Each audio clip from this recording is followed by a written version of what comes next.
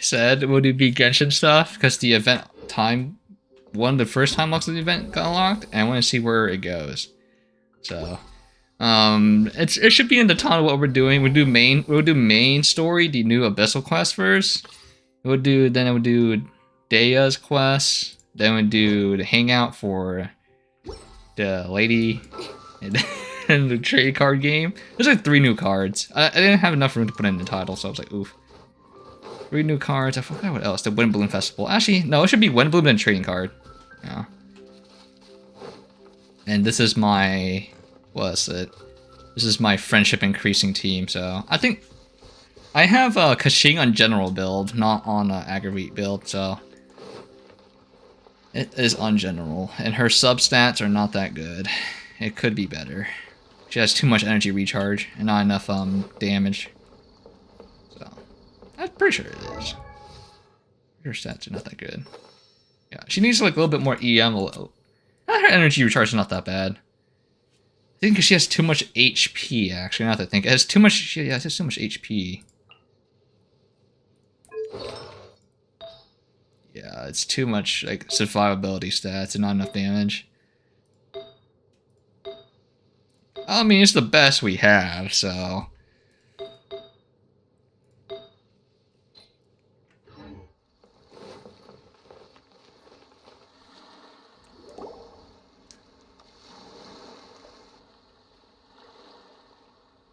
Huh? Wait, you're that blonde traveler who's on a journey to all corners of Teyvat, right? Sir! Who's asking? Do you need something from us? You bet I do. I was worried I wouldn't be able to find you. I have a letter for you, you see. It's from another Outlander. He was a crafty fellow, let me tell you. Took advantage of a loophole in our mailing system by opting for guaranteed delivery, then filling in the most obscure mailing address I've ever seen.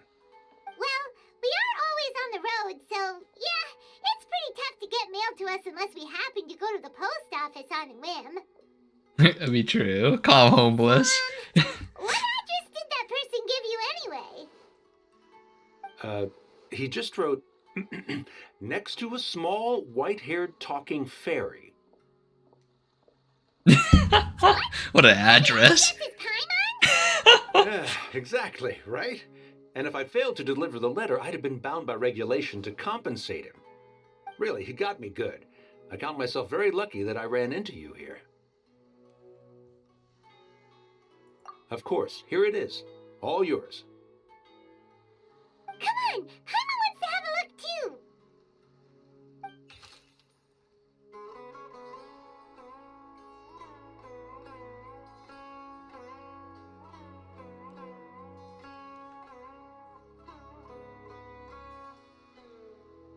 Oh yeah, that's right, Kaya is from Kanya. Kaya, huh? So he's here in Sumeru. Now that Paimon thinks about it, Crafty does describe him pretty well. From what he wrote in the letter, it looks like he didn't think there was much chance of it reaching us. Or maybe he's just being sneaky. Do you think he's making this sound like a miracle of fate so that we'd have to go meet up with him? Yeah, you're right. It's always nice to see old friends. The letter says that he hangs out at Jafar Tavern every afternoon. Perhaps we should drop in on him then, huh?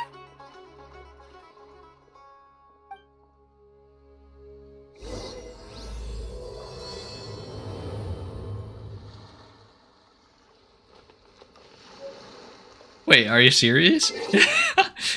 Wait, okay, 16, 18.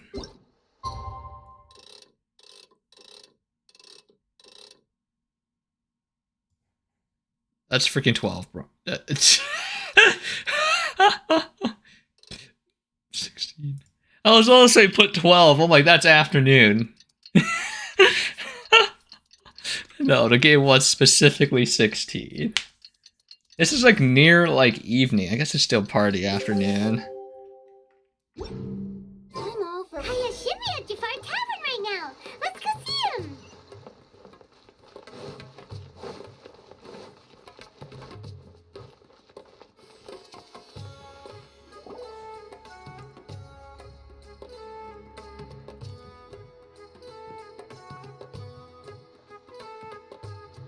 I'll have something I haven't tried yet, boss. Sorry, sir. I'm afraid you've already tried every type of liquor we serve. Oh? Well then, just the bill, please. That's just as well, I suppose. I do have other matters to attend to. Kaya, you're really here! Paimon half thought you were playing some sort of prank on us. Hey, Paimon, traveler. Looks like the gods smile upon me after all. And come now, I wouldn't joke about wanting to see my good friends. Wait a second. You must be here on official business, right? What do you think you're doing spending every afternoon drinking at the tavern? You itching for a lecture from Dean? Not at all. The acting Grand Master positively terrifies me. Why would I ever do anything that might displease her? The truth is, I'm in Sumeru to learn about the alcohol industry here. So despite how it might look, I'm actually at Jafar Tavern for strictly business purposes. Sumeru spices are famous the world over, and it's long been rumored that this fine establishment was where a certain very popular spiced cocktail was invented. That's why the Knights sent me, their foremost expert in alcoholic beverages, to come and see if it is as good as the rumors say. I thought that was And D-Luke. how did it go? But, okay. So far, so good. I'm already in talks with some spice merchants in Port Ormos about some potential collaboration. Yeah, that does sound like a great business opportunity.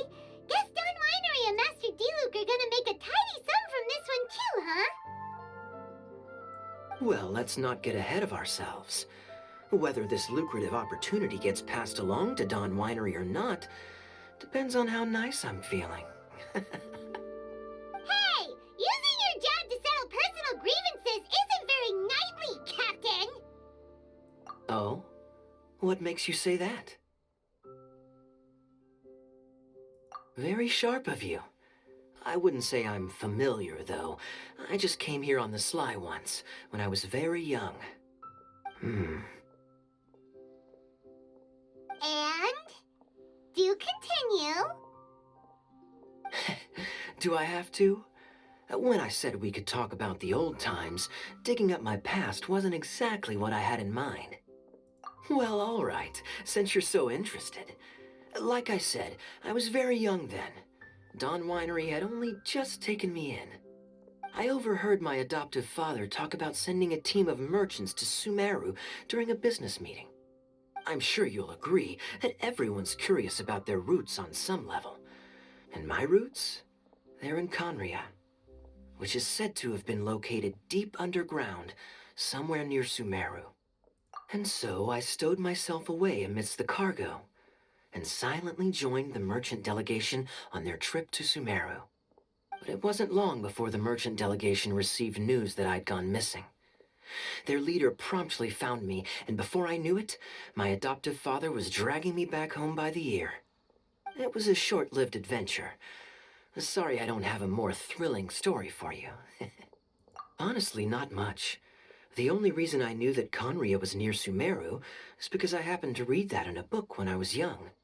My life had less and less to do with Conria as I grew up, and so I started caring less as well. I used to believe that I had inherited some sort of duty from my father. But then I began to wonder. Maybe my father left me in the peaceful land of Mondstadt for no other reason than simply to give me a happier life. A happy life sounds good to me, of course, even if it means being cut off from certain things. This is obviously all speculation. Simply put, I'm afraid that I'm not particularly in the know on this topic. These days, my surname, Alberich, is probably the only link to Conria that I have left. One death afternoon, please, boss. You see, I too am from Condria. Tell me, what do you know about the significance of that name, Alberich? Dainsmith? Ah, you've decided to join us. I was wondering how long you planned on listening in. I believe I've seen you before in Mondstadt. Dainsleif, if I'm not mistaken. So you remember me. Then we are already acquainted, Kaya Alberich, descendant of the Abyss Order's founder. Uh-huh. Huh? What? I take it that you weren't aware of this until now, Kaya. Or you wouldn't have been so forthcoming with your surname. Oh my. That's quite a lot of baggage for a surname, isn't it? Though I must say, it does confirm an old suspicion of mine. I suppose that was why my father left me in Mondstadt after all. I'm surprised that you take me at my word without the faintest hint of skepticism. Well, perhaps what you told me just happens to answer some questions I carry in my memories. And in any case... The same as his. Your eyes. You're a pure-blood Conrian, aren't you? Very clever. Forgive me for being direct, but I sincerely hope this new knowledge doesn't change anything. If you've already let go of your ties to the past, then keep it that way. Kaya, you're not involved with the Abyss Order in any way, are you? Hey, hold on now. This conversation has taken a rather sudden turn for the deadly serious. And I'm afraid that as someone from Mondstadt, I'm not accustomed to this sort of atmosphere. So what if I know my ancestry? Do I strike you as the type who would be bound by that kind of thing?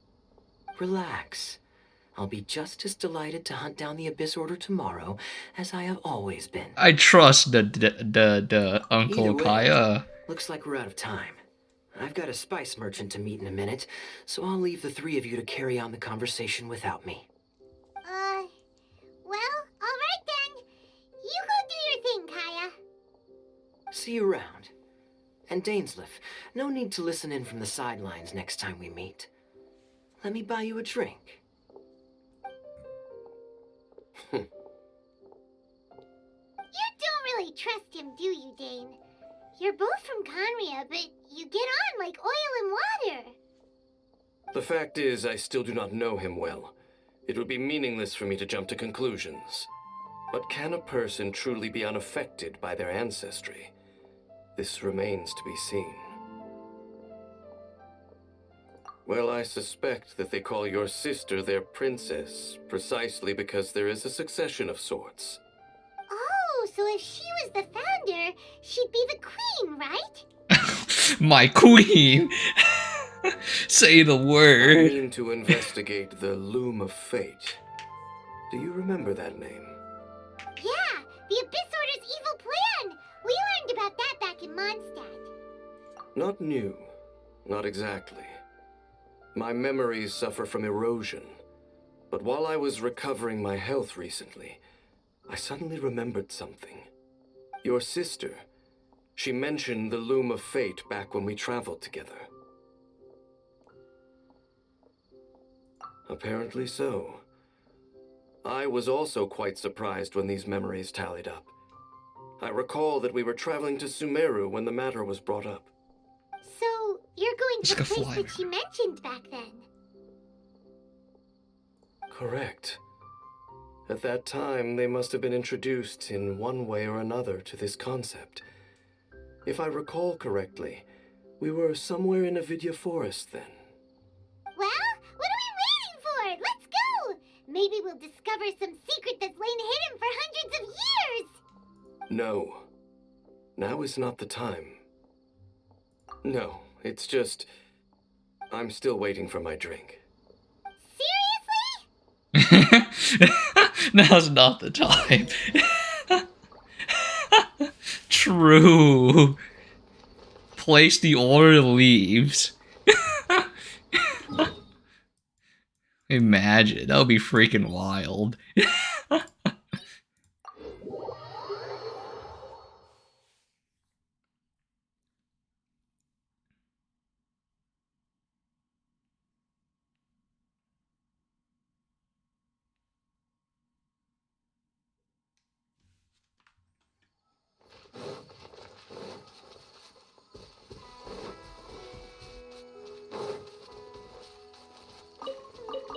I don't know why I press E on that. I'm leaving. I don't know why I did. I had a little dialogue box instead of the the diamond shape. Oof.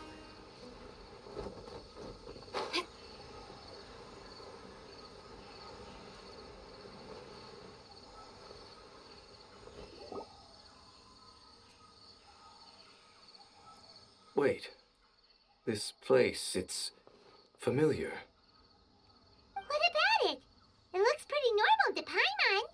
Was it like this hundreds of years ago, too? Yes. The forest has barely changed from how I remember it. There is very little human activity here after all. Let's search the area and see what we can find.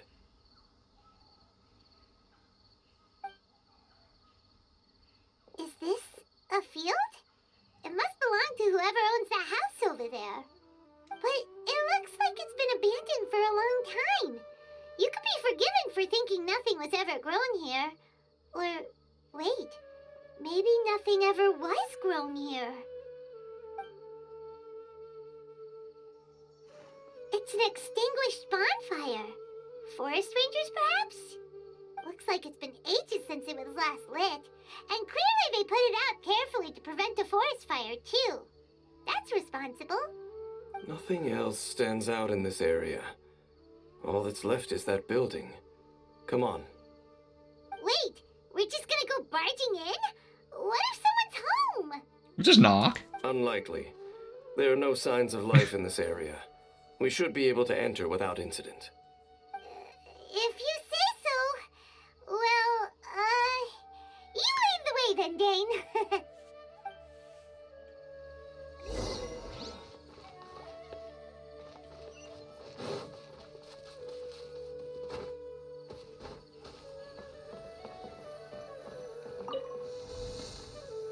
Huh. So there really isn't anyone home. Ugh, this place is so dusty. Paimon bets no one's lived here in years. Investigate carefully. We mustn't miss a single detail. Hey, look! It's a bull! Guess whoever used to live here liked to cook, huh? Can't you smell it? There's a heavy scent of medicinal herbs in here. Oh, so it's a medicine bull? Seems you're right. You've got a good nose on you, Dane.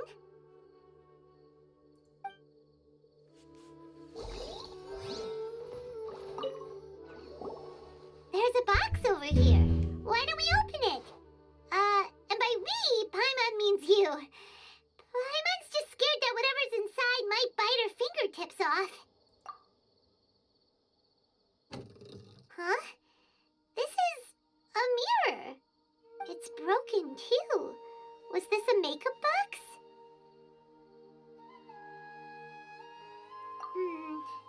That's kinda disappointing.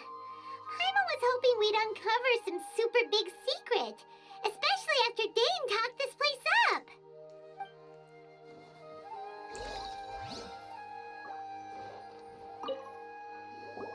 This bed looks pretty ordinary. Huh. There's nothing underneath it But either. what's inside it? What sort of person would want to live here? It's so dark and damp. Can't be all that comfortable.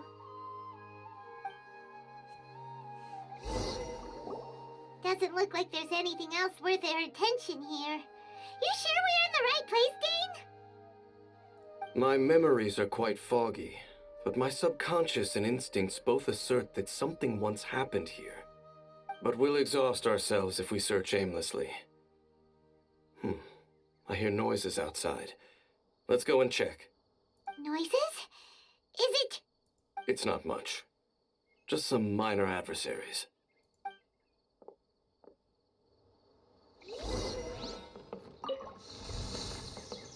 Oh, it's just slimes. Monsters? Wow, Dane's ears are sharp, just like his nose. That's really good shape for a 500. God, did it 29k damage. What the frick? She doesn't even have like an actual artifact set on yet.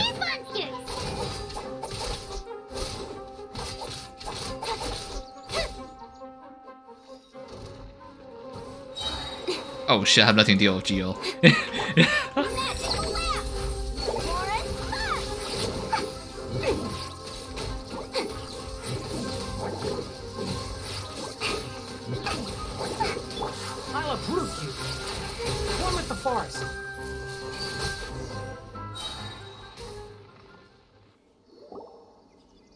I doubt that the appearance of those monsters was wholly random. There must be something nearby that attracted them. A ley line anomaly, perhaps. But it seems to be more than that. Okay. I'll go slightly further out to investigate any issues with the nearby ley lines. I might be a while. You should wait for me here. What? You're going alone? You better not be trying to keep some secret from us. Your suspicions are as banal as they are unwarranted. I merely think that this house should remain the focus of our investigation, and as such, someone ought to stay here and keep an eye on it. Not to mention that if even forest rangers are capable of investigating ley lines, I will be more than able to handle it alone. Fair enough. Guess we'll just camp out here then. Good thing there's a fireplace over there. Let's make ourselves something to eat. All this running around has made Paimon real hungry. I have like so much food in my inventory just because like for some reason I have a reptile brain when it comes to cooking food in video games. I press one button and it's done in a few seconds. In real life, it's a pain in the ass. It takes too long.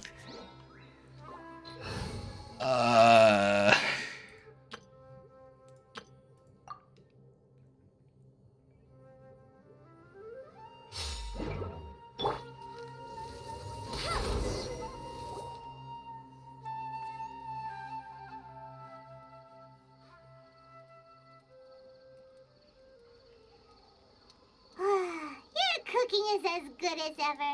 Even if there was no other reason, the food alone would be enough for Paimon to stick with you. Reloading comes here natural to you than most. You're easy to please. Changing the subject.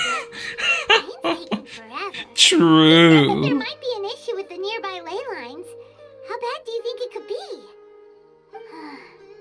We came together, but now it's back to just being the two of us again. You know, now that Paimon mentions it, we really have spent lots and lots of time together, haven't we? So, don't take this the wrong way or anything, but... Not really, you're better than nothing. Do you ever get tired of Paimon being around? Okay, fine. Paimon should have known you weren't gonna say anything nice. So, next question. Emergency food. Don't know if it's okay to ask this, but Paimon's curious. What was it like traveling with your sister? The stars? We will point to planets we want to visit. Okay, this is the same dialogue box.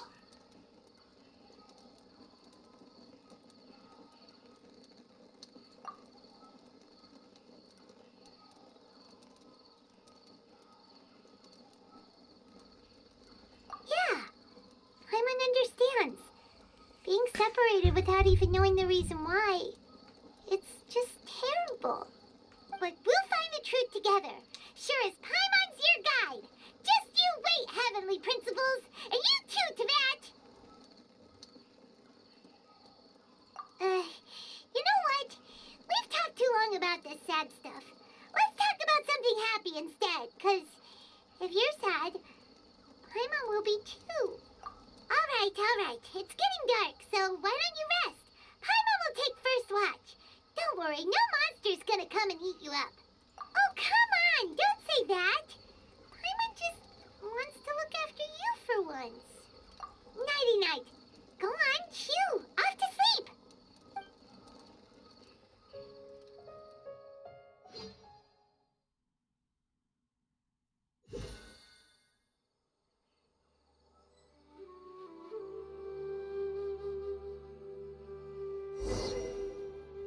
Hey, time to wake up. The sun has risen. Why didn't I just sleep in the house? There's literally like a bed in there. What a deep sleeper. You do know that we need to... Tear stains. You dreamed of your sibling last night, didn't you? All right. Rest here a bit longer then. I'll head into the forest to investigate.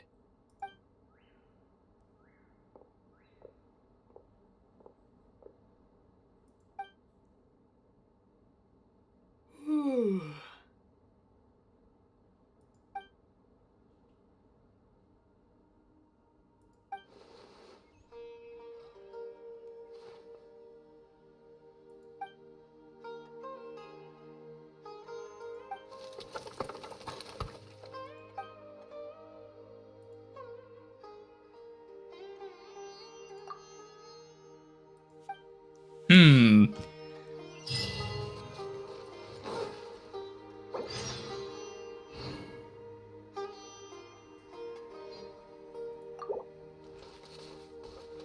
Oh, can I swap my party members at this time? Oh no. What's the button? What's the button to swap party? Pull up the menu again? The control. I forget what button it is. Let it rain. Okay, that's not the button. There it. Oh no, I can't. It won't let me. Okay. I actually fat fingered it. Halt! What do you think you're doing? This place is not whatever you think it is. Nor should you be poking your nose into my business.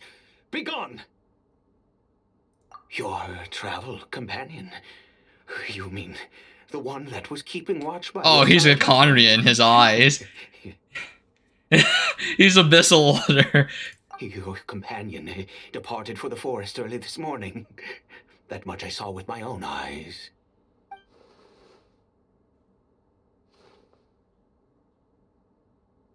What business is that of yours, hmm?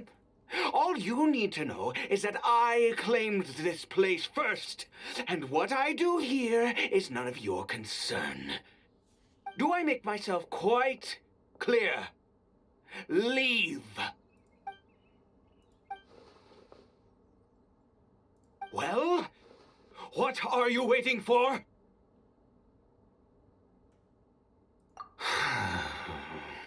If you must. He's literally a Conry and his eyes are diamond shaped. I've been observing you. Or pupils.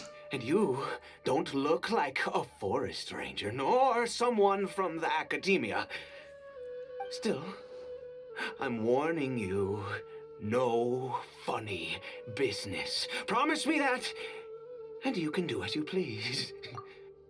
Okay, fine. Whatever. Just move aside. I'm heading in. You... Oh, go on then. Have it your way. I knew I wasn't going to be able to hide this anyway. Just come in. But no overreacting to anything you see in here, okay? You understand me? Come on then.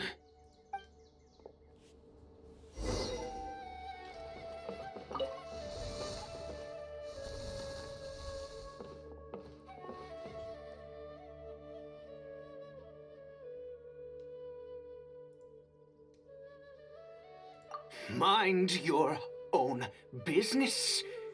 And don't worry. I mean, He isn't aggressive. all hilly turtles like Conrians. How could he be? He was too young for anything like that. So don't you lay a finger on him.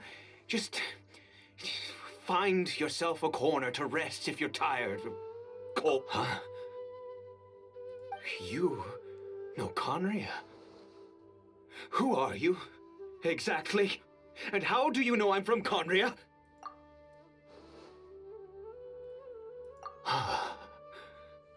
Do you worship a god, traveler?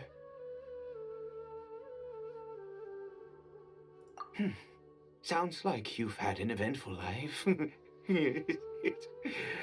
All right, well, my name is Ida, and you are correct. I was once Conrian. I apologize for my earlier hostility, but you must understand, as far as I'm concerned, humans who do not worship the Seven are nigh extinct. And all who place faith in the gods are my enemies. That may be. But the fact is that chances to talk to people like yourself have been few and far between since the cataclysm. This wretched curse of immortality. Who knows how long I must continue to suffer like this? The curse. It was a little gift given to the people of Conria by those vile gods. We lost our home, our loved ones, everything. The agony of the cataclysm itself was already too much to bear, but then came the curse, robbing us any chance of release. All we can do is watch helplessly as our souls erode and our bodies decay.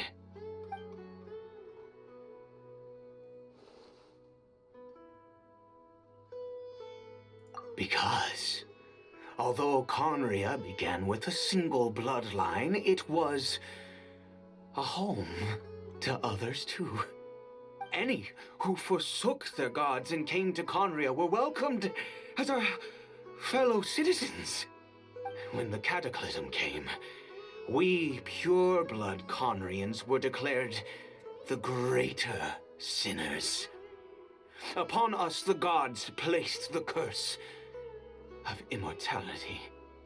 But those whose ancestry belonged to the domains of other gods were punished with the curse of the wilderness as they fled, turning them into monsters. He is Caribert, my illegitimate son. Oh. How times have changed. I can say that out loud with no consequence now, but it was once a matter of unspeakable shame. I was a noble of Conria. I resented the life that my family had arranged for me. Then, one day, I met a beautiful woman amongst the people. Her roots were in Mondstadt, but that mattered not to me. It was love at first sight. Caribert faced great hardship from the very moment of his birth, all due to my selfish desires, and I was never able to be there by his side for any of it. After all that, he turned into a hilichurl right before my very eyes. I always owed him much, and now at least I can finally be close to him. She was. We were separated. I do not wish to dwell on it. It could be worse. I suffer the pain of loss because I once had everything I could wish for. You can feel his Now that I it's have just like lost kind of almost weird talking. everything, And I'm just like, the okay. little that remains, I see with new clarity. You can feel it. If nothing else, at least I still have Caribert.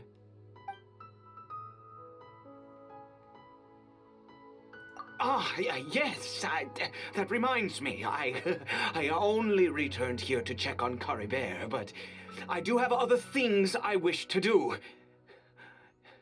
You may come with me, if you're so inclined.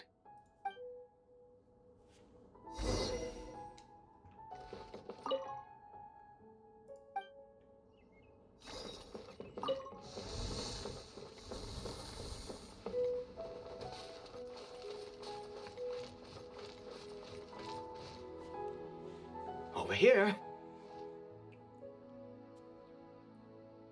I'm sure you're wondering why I brought Caribert here to Sumeru. Well, it's because he needs a medicine that can only be made here. One which will help him to recover his clarity of mind.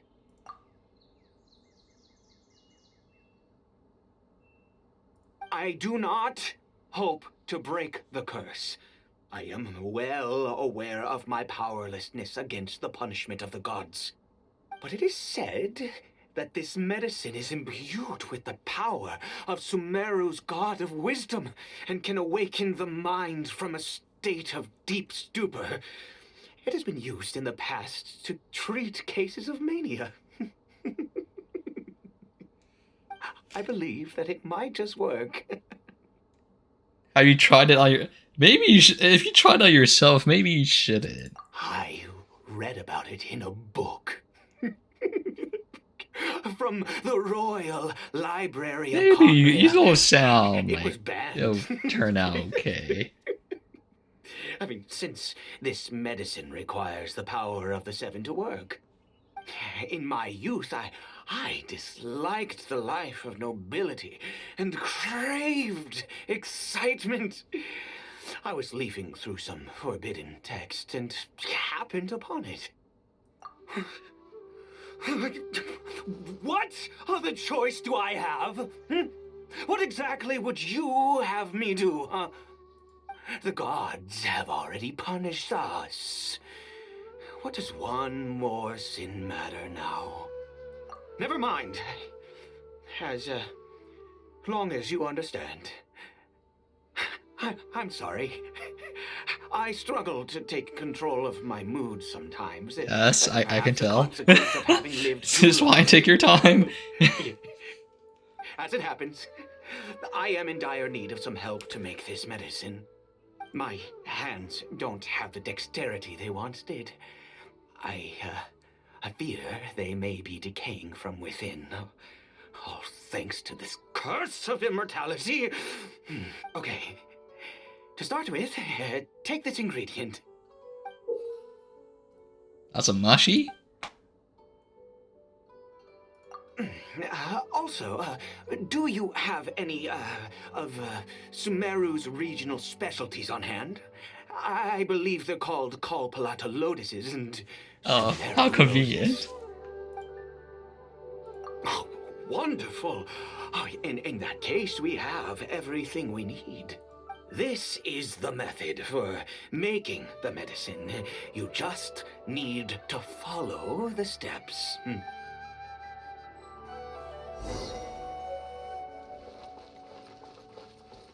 Is it actually here? Oh, it's actually here. Well, I mean, might as well pick it up so the cutscene zoomed down for me specifically for that.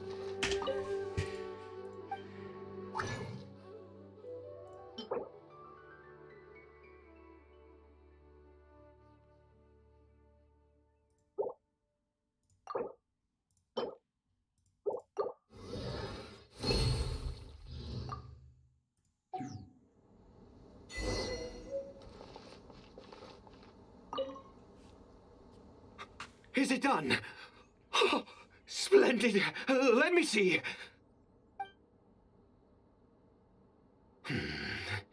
In all honesty, I do not know what the end product is supposed to look like. The banned book didn't feature any illustrations. Well, the moment has finally arrived. Curses. No! We need to perform one final step to complete the medicine. I said before that this medicine relies on the power of the God of Wisdom for its restorative effects. Which means we must pay a visit to a statue of the Seven.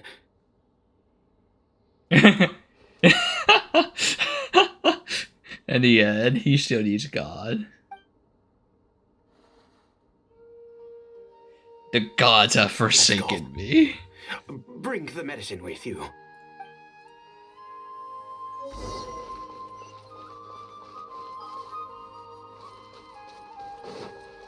Oh wow, it doesn't let you use anything. Oh, I guess I can't access the menu or like the map because Paimon isn't here. That is very true. Look at this statue. How can I bow before this thing? God of Wisdom, look at me. I will utter no prayer, nor will I sing your praises. You and your kind destroyed my home, wrought unfathomable suffering on my compatriots, yet here I stand before you. You cannot mock me more than fate itself already has. God of wisdom, I seek not to disavow myself of the sinful blood that flows through my veins. I wish only to beseech you to have pity upon a young and unfortunate soul, my son, Caribert.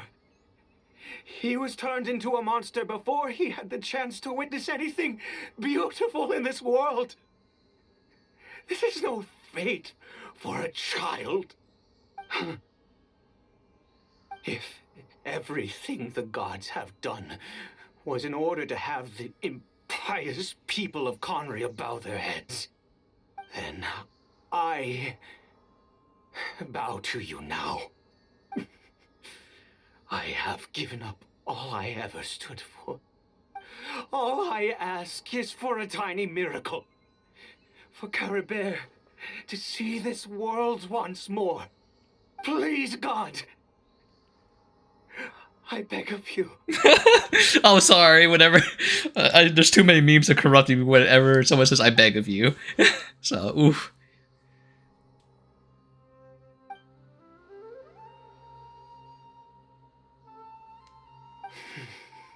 I have made quite enough of a fool of myself for one day. Let's go.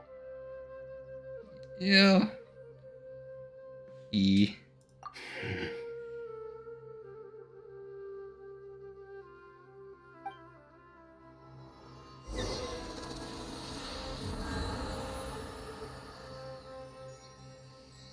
Sorry. Again, yesterday was like, it was getting crazy with the auto alerts and stuff, so I was just clearing some of them out. Oh!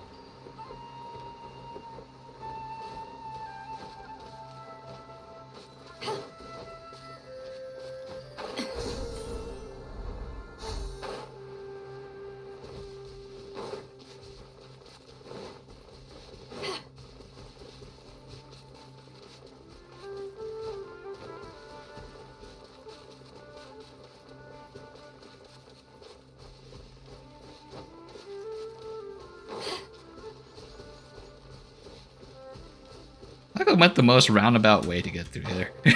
I went on top of a hill for this. Right. Well, hopefully the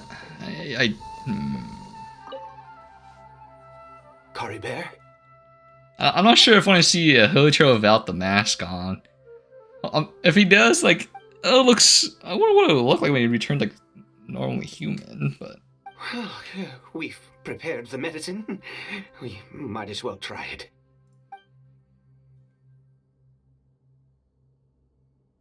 Caribert, it's me. It's your father. Caribert. Caribert, please say something. I'm sorry I couldn't be at your side when you were born.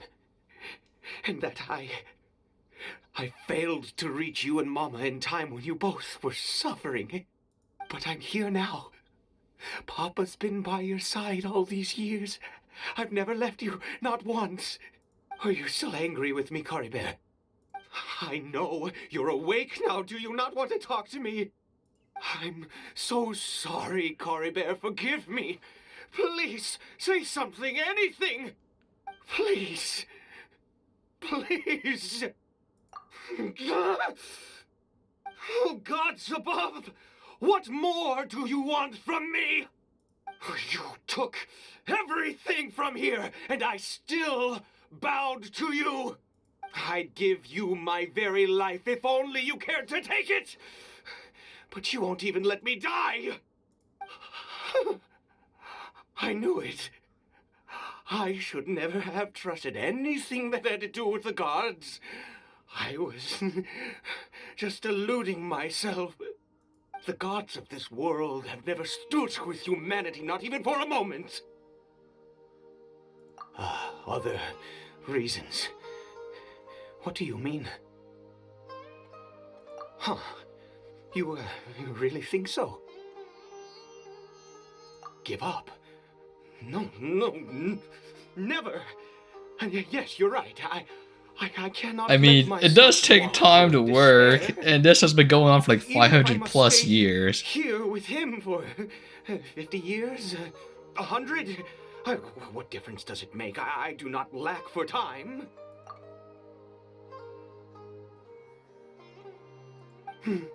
Let's go. We'll make another dose.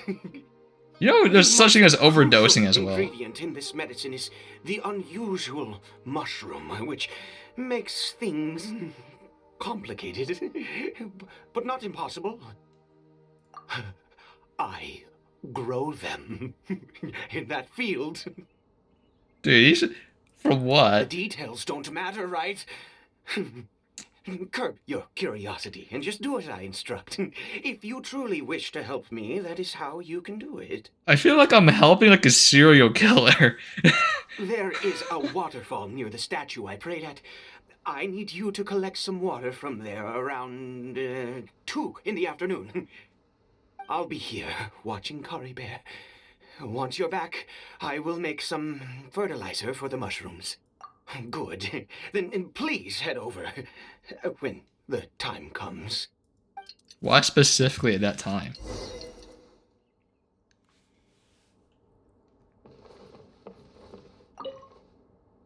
Please fetch the water. I'll be waiting here.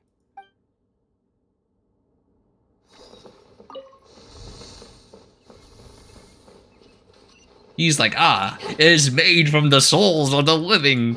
I'm like, okay. It's a philosopher's stone. In the mushroom form.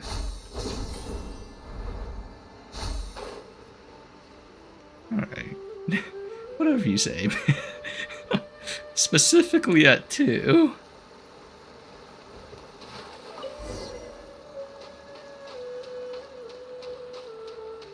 Actually, what is the quest item say? Strange mushroom water.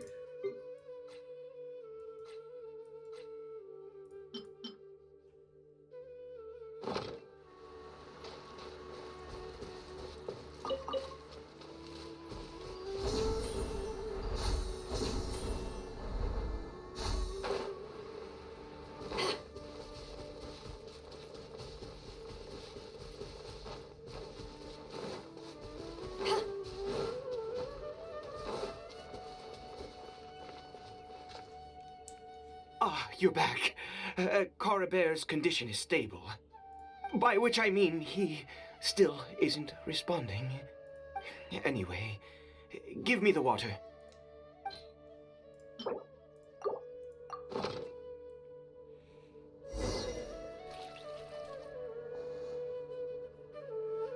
I need you to stand guard here for a while. Whatever you do, don't let any forest rangers approach the house. Understand? Good. I'll be back soon. The fertilizer won't take but a moment to make. He said forest rangers specifically, so...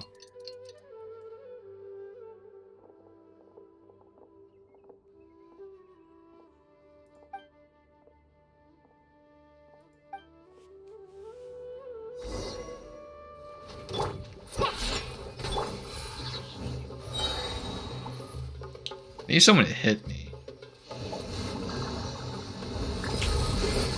Thank you. Thank you very much.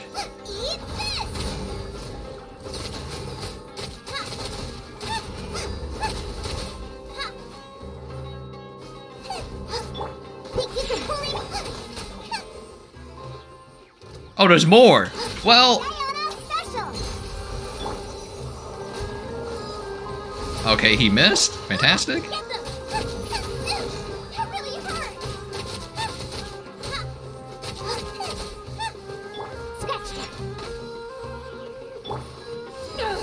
Oh wait, the fire wasn't enough to parry. Oh shoot. It literally just faded as soon as I wanted to parry the fire dot.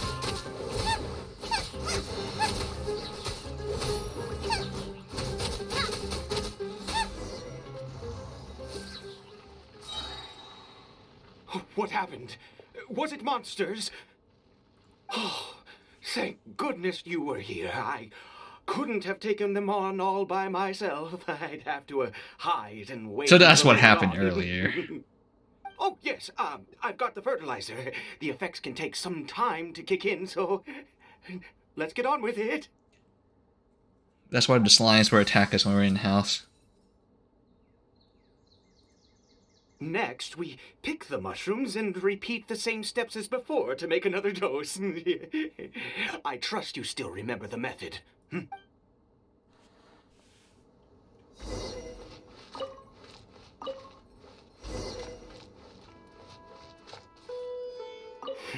I suppose I will soon have to visit the statue of the Seven once more. Yes.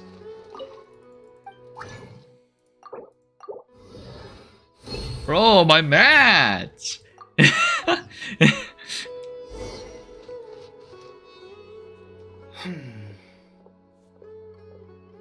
Oh, sorry. I just, after resting in this field for a while, my thoughts began to wander. I have been so very wary for many years. If only I could fall asleep here in this field and never wake up again. I do indeed. That's why it was just a fleeting thought. Thank you for your help once again. And now, for the final step. Back to the statue of the Seven.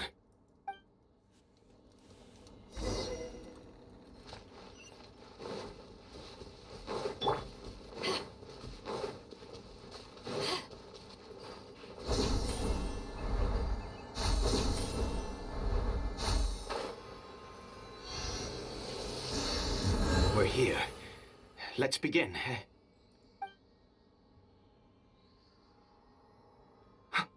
Wait a moment. Hey, what was that? Caribert? Oh no, he must have left while we were too busy preparing the medicine to notice. Come on, we have to catch up with him. At least he's walking now. No, that's good.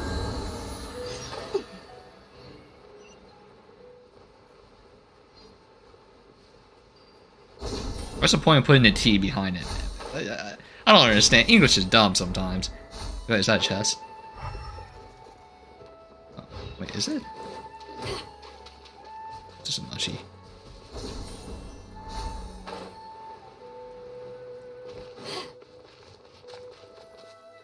What if we had to fight him? That's not Caribert. Right. Caribert's scarf was a gift I once gave to his mother. I use it now as a marker of sorts. My eyes must be going. How could I not recognize my own son? This decrepit body of mine. Yes. It doesn't seem interested in us in the least. It seems intent on walking in that direction. Where could it be going? Yes. The more we know about hilly churls, the better.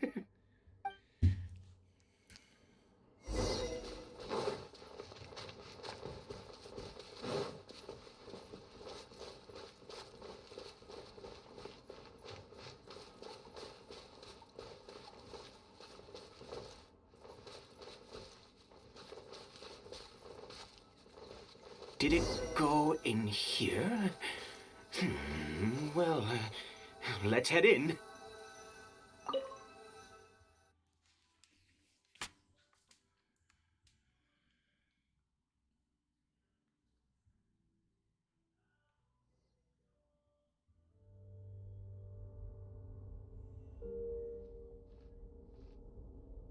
What a ghastly place.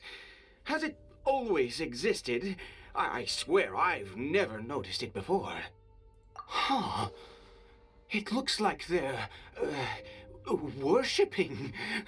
Sometimes walking, sometimes kneeling in worship, and it appears to be in earnest. I've never seen anything like this in all my life. What in the world does this place conceal? Oh, there's only one way to find out. It's the reverse statue of the 7. For every it's just what's it, polar opposite of the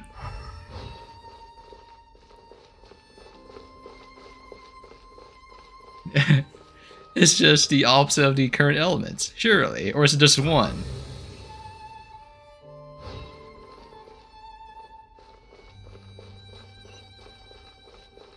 They're not hostile, so I'm not going to hit them. It's not like they drop any mats either, because there's a dungeon.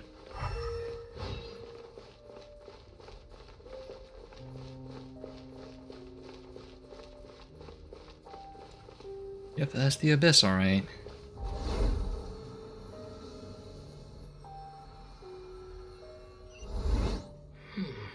Is this a teleportation device? What energy is powering it?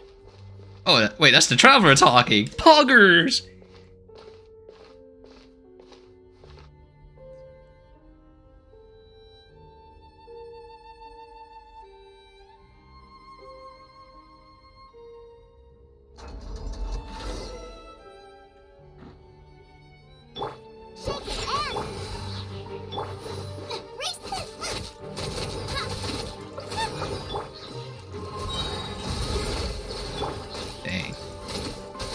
Dang, you picked the wrong person to freaking do attack on. Look at you! I'm a parry gamer. Out of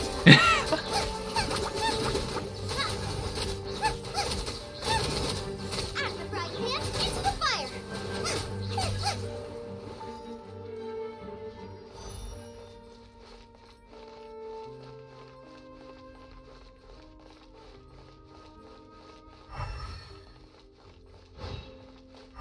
You just gotta double check if there's any chest. You never know. Okay.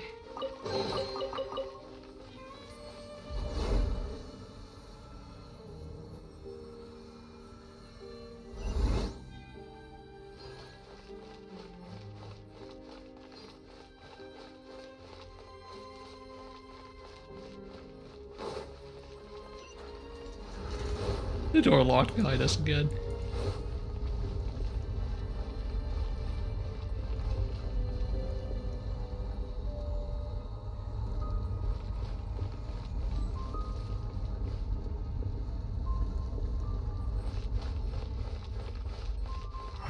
Okay, I guess I have to go up there.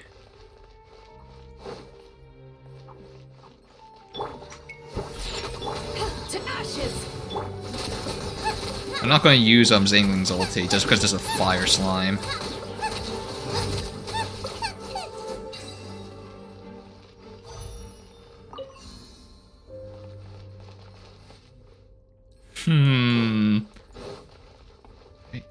How come they don't have to do this puzzle, but I do? Only Charles be built different. Oh wait, I can't climb, right? Because there's a dungeon. Right, so... How the frick do I put this in? Maybe there's something on the other side.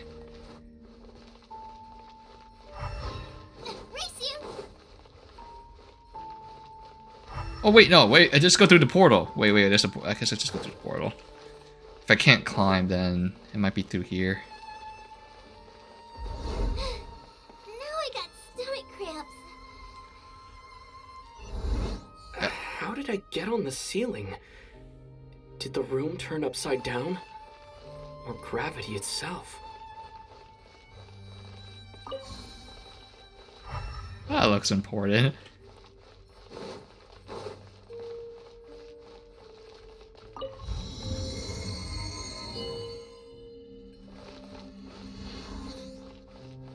I guess the hill just went down there, huh? Let's go check this side. Okay, There's no activation switch on here.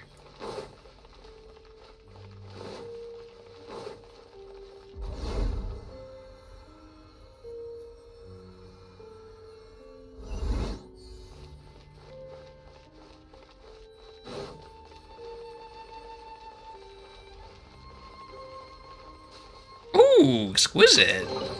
Thank you.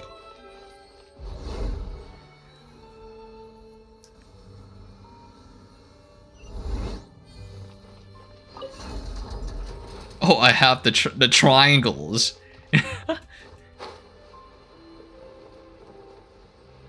The strongest shape found in nature. It seems like I need to find a place to insert the rune.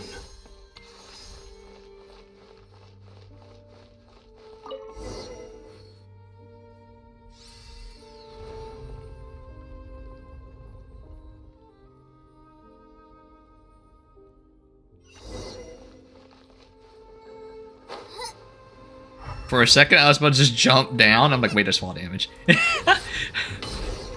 One moment.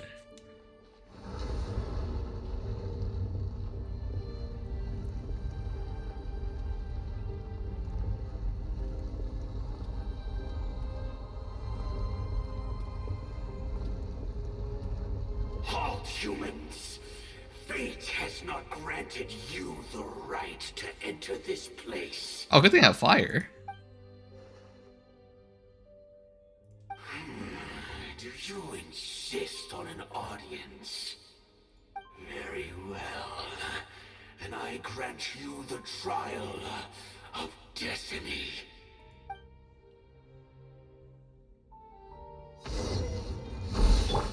Oh, well, let's just press this button real quick. The best older monster that uses the dark part to command ice and frost about some of his attacks to increase stamina characters while dealing damage to them. Oh, fantastic.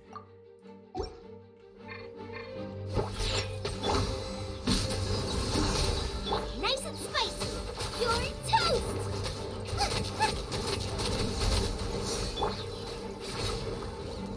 Oh, that's neat. Diana special. Gotta mess around when we have the chance to make it easy. Okay. A lot of like sword stabbing moves.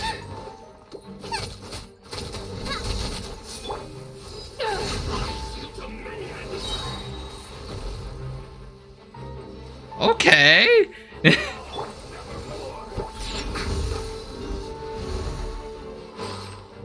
Hey, you want to see amber damage?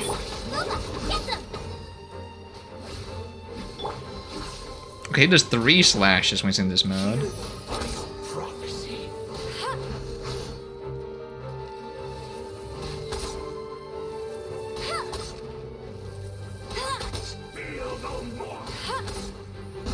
Oh, Jesus, I didn't even see that. Owie!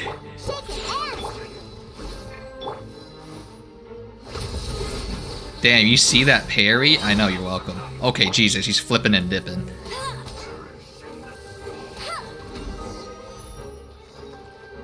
Jesus. Who was that?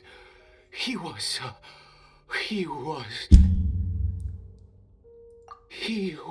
a perfect being. I'm in awe.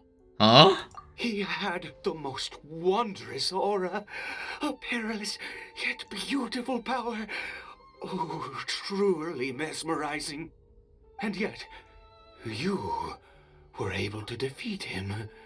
Oh, your strength is greater than I had imagined. Let's continue on. I find myself growing more curious by the second and more excited. Aww. Why you gotta be so saucy?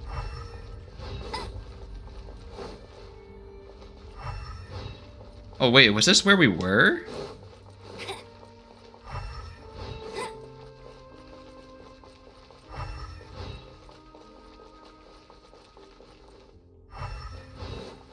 Yeah.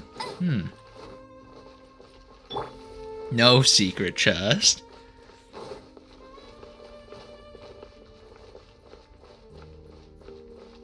what this is. Interesting.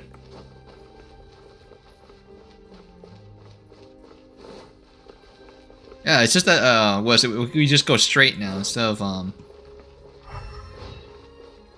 the left.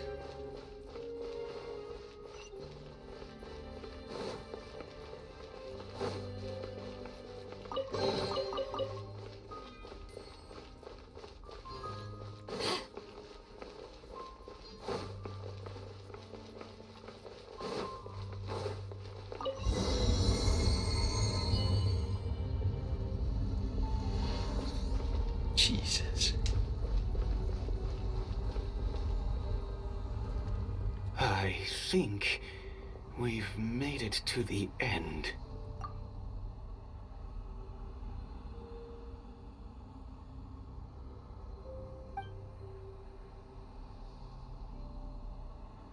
True.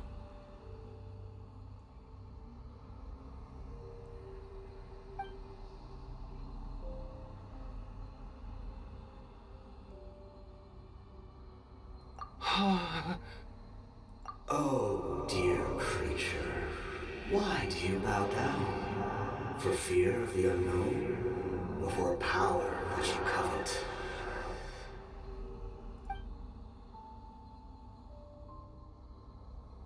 Oh, dear creature. Why do you bow down? For I am no god. I am but a sinner. You are like a flower, born in sin, yet pure, spotless. I know your fate well. You need no longer hold back your resentment, nor accept the countless lies. Go forth, become a transcendent one. Rise beyond the fate bestowed upon you. And I shall shed a tear at the end of time, as I gaze back upon your life.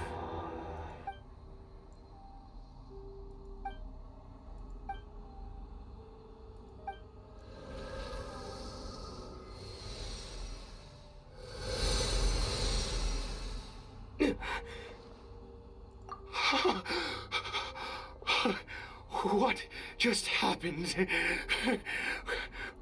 When I saw that thing, my heart was instantly at peace. I was overcome by a sense of awe or joy, perhaps. I feel good. In fact, I feel better than I did before I came in here. How peculiar.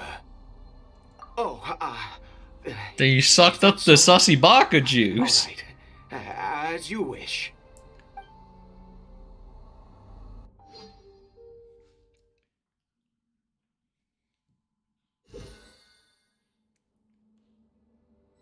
There is an eighth god. I mean, I guess it wouldn't be a god because they hate gods. I guess it'd be a devil instead. Thank goodness, he's still okay. I have a strange feeling that what just happened was meant to be. For this to happen, right at the moment when I was dreading worshipping at a statue of the Seven, it's as if fate was calling to me. You say that I bowed before that thing, so perhaps it might be just as effective. I have to try. No matter what, you said it yourself. I have to exhaust all options. I feel like you're just gonna curse him even more.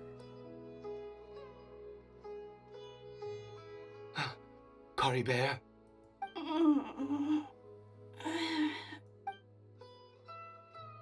How is he seeing through the mask? Papa? Caribert! Oh, my goodness, it worked! It's a miracle! Oh, Caribert, my dear son! You see, it worked! Caribert can speak again! Where's Mama? Uh-oh. Mama is... Caribert, look at me. Do I you think she know might who I become a am? giant, a bigger hilly course. trail because they're adults. Your papa. Yes. Salvation! Sweet salvation, yes! So like yes, all the this small is- hilly trails this like is what this children, really is. and like the medium-sized ones How are do you adults. feel, What about the Caribert? giga big ones? Are you fully awake now? Who are the Yes. giga big ones? It feels like I just woke up from a long, long sleep. I dreamed that I was hiding in a little room. I didn't dare go out the whole time, and I didn't want to either. Wait. My body! What happened to me? Is this me? Papa? What's happened to me? You probably didn't take this into account, huh? Don't panic, son. It's just... While you were sleeping, we went into a fairy tale world. There's no more Conria here. No more home. But... Do you know what that means? No more red sky. No more end of the world. In this world, you have to be a little monster, but you get to stay with Papa forever. Am I dead? No, of course not. Look, Caribert, you still have Mama's scarf on your arm. That means she's watching over you, protecting you. So how could you be dead? Really? Yes, really. You've only just woken up, and this must all be very confusing for you. Just rest here for now. Things will get better. Oh, and you have to promise me something. Never take off your mask. Understand? Whatever happens, you mustn't take it off. What happens when you Okay, do? Papa. I won't. Whenever you tell a kid not to do something, they do it. You know that, right? They just get Not curious. since that day have I been so glad as I am now. I can't believe this is really happening. I knew that placing my hope in the Seven was a waste of time. I even worshipped at one of their statues like a common fool. Never before have I humiliated myself like that. Once a murderer, always a murderer. I was naive to think that the gods who conspired against us would ever offer redemption. But the god we saw in that cave, now that was a truly mighty god. Nothing like one of the Seven. That wondrous power, it was truly enchanting. Surely that must have been the reason I bowed down. Now then, after one besieges a god, and the god responds by answering their prayers, should they, do something to show their devotion? Piety is hardly my area of expertise. But surely I should honor the god that has honored my wishes. A sinner? Oh, don't be absurd. You don't know a single thing about him. How dare you? Alright, I like how he drank the blasphemy. punch and now he just You and converted I to a have cult both member. witnessed Alright. His divine power. When has the Seven worked a miracle like this before? Never. Multiple. He I is mean, a I've seen it god, multiple times, but mightier than they, and yet you would call him a sinner. Oh, preposterous! No matter. Believe what you will. You cannot shake my faith. Whatever, man. I am going to pay my respects with or without you.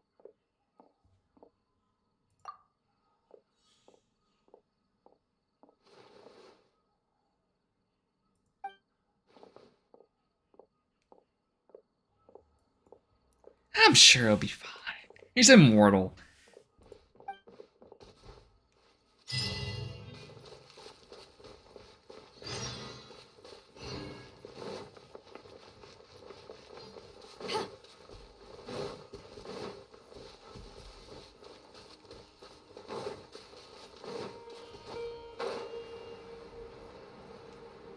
Right? I'm sure they have thought of, you know, offing themselves, and they just come back or something. Hey. Oh god, there's a pig. Please don't hurt me.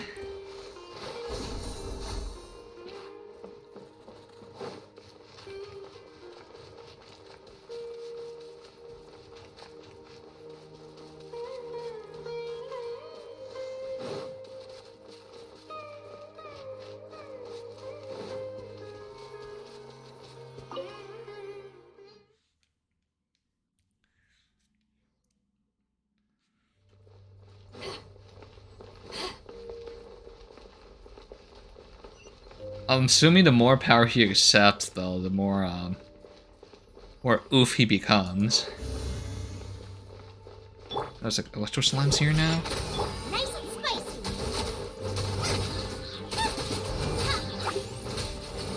Race you.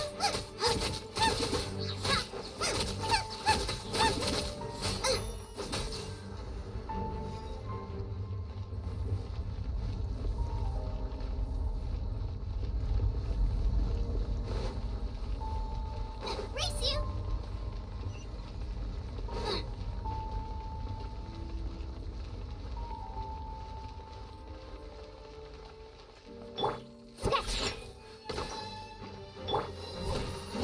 Oh, okay.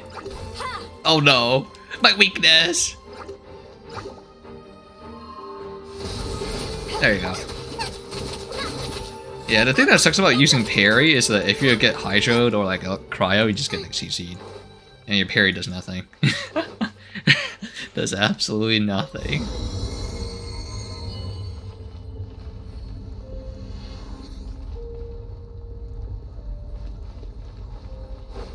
Oh, it's not here anymore. No. Impossible. What happened? The Hilichurl worshippers have disappeared too. Was it all an illusion? That's true. Yes, it can't have been an illusion. I still feel that awesome and wondrous power flowing through my mind and body. It was neither illusion nor You're gonna become a Abyss coincidence, Herald, aren't you? and certainly no dream. It was a wonder. Yes, a divine wonder. Let's go, traveler.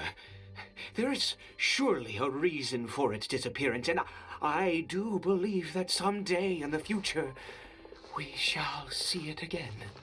Could he really have been a sinner and not a god?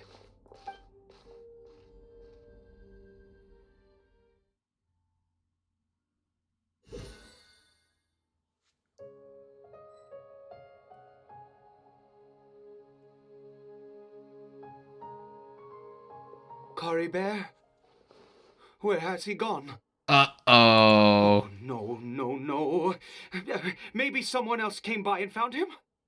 No, it can't have been that. There's no sign of a break-in and no sign of anyone having been here. This does not bode well. What if he's spotted by a forest ranger or an adventurer in his current state? They'd... Wait a minute. This isn't how we left it. Oh no. Did he? He removed his mask.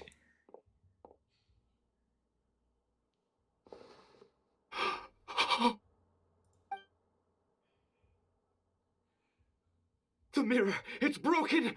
It's been like that.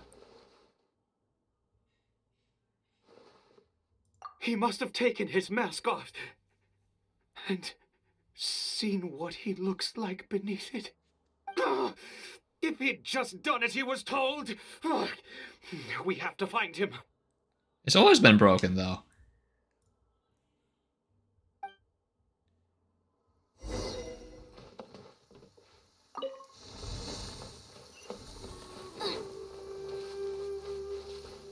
Oh, you know what? I guess we could have, like, we still might be dreaming. It's his scarf. He dropped it. Looks like we're going the right way. Come on. We have to either be like dreaming or we're like in the past, but that would make no sense. We're in the past. Caribert! Caribert! Where are you? Because the mirror has always been broken. Unless like this guy's not like freaking like he's not aware that it was broken in the first place. Curses! Forest rangers. Hey, who are you? We haven't seen you around here before. What's your business here? Have you seen a hilly churl? A hilly churl should have come past this way. Have you seen it? I asked you first. Don't make this more difficult than it needs to be. I said, have you seen a hilly churl? Hey, whoa. Look, sir, there's no need to get so worked up. There are hilly churls everywhere. What's the big deal? We see plenty of them out here. Exactly. Matter of fact, we just took out a few of them back there. Those dumb boneheads. Oh well. Well. Forest ranger scum! You spawn of the seven are all the same. I'll have your heads if you so much as laid a finger on Caribert. You're raving mad! You've got some gall coming here to our nation insulting the forest rangers! Curse you all, forest rangers!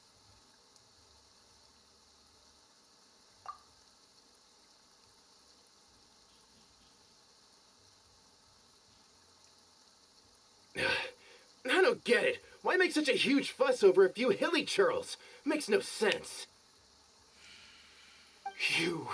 They don't know. He'd only just regained his mind. How could you do this to him? So tell me, forest rangers, did you really spare none of them? Did you really take out every last hilly churl you saw? Jeez, you're really not gonna let this go. Fine, you weirdo. If you must know, I happened to cross paths with a solitary hilly churl when I left the team to, use the toilet. I was frightened at first, but it didn't seem to have any interest in me at all. It was just bumbling along in that direction, so I left it alone. Yes! Wonderful! Wonderful! Let's go! We have to find him! Wait, you're leaving? Not even a thanks for the info, goodbye? I'm pretty sure like this is like a. So far, it seems like the traveler like synced up to a ley line disturbance, and that's why it has to be a ley line disturbance. We're like viewing the memories of the past. So I can't think of any other way. If the mirror was indeed like not broken yet, and then it just happened now, it was just viewing previous memories. That's the only way, because it can't break twice. That makes no sense. Oh god, what is that? Stupid fly. Caribert, stop! It's me! It's Papa! Whatever you saw, it was all a trick. An illusion. I told you, we're in a fairy tale world now. Nothing here is real. Please, Caribert, come back. It's time to go back. Caribert? How could this happen? He regained his mind. He must be able to hear me. Surely. Surely. Clueless. Caribert, we have to go home now. Papa's here to take you home, all right?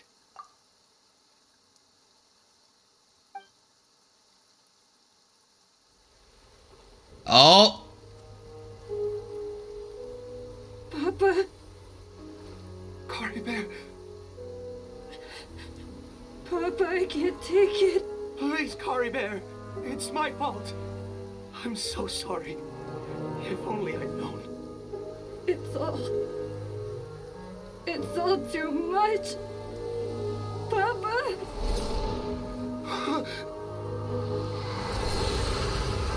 Persona! He ripped off the mask! Where's his stand?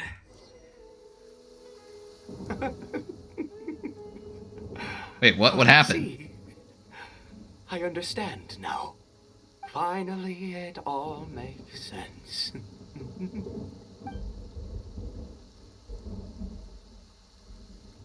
Wait, what freaking happened?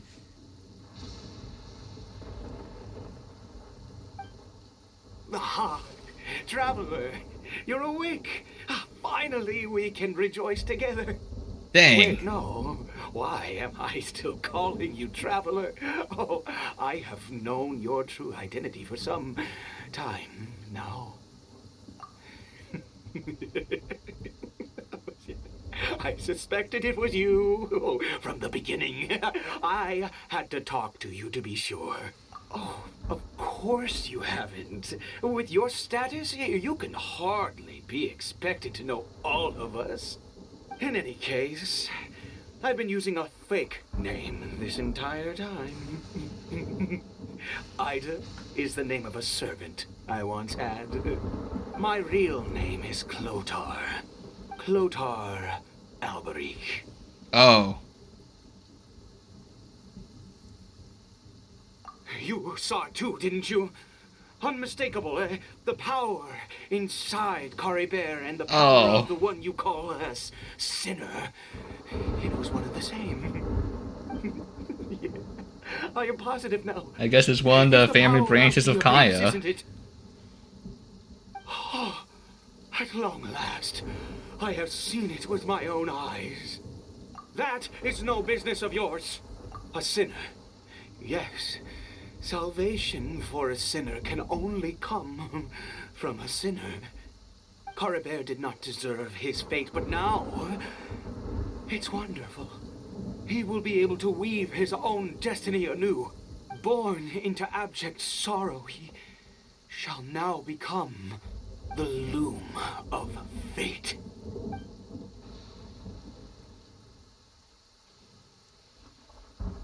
Huh? Sinister. Dangerous. Oh, I never imagined that you, of all people, would deny the abyss. How ridiculous. We once believed that you would bring new strength and hope to Conria. To us, you were the abyss. A wondrous mystery far beyond our imagination and comprehension. Pretty sure he got the one who wrong controls person. The abyss can control everything. We yearned for that future. We looked to you to take us there. But what did you bring us instead? Oh, Princess of Conria.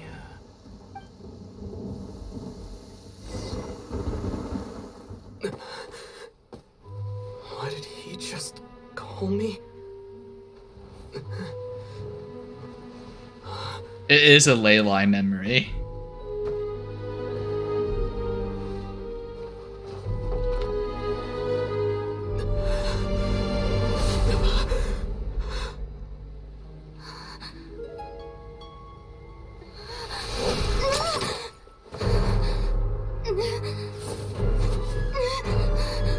Traveler! Hey, Traveler! Traveler! Who's that Giga Chad voice?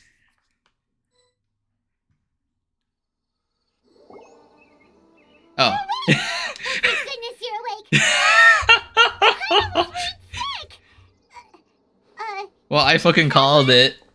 It was a ley line leak. So. What happened while you were unconscious? I checked the ley lines nearby. It appears that the abyss tampered with them, and they've been in turmoil ever since.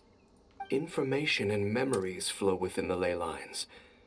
What did you witness?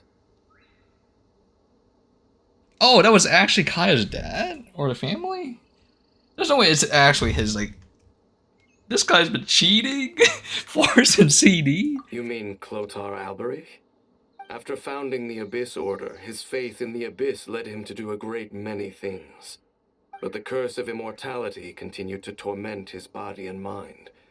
And in the end, neither his faith nor the Abyss he worshipped could save him. After 100 years, he lost his mind completely and was never seen again. Yet his dark legacy lived on. The defiled statue that we encountered previously was just one perverse product of his use of abyssal power during his life. You could say that. She wouldn't be the Abyss Order's princess otherwise.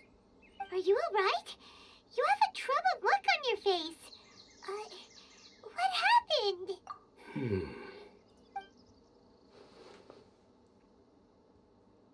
So you saw her memories from centuries ago, through your own eyes. It all but defies belief. Still, as I'd suspected, the notion of the Loom of Fate did indeed rear its head during that time. And it seems closely connected to Clothar Alberich's son, Caribert, and what happened to him. And yet your sister never breathed a word of this incident to me. I wonder, was that the moment that she decided to go down this path? Indeed. Clearly, this series of events sparked a long period of deep contemplation. This was where it all began. What is it? The field? What does that have to do with anything? You mean here? Well, let's start digging and see. You scared the Duke out of Paimon! Did you rebury them yet? A male and female skeleton, buried together. Interestingly, the male skeleton appears to have been interred much later. Oh, He's it's holding the a silk scarf in Albridge his guy. hand. But what does this mean? And how did you know that there were bodies buried here? What? That's impossible.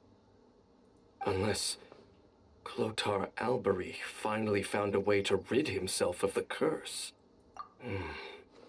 This all raises far too many questions.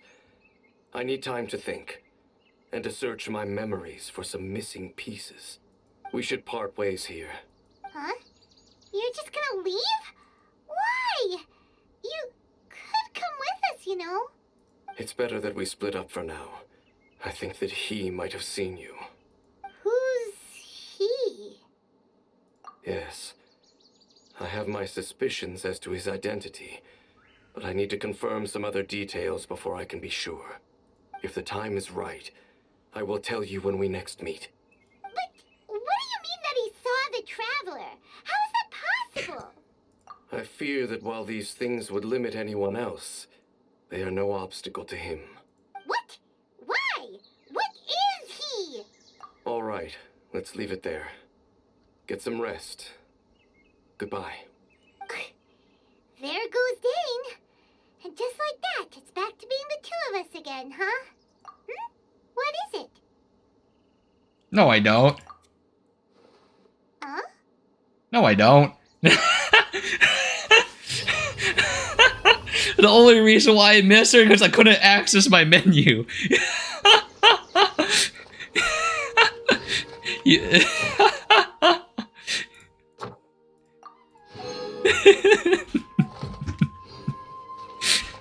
That's the only reason.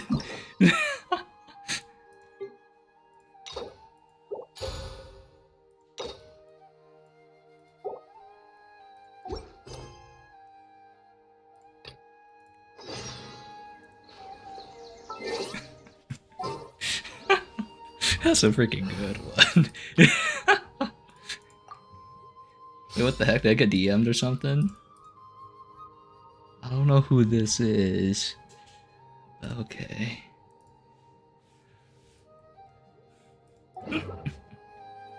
That's a freaking good one. Missing Paimon.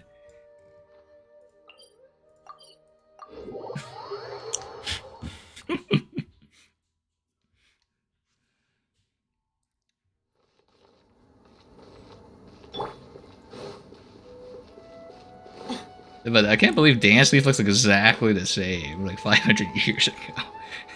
It's freaking wild. It's almost he's the curse of immortality or something. He didn't even change his like fashion at all. He just wore the same thing. I was trying to remember. What else did we put on our shopping list?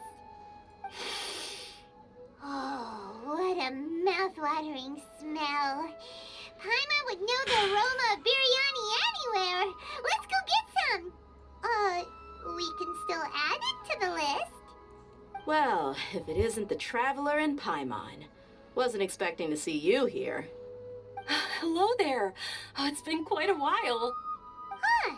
So you two are still hanging out together. Dehya, didn't you say last time that you were gonna head back to the desert? I said I was going to resign from being her bodyguard. Not that our friendship was over. We're still the best of friends. The Homayanis also still post jobs from time to time. Their pay is always generous, so me and the other mercs never pass them up. I told Dehya to just stay at our place when she took one of those jobs a few days ago. My parents were delighted. They even said that it always felt like we were missing someone whenever Dehya wasn't around. That sounds like something they would say, all right. They're always so welcoming.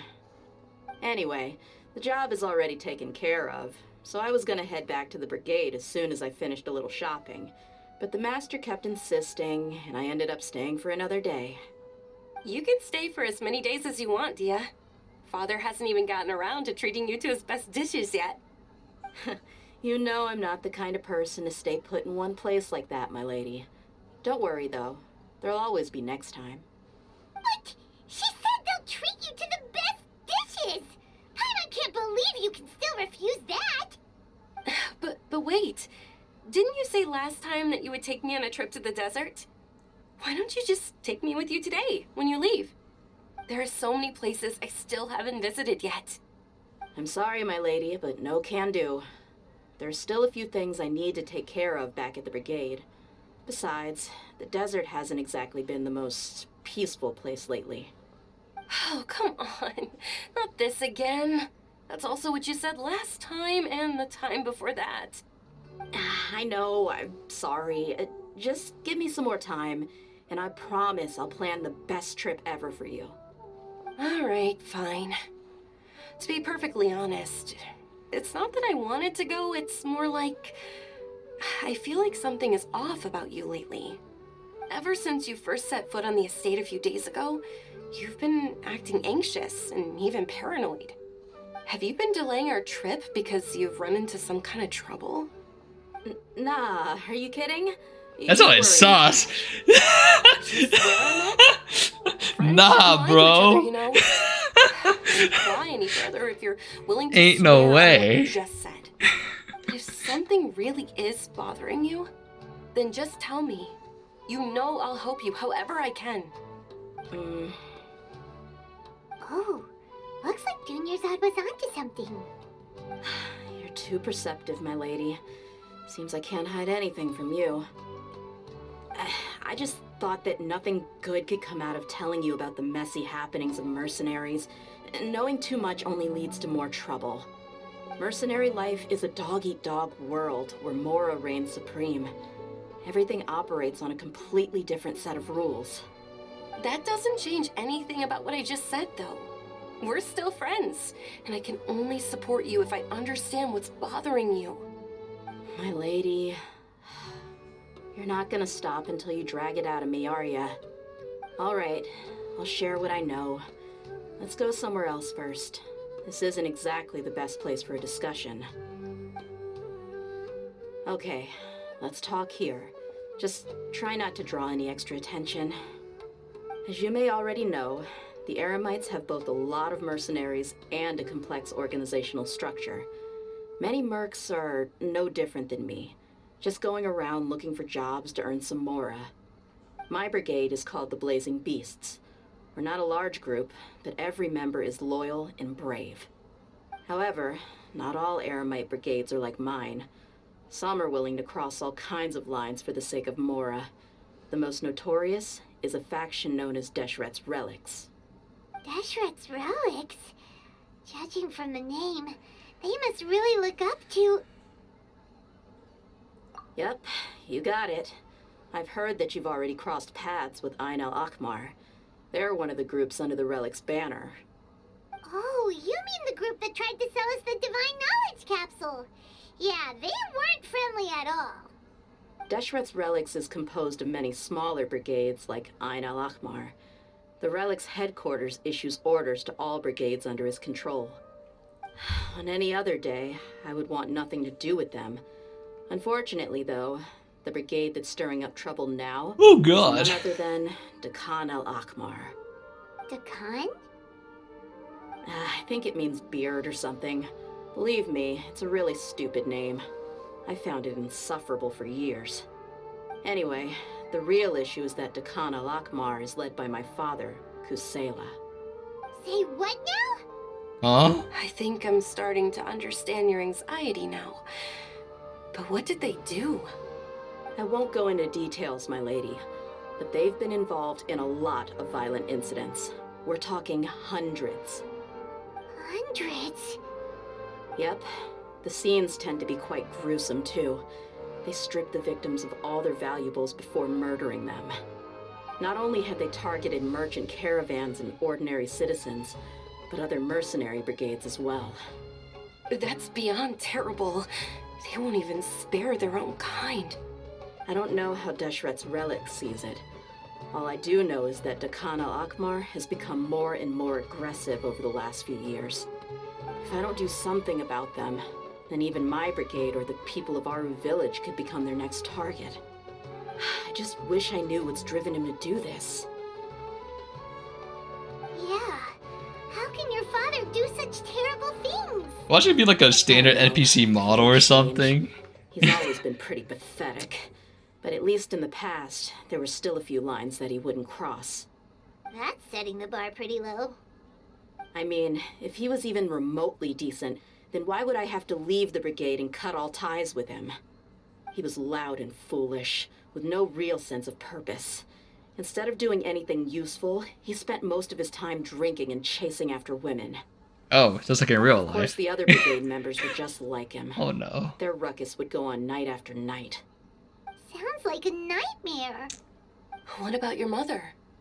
Did she ever step in to stop them? Unfortunately, I never knew my mother. I'm sorry, Dehya. I didn't know. It's all right, my lady. That's pretty common in mercenary circles. Didn't I mention that my father was chasing after women? I was the result of one of those encounters with some random person. He told me that he wasn't sure who my mother was. And in any case, she never came to see me. He'd say, "You'll be fine as long as you remember to stick with Dad." But even then, he left most of the parenting to the brigade. The one thing I do remember is that he used to tell me stories. But the problem was that he had terrible taste. He only knew a few stories, and even those tended to So, be pretty like stale. a They were certain tales of desert person that warriors wields a feeding piece of dragons in iron. the forest, or stories not a of sword. mercenaries rescuing princesses from rebel armies. Sounds like your typical fairy tales. More or less, yeah. They were interesting maybe the first or second time around, but after about 20 repeats, they started to get a little dull. He seemed to think those stories were the best things ever, though. He was so into them that he'd call the whole brigade over and make them perform the whole thing as a play. Even the toys he gave me would all be story props. I'd get helmets, shields, and toy swords. It was only much later when I realized that the shows were more for him than they ever were for me. What an interesting guy. Yeah, I've always found him pretty childish, but that was something I could just shrug off. I had no reason to despise him. Until I grew up and learned the true face of Deshret's relics for myself. Looting, blackmail, violence, and fraud. They not only accepted such heinous acts, they would even openly boast about them. No one in the brigade was any kind of hero. Instead, my father and his cronies were more like the bad guys that needed to be taken down. Did they really think that as long as they didn't do any of that stuff right in front of me, I would never know? I think I can understand your feelings. The difference between perception and reality must have hit hard. Yeah, but don't worry, my lady. It's all water under the bridge to me now. I had a huge argument with my father and left that place behind for good. I'm not investigating them due to any bitter feelings I still have towards my father. I just want to protect those that are close to me. Yeah, I told the boys to gather as much information as they could. Most of the reports concern violent incidents, but there's also some talk of smuggling. I see. But isn't this investigation incredibly dangerous? It is, but every mercenary lives life on the edge. It's a lifestyle that I enjoy. That may be true, but it'll be impossible for those who care about you not to worry. Well, now you get why I didn't want to share any of this with you. What should we do? They both have valid concerns. Huh? Easy. There's no need for you to get caught up in this mess, too. Well, he's super tough, so if he went into the desert with you, then Paimon bets the problem will be solved in no time. I'm inclined to agree. I'd feel a lot more at ease if you took him along to help. I'll wait for news from you in the city until then. Please, stay safe. I'm honored that you care so much for me, my lady. All right, then let's get moving. Our first stop will be Caravan Rebot, where we can catch up a bit with my fellow mercs. I just realized I didn't think I did her character trial yet, so I don't know how she works. But I'm pretty sure I get the gist of it from the dance leaf narrating it. So we'll find out. Please be careful. Pretty sure I I'll understand. stay in the city and wait for news from you. Just don't do anything reckless, all right? She's like a sub fire DPS, so. And you place down the circle, and when you place down the circle again, there's it gets upgraded. And then you use your ulti, it drags the circle around. It's just a lot of circles. And she mitigates damage by just soaking up for the team as well. She scales off max HP.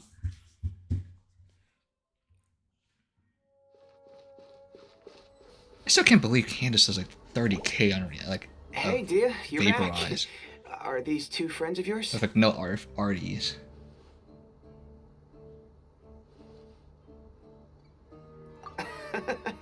Likewise. There's no need to be so formal with us. We're a pretty casual crew. Anyway, since we've got a newcomer, let me fill you in on what the Khan al-Akhmar's been up to lately. They've become extremely aggressive. Apparently, even their own now have become acceptable targets. They even attack other relics brigades, just the same as any other mercenary brigade. Even the most ferocious beasts still protect their own. And it sounds like they've thrown that straight to the wind. That's right. Once they've collected enough loot off the other mercenaries, they sell it off to a different brigade, or turn to merchants on the black market. A portion of their profits is immediately exchanged for more food and weaponry to be used in their next violent operation. That's terrible. Yeah, and it really makes you wonder why they're so desperate for Mora. A few days ago, Isham and I trailed them for a while, and even disguised ourselves as merchants to conduct trade with them. We were able to learn a few things from the exchange. Rather than saying they're out to plunder and hoard Mora, it'd probably be more accurate to say that they're experiencing an internal power struggle. Wait, a power struggle? I'm guessing her dad's You dead. heard me right. The vast majority of their victims are mercenaries from the other brigades of Deshret's relics. If their only goal is Mora, they could have gone after anybody. The targeted nature of their attacks points to a power struggle between the different brigades within the relics. That's the only plausible explanation we have. Unfortunately, we weren't able to find out anything more specific. Because usually Seems they're also trying to keep things under wraps. power struggles happen whenever a leader dies. One last thing we discovered was that over the past few years, as the Khan al-Akhmar became more and more active, Deshret's relics as a whole became a lot weaker. It sounds mighty strange to me, too. Harun, you can leave the rest of the investigation to us. Gotta say, though, I didn't expect you to go on a whole undercover mission during the few days I was gone. Sounds like you were really putting your necks on the line, no? Nah, it was nothing. We're just as concerned about the situation as you are. The Khan al-Akhmar is your father's crew, after all. What he said. Besides, Dehya, haven't you done more dangerous things than all of us combined? What we did is nothing compared to your experiences. Yeah. And while they went to talk with Khan al-Akhmar, I took a look at the last camp they attacked. Any survivors of the attack were already long gone. There was nothing of value left in the camp. Ah, Hisham and Khalaf. You're here too. We rushed over as soon as we saw you come into Caravan Rebot. Although this new friend of yours looks a little green behind the ears, I'm sensing a My special vibes! My positive vibes! Now that we know you have a capable partner with you, we can also rest. Feel 'em. Hey, what about Paimon? Feel anything special? Oh, you're also planning to tag along with Oh me? no. Of course! Paimon is the traveler's most important guide. Wherever he goes, Paimon will follow. Oh, in that case, then you'd better take care of her too, Dehya. Don't underestimate Paimon! Don't worry about her. She may look tiny and helpless, but she's been through just as many battles as the traveler here. Even if she had only survived on sheer luck, then that alone would still make her quite formidable. I had no idea. I guess I shouldn't judge by appearances. Oh, one other thing, Dehya. When you're free, why don't you update the deputy about your upcoming schedule? We held another recruitment event a few days ago, but everyone only came to see the Flame Mane. You weren't around at the time, so people were pretty disappointed to only find our crew of rough, unkempt guys. The deputy put a lot of Damn. effort into the event, but it was Men. basically for nothing. Only a few Disgusting. people chose to stay, and that really got to them. Actual growth. I'll be sure to bring him some great liquor next time. I left in a hurry and I couldn't make it back in No. time for the event. Gotta admit, Bring out I can the understand their waifus. disappointment, though. You're our brigade's main selling point, after all. Now, if only the deputy could figure out a way to bring a few more smoking hot members into our ranks. Keep dreaming. Remember the last time I invited a couple gals into the brigade? You all just froze up with your mouths gaping like a bunch of scarecrows. The awkward silence and weird expressions left quite the impression on them. They were originally interested in joining us, but after that, they both told me they were too uncomfortable to stick around. Hey, didn't we agree to never bring that up again? Oh no. Huh? Wait, are you serious? Why have I never heard about this? I don't think you were part of the brigade yet. Are you kidding me? I missed a once-in-a-lifetime moment like that, and you weren't even gonna tell me? All right. We can tell you about it Damn. later. Now's not the time. Hey, don't you Even try to that's change the just subject. freaking You need weird. to get your butts over here and tell me everything right now. Stare. Is that a Are they shiny Pokemon? always like this? More or less. There aren't many rules or graces when it comes to mercenaries. We're used to just speaking our minds. If someone starts getting under your skin, you just yell right back at them. And if that doesn't put an end to it, then you just challenge them to a fight.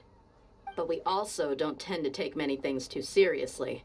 Being direct and getting it all out of your system as soon as things come up is better than keeping everything bottled up, never talking about it. That's also why I never spare their feelings when I talk to them. If I want to laugh, I'll laugh. If I'm angry, then I'll unload on them. It's hard to stop once you get used to it. Though, I can never do that when I'm with the Homiyanis. Hey, knuckleheads! Can you at least tell me the rest of the intel before you go back to your bickering? Yeah, you hear her, Holloff? Told you we gotta focus on the investigation first. I drew up a map. Right here is the spot. There you'll find the merchant caravan responsible for getting rid of Dakan al-Akhmar's looted goods. All you gotta do is wait and ambush them in the evening. They'll have no idea what hit them. Perfect. Thanks for that. Be sure to pass my regards to everyone else in the brigade as well. Will do. You stay safe, Dehya.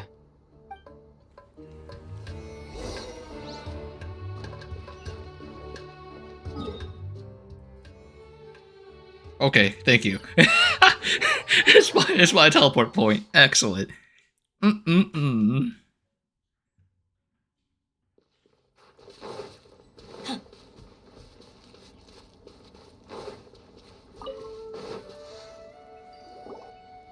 This should be the place.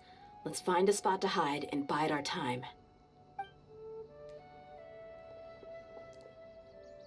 It's gonna come down to a fight one way or another, so let's all be careful. No need to worry. He knows his way around a fight. I'm not worried about that. What I meant is that we probably shouldn't go too hard on the enemy. After all, we still need to get information out of them.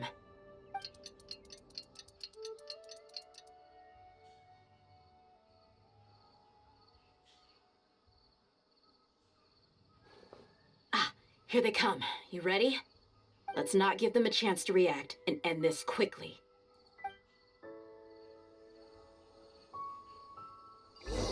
Oh, I actually do get Dehya. Excellent. Here, you're gonna have to have this. Confound. Let's nip that in the butt.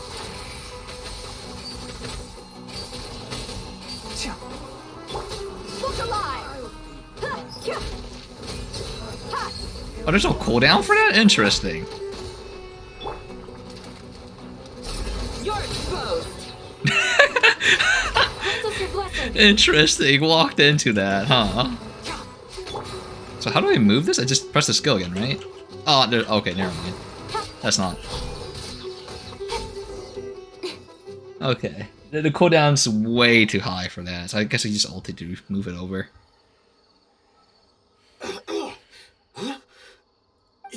You're the Flame Bane. Good. That saves me an introduction. All right, time for a little talk. Are you buddies with Dakana Lakmar now? Tell me, what are they after? You know the code of being a mercenary just like everyone else. The first rule is to never divulge key information about our employer. What makes you think I'd talk? That might have worked on an amateur, but I know you're just looking to protect your reputation. Think about it, though. What's your reputation worth if you won't have the other tools you need to succeed in this line of work? Tools like, I don't know, your limbs or eyes? You've got 5 seconds. You might want to think twice about how much your employer's information is worth to you. Whoa! I'm not joking around. We can do this the easy way or the painful way. 2 seconds. I'll save you the trouble.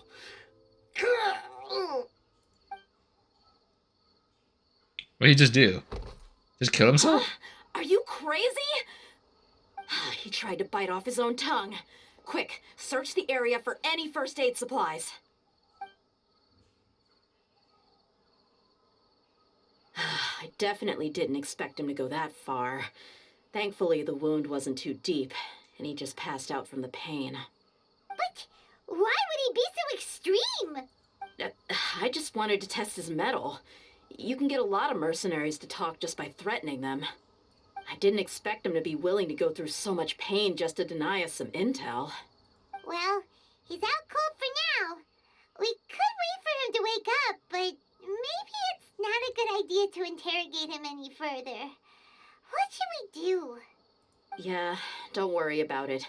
It'll be a waste of time to interrogate him again after that. He might just hurt himself again if we start asking. There are lots of goods around here. Let's search the area. Maybe we'll be able to find something.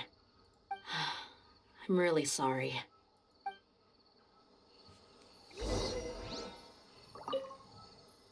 Damn.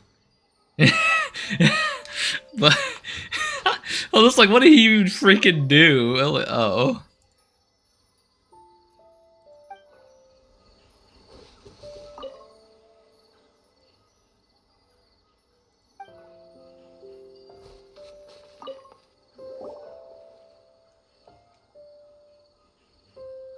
We found a piece of paper with a bunch of names on it. Maybe it's a record of something. Let me take a look. If this really is a merchant caravan, they should have a record of their transactions. Yep. I see an entry for Dakana Lakmar right here. Kusela, Idrisi, Bashar, and Takriti. All familiar names. Dakana Lakmar has been trading for a hefty supply of food, weapons, and medicine. It seems that in the past, they used to receive some canned knowledge as well. This caravan is just one link in their logistics chain. Once in the rainforest, the caravan will exchange the looted goods for Mora, and the funds will then be passed to a specific person. That person will then pack the caravan full of necessary goods, which will then be brought right back to Dakana Lakmar. Wait, why is there no Mora value recorded for the final transaction? No value? Yeah. Every transaction before the last one was marked with an exact amount of Mora, but the final one, where they paid for everything to be brought back to the desert, was simply marked as delivered. Perhaps, but they couldn't have known how much they would make off selling the loot. Do they not care about profit margins at all? Anyway, the next part's the records of the goods themselves. There are a lot of entries. Everything was probably sourced from the rainforest. Huh? What's wrong? Shazamon Homayani? Homayani? You mean Dunyarzad's family? Could it just be No. another family with the same last name? Surely. I'd be surprised to find someone with the exact same first and last name. Shazamon Homayani is Dunyarzad's father, and the head of the Homayani family. Just what the heck is going on here? I'm sorry, you're right. I'll consider what we found and not jump to conclusions just yet. But what this piece of paper confirms is that the Homayani family has been providing goods to Dakana Lakmar. What if the Homayanis have been kept in the dark? I don't know they've been trading with Dakana Lakmar. That's a possibility, but if that was the case, why is this caravan specifically named Shazamon as their person of contact?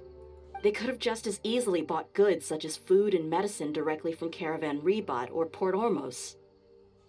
Yeah, funding violence and looting. The brigade gets the goods, and he is paid the proceeds from the sale of the loot. But why would he do something like this? It's not like the Homayanis are in need of money. I honestly have no idea. I've been to their estate many times, and I've never noticed anything suspicious. The only potentially large Dang, it must be really expenditure I good. could think of would be the treatment costs for Dunyarzad's Elazar. Maybe they borrowed a lot of Mora in the past, but that's still just a speculation. I don't think the master would stoop so low to make Mora. You're probably right. I know my lady's personality, and she wouldn't deliberately keep something like this from us. But what should we do now? All we found is just another mystery. If you ask me, we already have no choice but to confront her about this. I'm not worried. It's too early to make a verdict yet. I still have faith in the Homayanis. Let's go find my lady again. We'll tell her everything and see if she's willing to lend us her support. If we're lucky, we can not only figure out the mystery of this paper, but also follow the trail of breadcrumbs to the people responsible at Dakana Lakmar. Dehya, are you sure this is the best decision? What if instead of getting the help we need, we just end up revealing everything we've discovered to the enemy? I've considered that possibility, but even still, I want to tell her what we found. I think I owe her that much. True friendship is built on trust. She showed genuine concern for me when we first brought up the topic. I can't repay her kindness with doubt and suspicion. That's not how I deal with people. You're right. Paimon wants to trust Dunyarzad too. Yeah. Let's pay another visit to Sumeru City.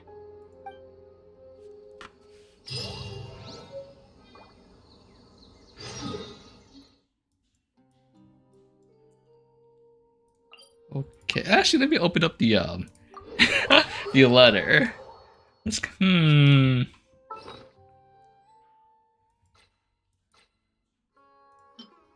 Never mind, you can't even open it. You can't even open it.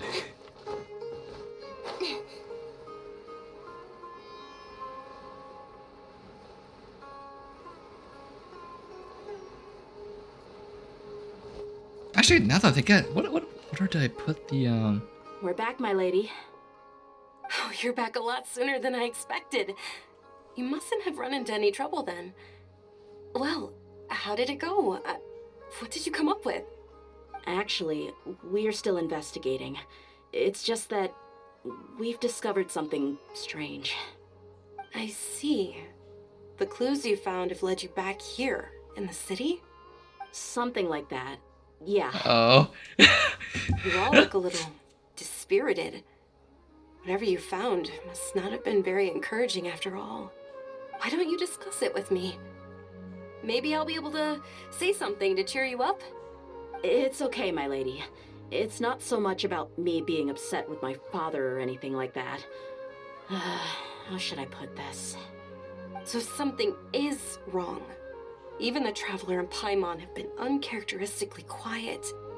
On any other day, Paimon would have already waved to me with a smile and shouted, Dunyarzad, we're back! She caught the 3 imposters! What happened? No! It's us! Well, My lady, please prepare yourself for what we're going to tell you next. It concerns the Master. The Master? You mean my father? Okay, I understand. Don't worry about me. I'll listen as attentively as I can. My father has been supplying goods to Dakan al-Akmar? Yeah, it makes as little sense to us as it does to you.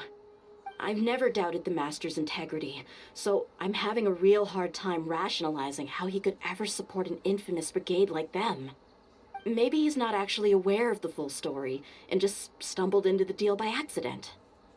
I can't help but agree with the Traveler. huh? You mean you feel the same way, Dunyarzad? Thank you for sharing all this information with me. Since you've told me everything you know, I should also tell you about some doubts that I've been harboring for quite a while. In the past, I thought that my father hired a bodyguard for me so that I wouldn't run away and get lost. However, there are plenty of capable mercenaries in the Corps of 30. Why did my father go out of his way to hire Dehya? About that. Well, the Homayanis really needed bodyguards, so they reached out to the Blazing Beasts. Later, the Master told me that I was one of the best mercenaries he'd ever seen, and that I should stick around to become one of his bodyguards. He offered me a pile of Mora, so I just signed on. Well, but that didn't really answer my question. Just think about it. Why did my father specifically reach out to the Blazing Beasts? Maybe the Corps of 30 just didn't have anyone available, or maybe Da someone da. recommended us. I've never given it too much thought. I think I get what you're saying. You think none of this was a coincidence. Precisely. At first glance, nothing seemed strange or out of place. But there are many parts of the story that don't actually make any sense. If my father had always been in contact with Dakan al-Akmar, then it would make sense for him to bring Dehya into our house. You mean the goal all along was to get Dehya to be your bodyguard? No, that's too much of a stretch. I cut all ties with my father a long time ago. He has no control over my life anymore. Surely. But that still doesn't rule out the possibility that your father has still been trying to influence your life without you knowing. So, the Master was not likely an innocent victim in all of this? Sorry we put all of this on you so suddenly, Dunyarzad. It's okay, Paimon. I should actually be thanking you. Regardless of his reasons, if my father has truly been funding a violent group of mercenaries, then it's my duty to bring him back to reason.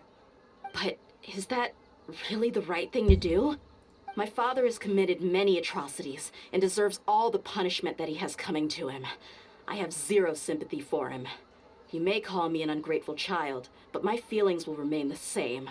However, the Homayani family has treated me with nothing but generosity and kindness. If we decide to investigate this further, we could end up implicating the entire Homayani family. I would be biting the hand that's fed me over all these years. Dehya. It's all right, Dehya. If anyone were to ask, you could always just say that I'm the one who instructed you to get to the bottom of this. You don't have to do that, my lady. I'm not conflicted because I'm afraid of taking responsibility. Besides, you're the one we should all be worried about right now. Hey, it's still too early to give up hope. What was that thing about friendship again? It can defeat the Demon Lord. Yeah, trust. The power of You friendship. said it yourself, Dehya. Besides, there's no point on getting all riled up before we've confirmed all the facts. Thank you, everyone. That makes a lot of sense. I guess I should always remember the trust that I've placed in people. In which case, my lady, could you ask the Master to come out and have a chat with us? Sure thing. I also hope he'll be able to give us a logical explanation. Let's meet at the usual place then. usual place? Ah, right. Gotta stop by my fingernails, man, or my fingies. But maybe I do have like ADHD or something. I just can't. If I don't have something to do with my fingers, I just I start biting them. Oh look. Thank you for coming, sir. Please allow me to introduce these two. This is the Traveler, and next to him is his travel companion, Paimon. Ah, yes. My daughter has mentioned them from time to time. It's a privilege to finally meet them in person. But we may skip all the pleasantries for now. What is the important matter you wish to discuss with me today? Well, we wanted to bring this transaction record to your attention. There's something on this record that we're all pretty curious about. So, that's what you found. Huh. Seems like I can't keep everything from you much longer. If you wouldn't mind, we'd like an explanation. Well, it's a long and difficult story. And to be perfectly honest, I'm not sure if I'm doing the right thing. What I do know, though, Dehya, is that the truth will bring you no solace. If anything, it will likely cause you a great amount of anguish. Wait, me? Yes, I understand perfectly why you came to see me, and I am touched by your collective commitment to do the right thing. But knowledge always comes at a price, and sometimes, as they say, ignorance is bliss. Your father, Kusela, and I both believed that. Of course, you have the right to seek and learn the truth, but I must warn you. The facts of this matter may reduce everything you've built for yourself into sand, blowing in the wind. If you must proceed, then Kusela's heartfelt efforts will also fade into the wind like a fleeting mirage. His heartfelt efforts? I'm sorry, sir, but I'm not sure I follow. I've made it this far in life without a single drop of my father's support. I have my own ideals and ways of looking at the world, as well as people and causes that I've chosen to cherish and fight for.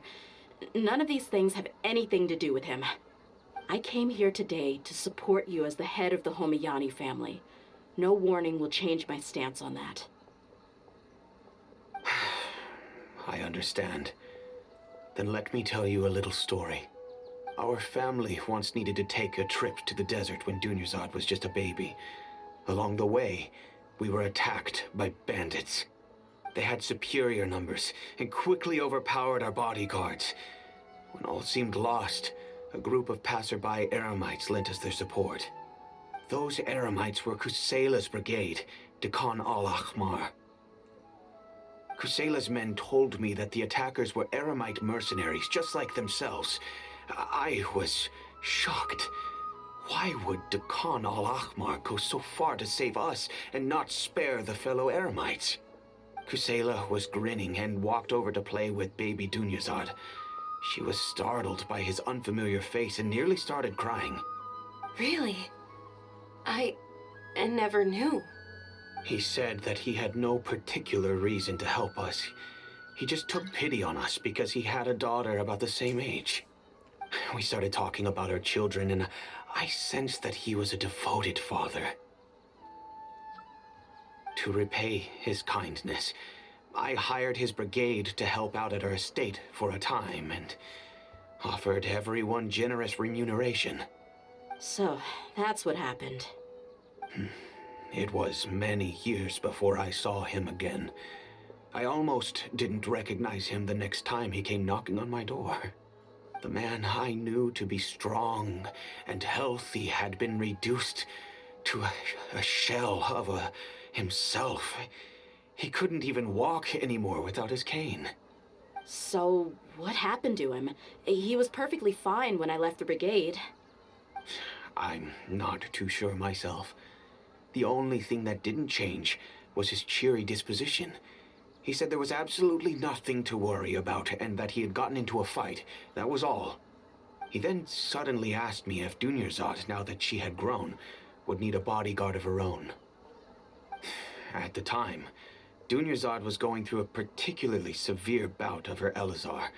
There was no need for her to have a bodyguard when she could barely leave the house. But he kept coming back to the topic. Come on, it never hurts to be safe. How do you know a bodyguard won't come in handy one day?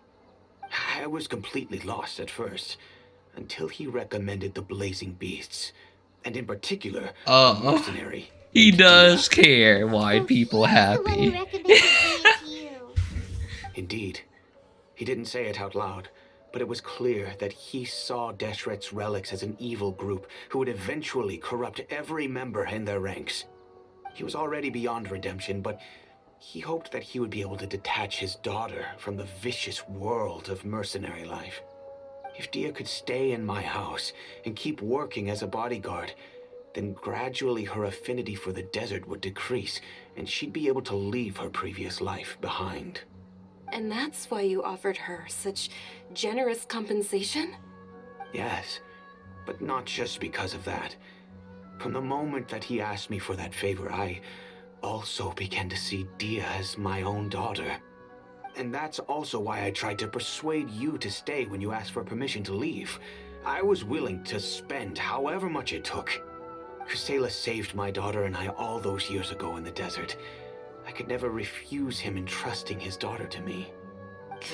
He was always like that, acting like he's oh so smart and self-righteous. Kusela said that he'd reimburse me for a portion of Dehya's fees. I refused to take any mora from him, but he'd always send me funds anyway. Eventually, I just accepted them as a token of his gratitude. And that went on for a while until I received another letter from him a few years ago. The letter contained a request to help him buy food, weapons, medicine, and even explosive materials. Wait! Isn't that around the time that Dakan al-Akhmar started becoming more aggressive? That's right. When I started to hear some nasty rumors, I became wary. I wanted to meet him face to face to discuss things. But by then, he was no longer receptive to my requests to talk. If I had to guess, it's probably because he doesn't want to put Dehya at risk. That thought occurred to me as well. I figured that he probably came to me for help because he had nobody else to turn to. After some deliberation, I decided to send him some food and medicine. I turned down all his requests for explosives and weaponry.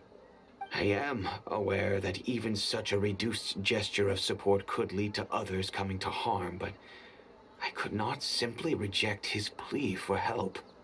In the end, it probably was the wrong decision.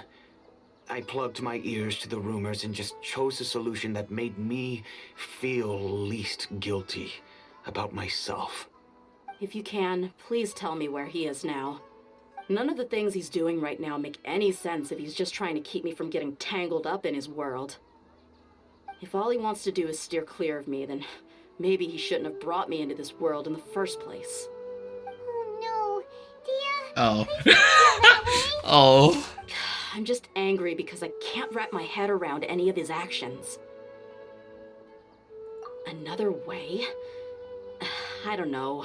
I knew him, and he was nothing more than a childish brute. I can't understand what's going through his head. But I guess you do have a point. We haven't uncovered the whole truth yet. We still need to figure out his exact actions and reasoning for these last few years. I'll do my best to help. Of course, anything between the two of you would need to be resolved between you and him alone. I don't know Kusela's exact whereabouts. Outside of supplying his brigade with some goods, I tried my best to avoid getting involved any further with him. However, there's a man on the list named Jawed. He used to be a mercenary in the desert and is now a member of the Corps of 30. He's responsible for supplying weapons and liaising with the Dakan al-Akhmar's merchant caravan. I think he should know Kusela's whereabouts. I've heard that he likes to have a few drinks alone and enjoy the cool wind at night outside the tavern. Maybe you'll be able to find him there. Understood. Thank you, sir. Interesting. It is a blue text. Very important. Night tavern. Unless...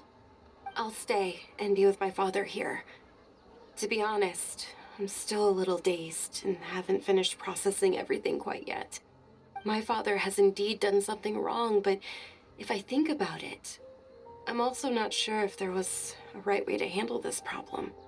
I feel like our only course of action is to turn everything we know over to the Core of 30 and let them render judgment. Yes. I am prepared to accept whatever verdict they choose. It's time to face my mistakes.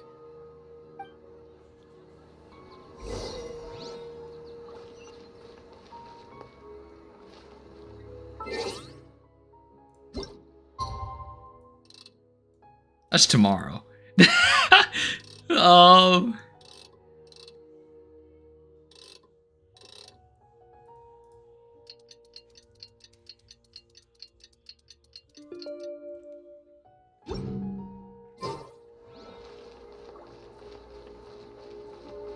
Is it really not late enough? I feel like it's late enough, but maybe just like here?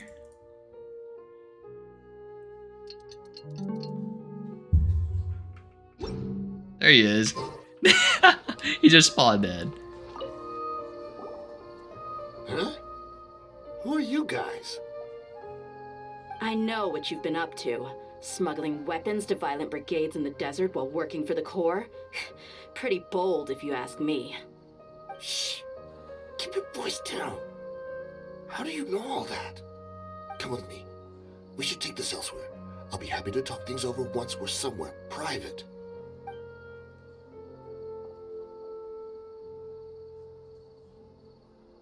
This place should do. Alright. Back to my question. How did you all know about me? Don't worry about that for now. You know what kind of punishment you'll face once we report you to the Corps, I assume. Wait. There's no need to jump the gun. Let's talk this out. What are your terms?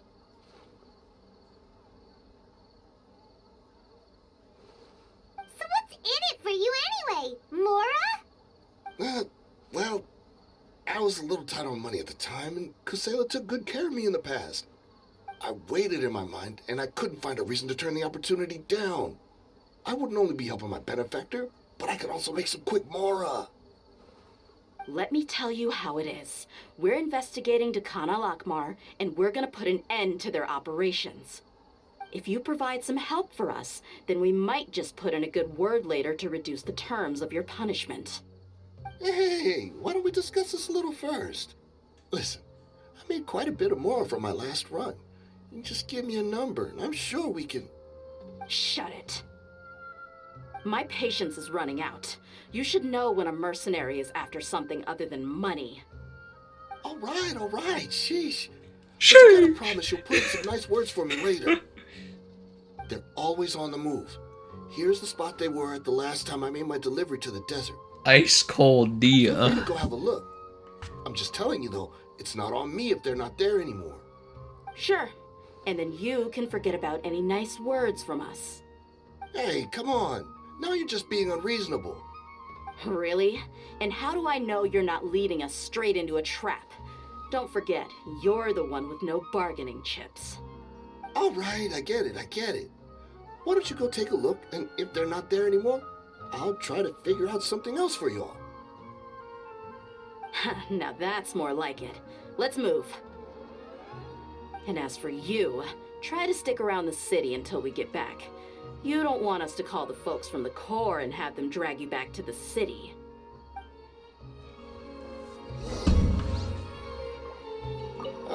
Don't worry. I'm not going anywhere.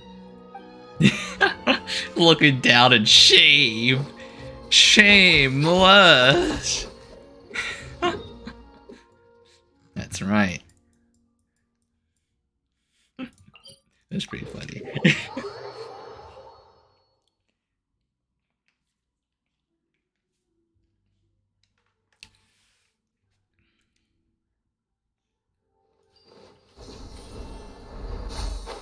Oh, how convenient. There's grappling points for me.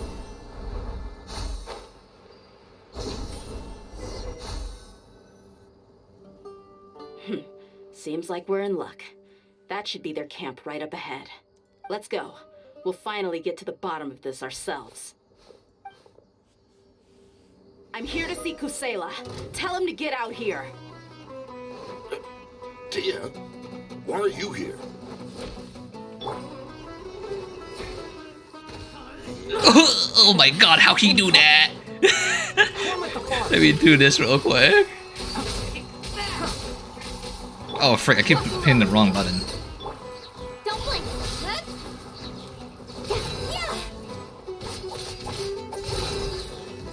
Wait, that's kinda busted though.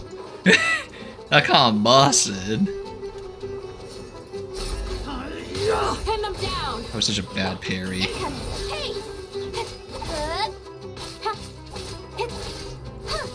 Here's the good. God, why can't you aim where that ulti goes?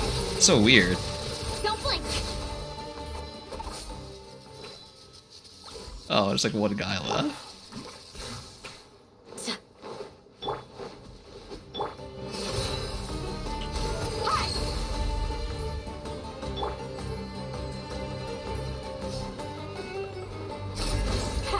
Too easy. Oh, I didn't crit. Oh. Haven't you all done enough? Oh, so you also here to stop us? Stay out of this. It's got nothing to do with you. Oh wow. I barely missed that. Let's sort this out. Ooh. Don't blink.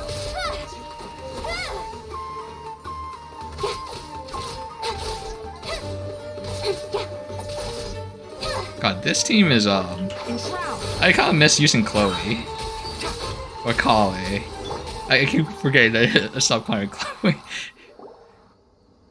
No, she's so strong. Enough fighting. died in the We all know each background. other, and I don't want to take things too far. Just bring Kusela to me. There's no use hiding him anymore. He's dead. Did you understand a single word I just said? Or do I need to bash your skull in some more? All right, everyone, let's all just calm down for a second.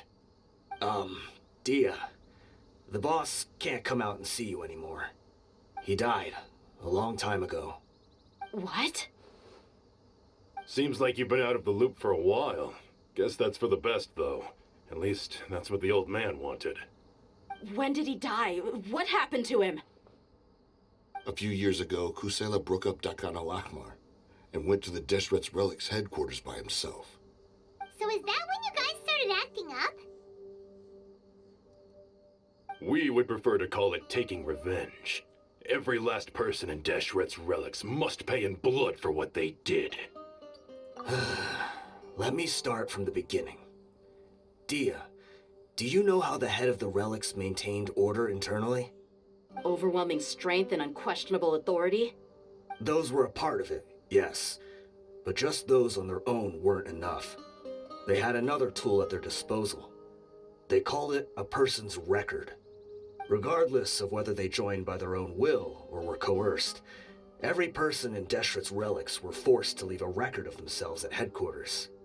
Whether it be their deepest sin, some unforgivable act, or their most immoral exploit, the record served both as a symbol of loyalty and the perfect material for blackmail. That's precisely it. Every one of us have a record. Me, Bashar, Tikriti, and all the boys who grew up with Dehya and ended up joining our ranks. But you, Dehya, you were never asked to provide a record, were you? I never even knew this was a requirement. You were probably the only person in all of Deshret's Relics who didn't know about it. Ever since you were born, Boss had been trying to shield you from this organization's sinister rules.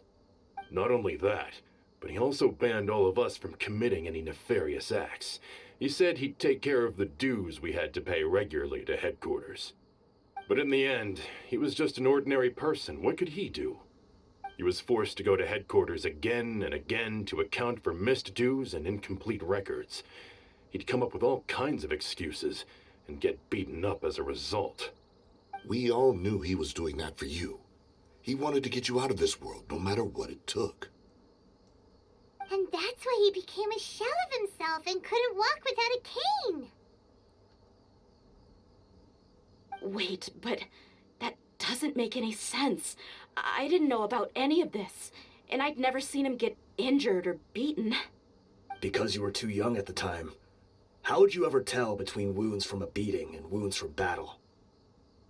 When you left home after that final argument with him, he seemed to age by a decade overnight. Even his hair went gray. So, even the blazing beasts were... Yep. It was all his doing.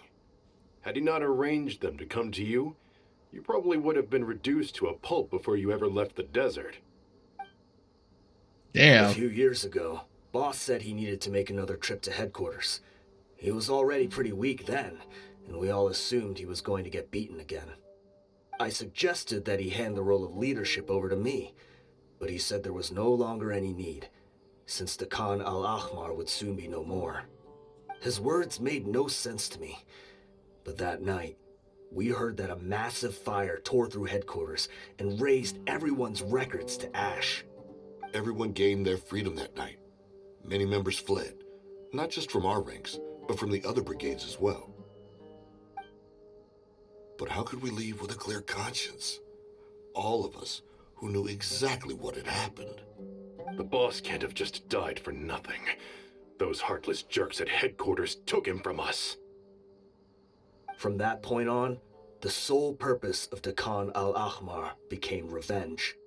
The big fire that Boss started was quite a blow to headquarters' strength. It's given us the opportunity to launch our attack. Even though we're outnumbered, we vowed to see our revenge through to the very end.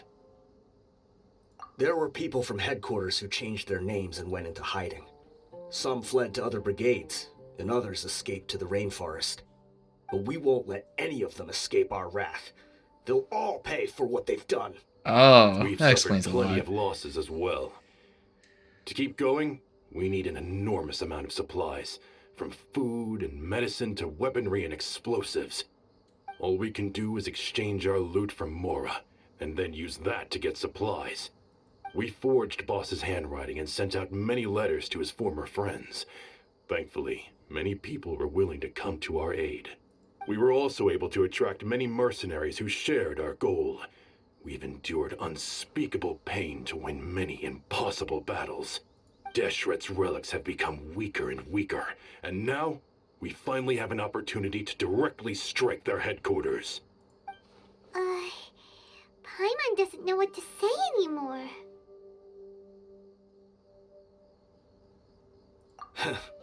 We do know right from wrong, but we were sinners from the very beginning. We do not deserve the freedom that the boss won for us with his life. Boss always loved his old-fashioned hero stories. Those tales about sacrificing yourself to save the world. We used to always laugh at him for it, but in the end, he really went and lived those stories out himself. As for me, I never considered myself a hero. We're all the lowest of the low.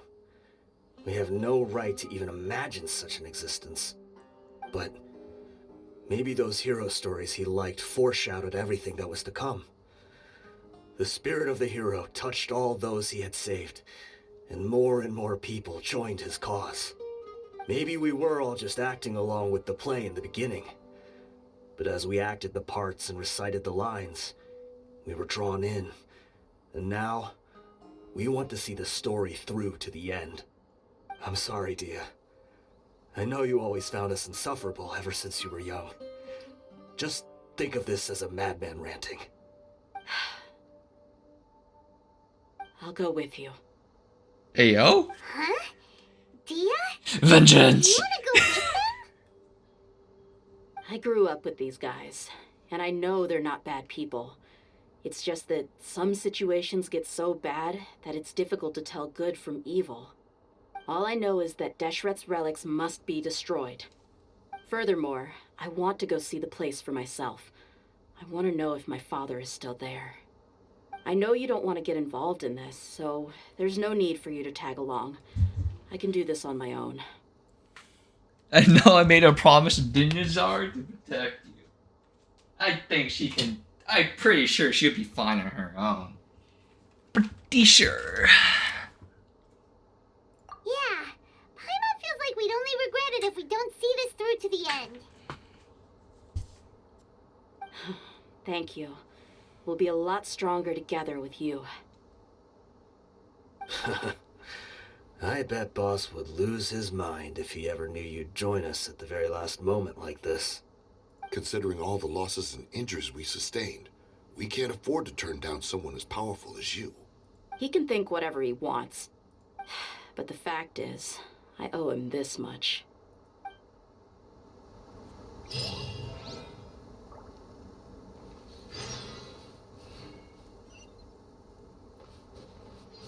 $2,000 away. Yo, they're in the middle of freaking nowhere. What the frick is this?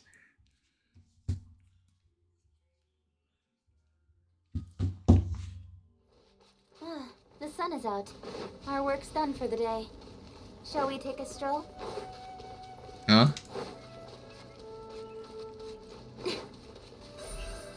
Incoming! Hey!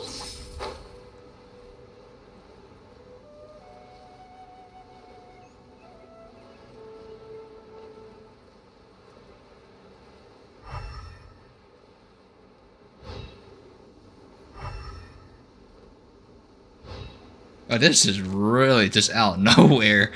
I don't think I've even been to this spot before.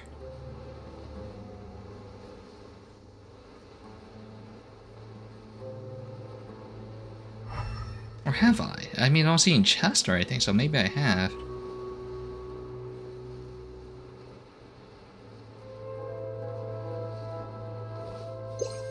Yeah, I have. Okay, there's no chest here.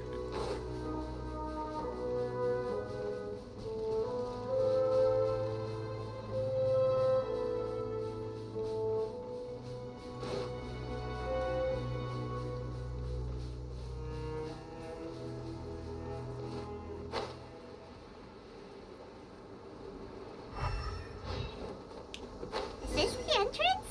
We sure didn't run into much trouble on the way here. Should be. I don't think they have enough manpower left to post guards and defend their perimeters. Teleport waypoint unlocked. I'm sure we get a fire unit. I'm sure we get Dehya. Don't need one.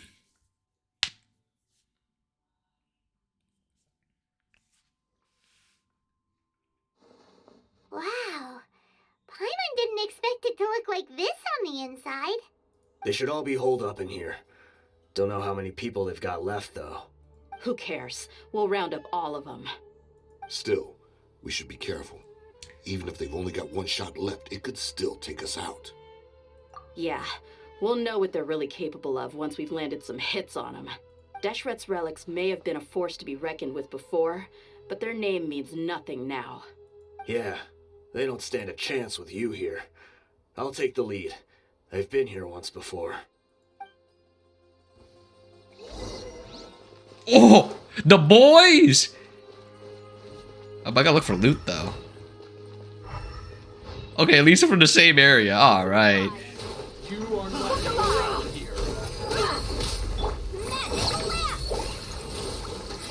Let's nip that in the butt.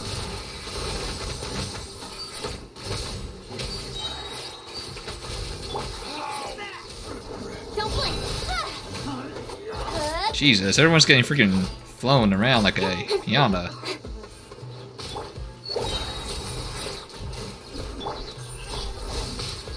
Gonna do like negative damage.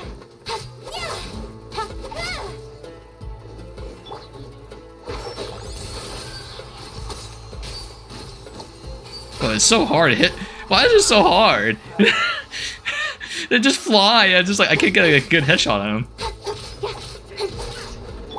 I'll uproot you.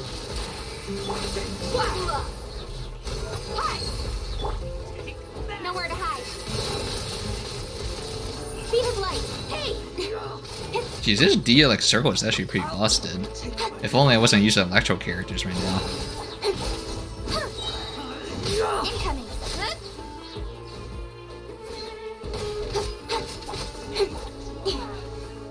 They have to make some kind of reaction that's not like frozen. I mean, like prevents the enemy from moving or something. Surely with the 8th element, Copage.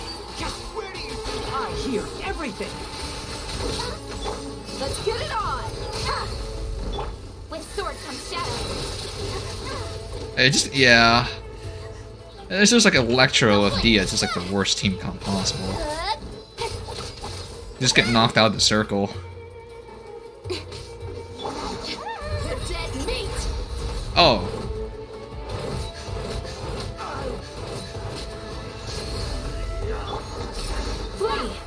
Wait, what? That pair didn't count?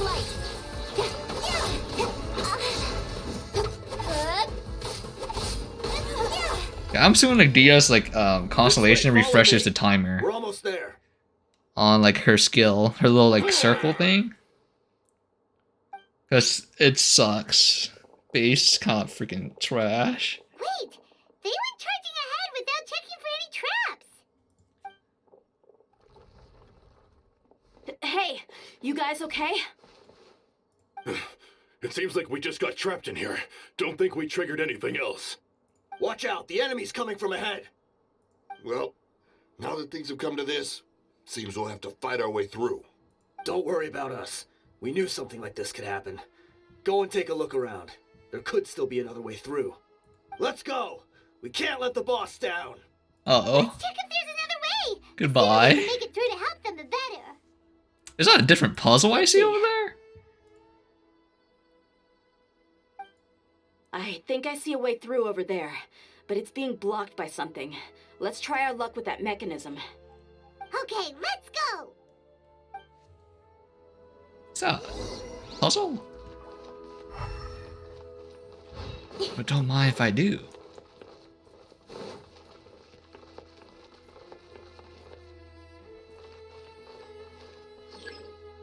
Rays change color.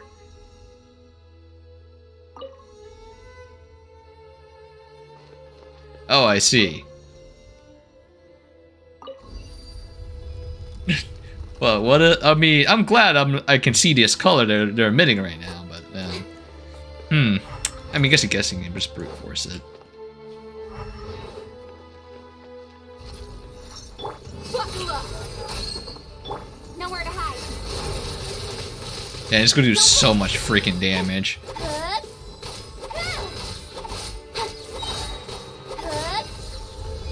It's overload.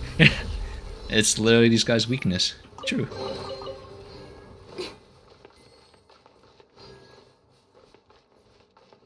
Another mechanism like the one before, but this one's being blocked off in the middle. We just need to adjust it a little.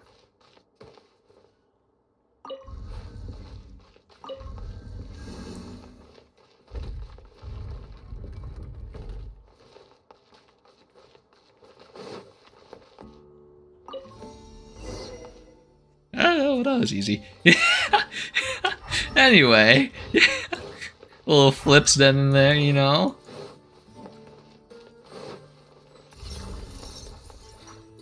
Oh shoot, it's a trap. Can't see. Cut to the chase. Let's get it on. Incoming. Hey.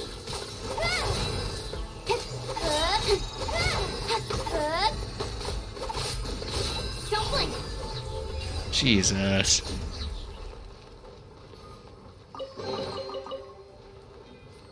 Yeah, Dehya can be like a really strong unit. Like, I'm assuming her constellation makes it to like where the circle follows you or something. She now deals bonus damage based on her max HP. Okay. For duration.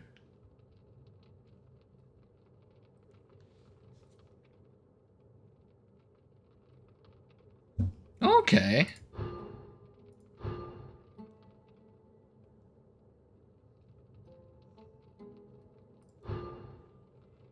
The alpha.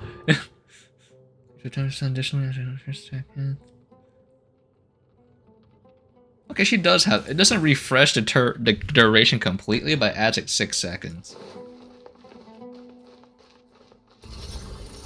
Enshroud. Oh, they do not care about the Speed of light. Good.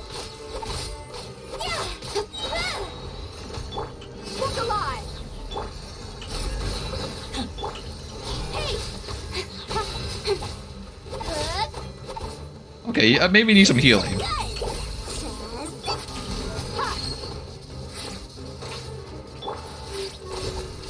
Okay, it's taken care of.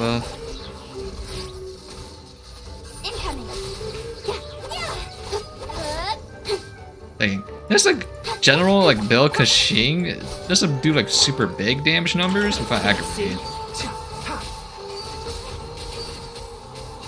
Maybe I don't know. I think I like her more on general build, but aggravate is pretty good for Electro.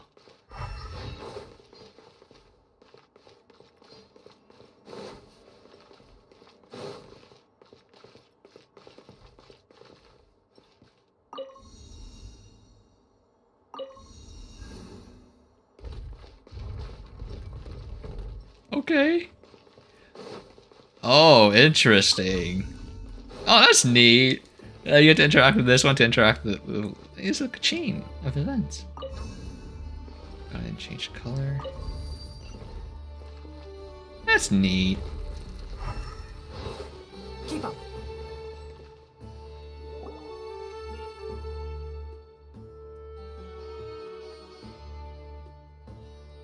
Ooh, a precious chest. I wasn't expecting anyone to make it through from the other side. But as a desert dweller, I suppose we should be used to our folks defying all expectations. Don't waste your breath. You have nowhere to run. Run? Had I wanted to run, I would have fled 1,000 times already. I witnessed the golden age of Deshret's relics. Even if I could leave this place behind, all that awaits me now are endless days of humiliation and ruin. Even now, my brothers and I still believe in one thing. The greatest should never live to remember their fall. So you want to go out in a blaze of glory? Let us draw our weapons! We will show them the true power King Deshret bestowed upon his followers. They are but two, while we hold within ourselves the entirety of the relic's glory. Okay. Sure. Wave one, charge! Eliminate them! Oh, it's like the event. Oh, I see. By the way, I'm using ungeared units and they're getting freaking clapped. So I'm not sure what this means. We shall prevail.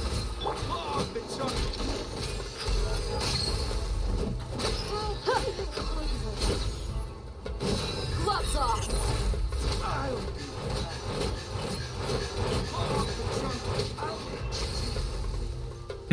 I actually don't know what this means. Don't think that you've won. We're just getting started. Oh Jesus, he hit me during the cutscene. I mean my animation.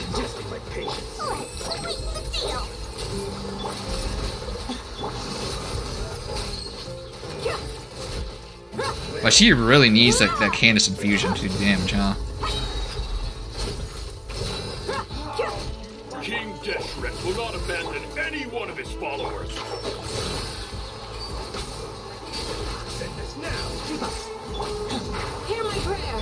Buckle up. Okay, there's no point in like infusing. Now I've set this ulti.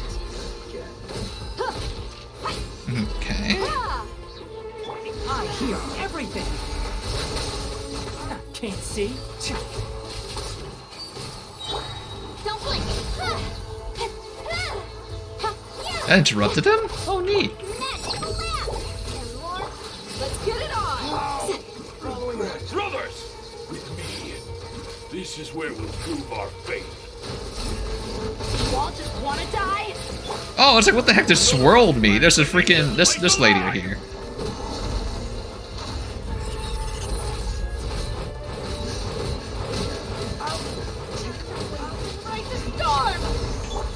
Grant us your blessing. Do your work. Your sacrifice is ready. Where do you think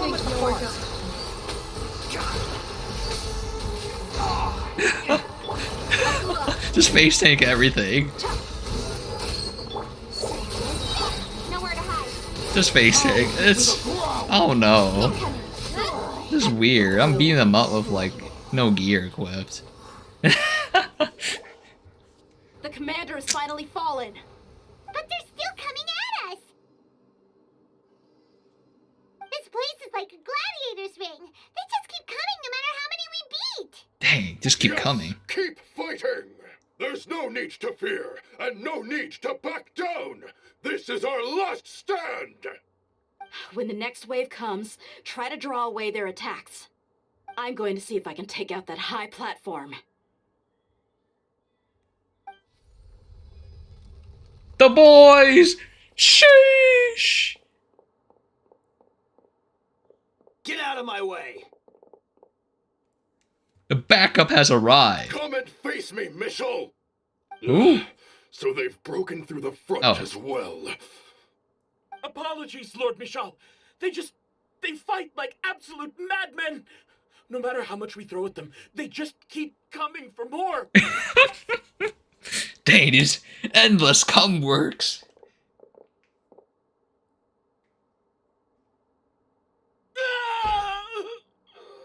Okay, you can't show deaths on screen. I'm pretty sure they did this multiple times already, but okay.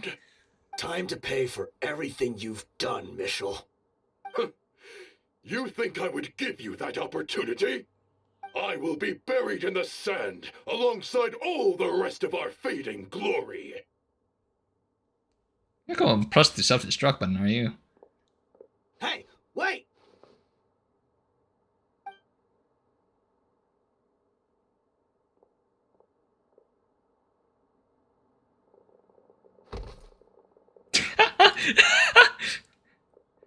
What happened?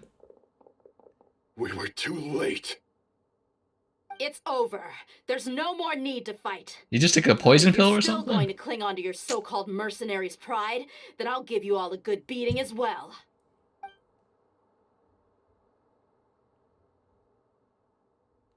Hey, Dehya! I found the mechanism. I'll get you all back up here right away. Let's go.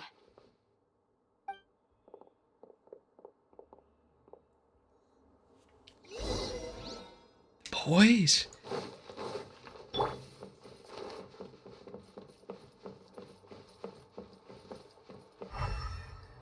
Gotta double check, okay? There's chance.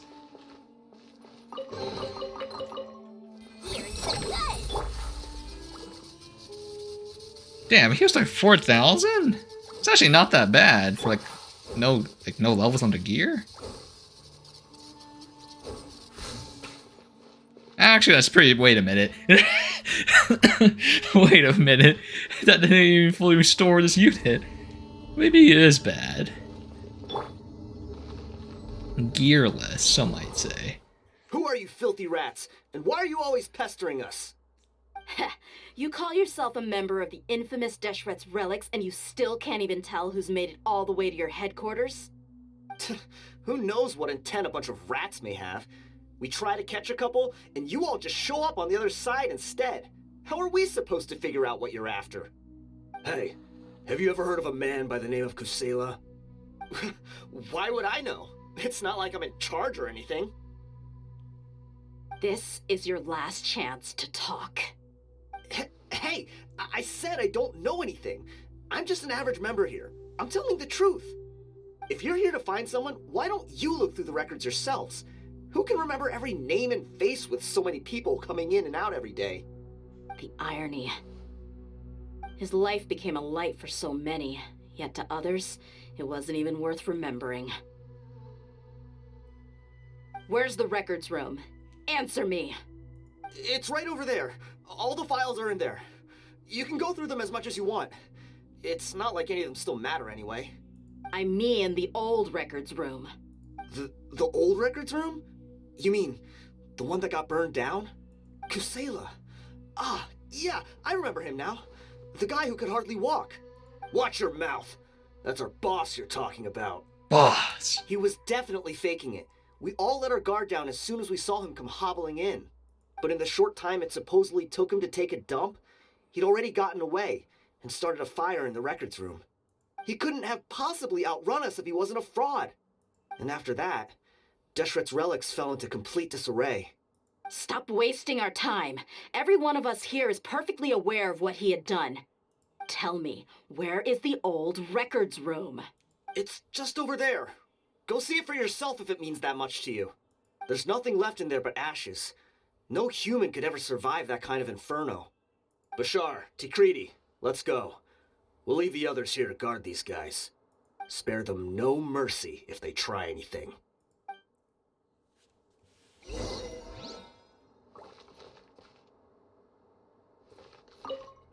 I've already told you everything I know. Can't you just leave me alone? L. Big L.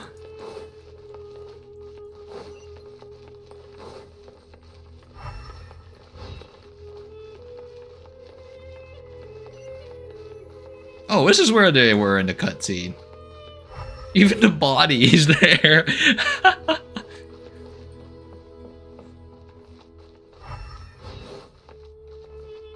Okay, just want to make sure there's no chest over here.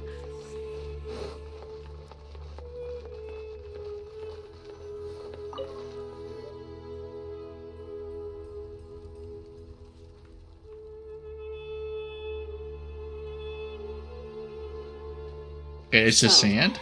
This was his final destination. How did he do it? Getting past all the guards with a limp and sneaking in here to start a fire?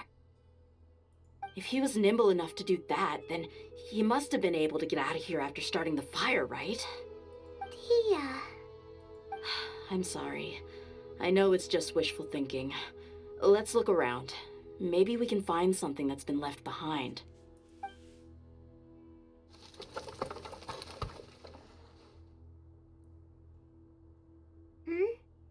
Is this a cane? It must be the one that Dehya's father used. Kusela. Thanks for everything, boss. We're fortunate to somehow find that cane after that fire. Let's split up and look around some more. What if something else has been left behind? But what else could survive a fire like that? Huh?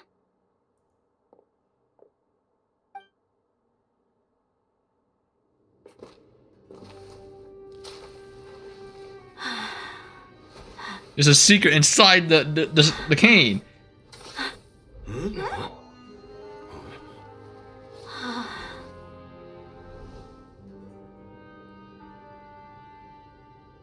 Thought so. Wait! Isn't that the toy sword you played with as a child?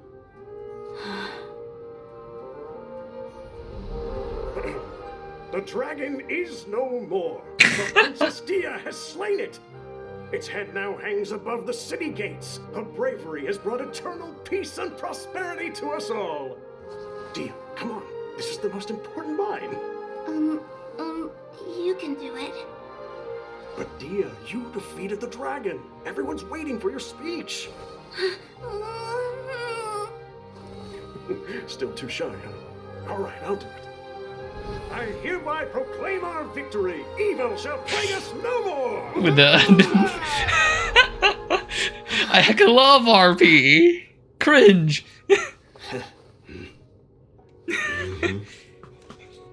I want a freaking RP right now. I hereby proclaim our victory. Evil shall plague us no more, Dad.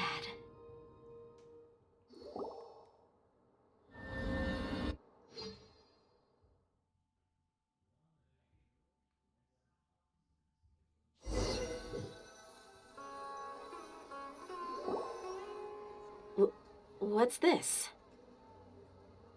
All on Paimon's true. Don't you remember?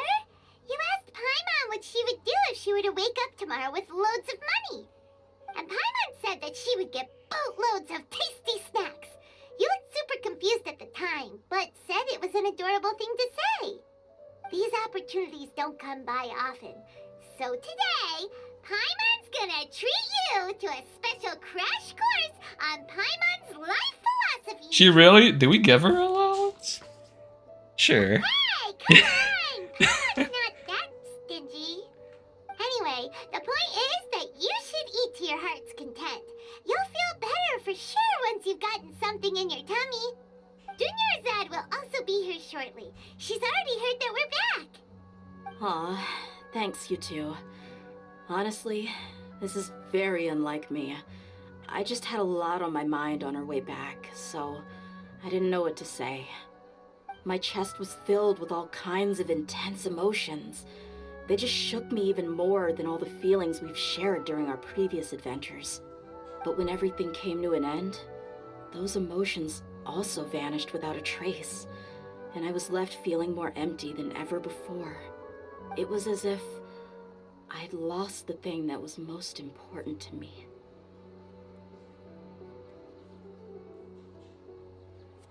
Yeah, you're right. To many mercenaries, Mora is the most important thing in the world. But perhaps to us, it's the most worthless thing of all. Idrisi and the others all used to say that they would quit if there was no Mora to be had. But when it came to avenging my father, there was no Mora to be made anywhere. My reality shattered when I found out that the father who always told me hero stories was in fact a bad guy. But look at me now. Am I any different? Despite all my promises about never forgiving him and never trying to understand him, I still went to such lengths to find out the truth and nearly even shed tears for his sake. We're hypocrites, all of us. Yeah, you're right. It's just a pity that we often only recognize our true feelings after it's already too late. You're back! Are all of you all right? Ah, there she is. Yeah. Many people from the Corps of 30 came over, and I just wrapped up everything with my dad. All I can do now is wait for their verdict. Huh? Dehya, you're looking quite down again. Paimon will explain. A lot happened while we were gone.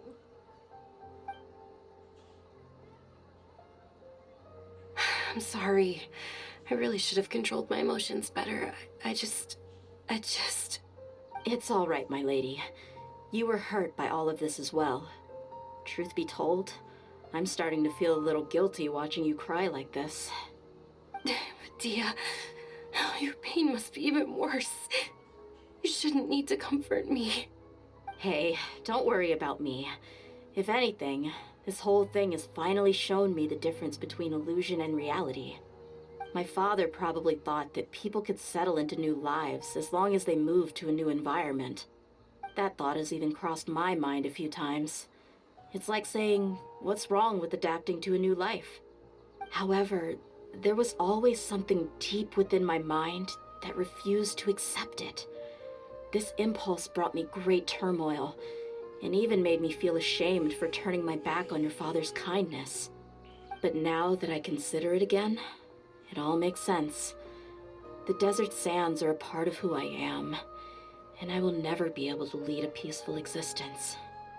I understand how you feel. That doesn't mean I won't be making any changes to my life, though.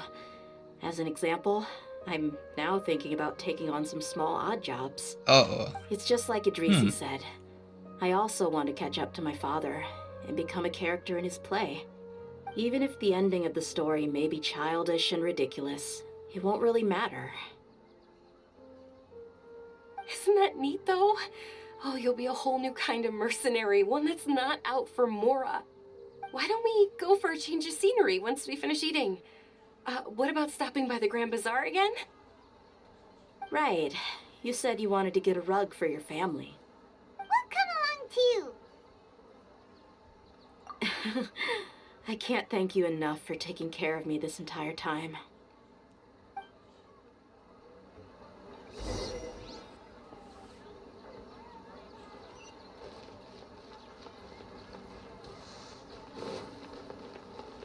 Well, I'm on fire. What does this mean?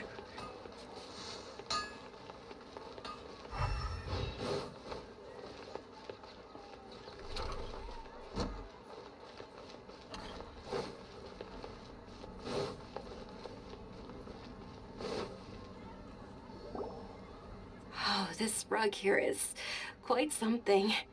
The craftsmanship is exquisite. And Wait, it's like a the fabric 9-year-old is selling also of high this. quality. Damn, he's hustling. Ah, here you are. Finally, I found you. Hey! Aren't you that mercenary who bit his tongue? You can still talk? Wait, are you here to take revenge on us? What are you talking about? Do I look like I could take you all to a fight? I just came here to give you something. I'll be on my way to give myself up to the Corps after this. Once I woke up, I hurried to the Khan al-Akhmar's camp, hoping to alert them to your presence.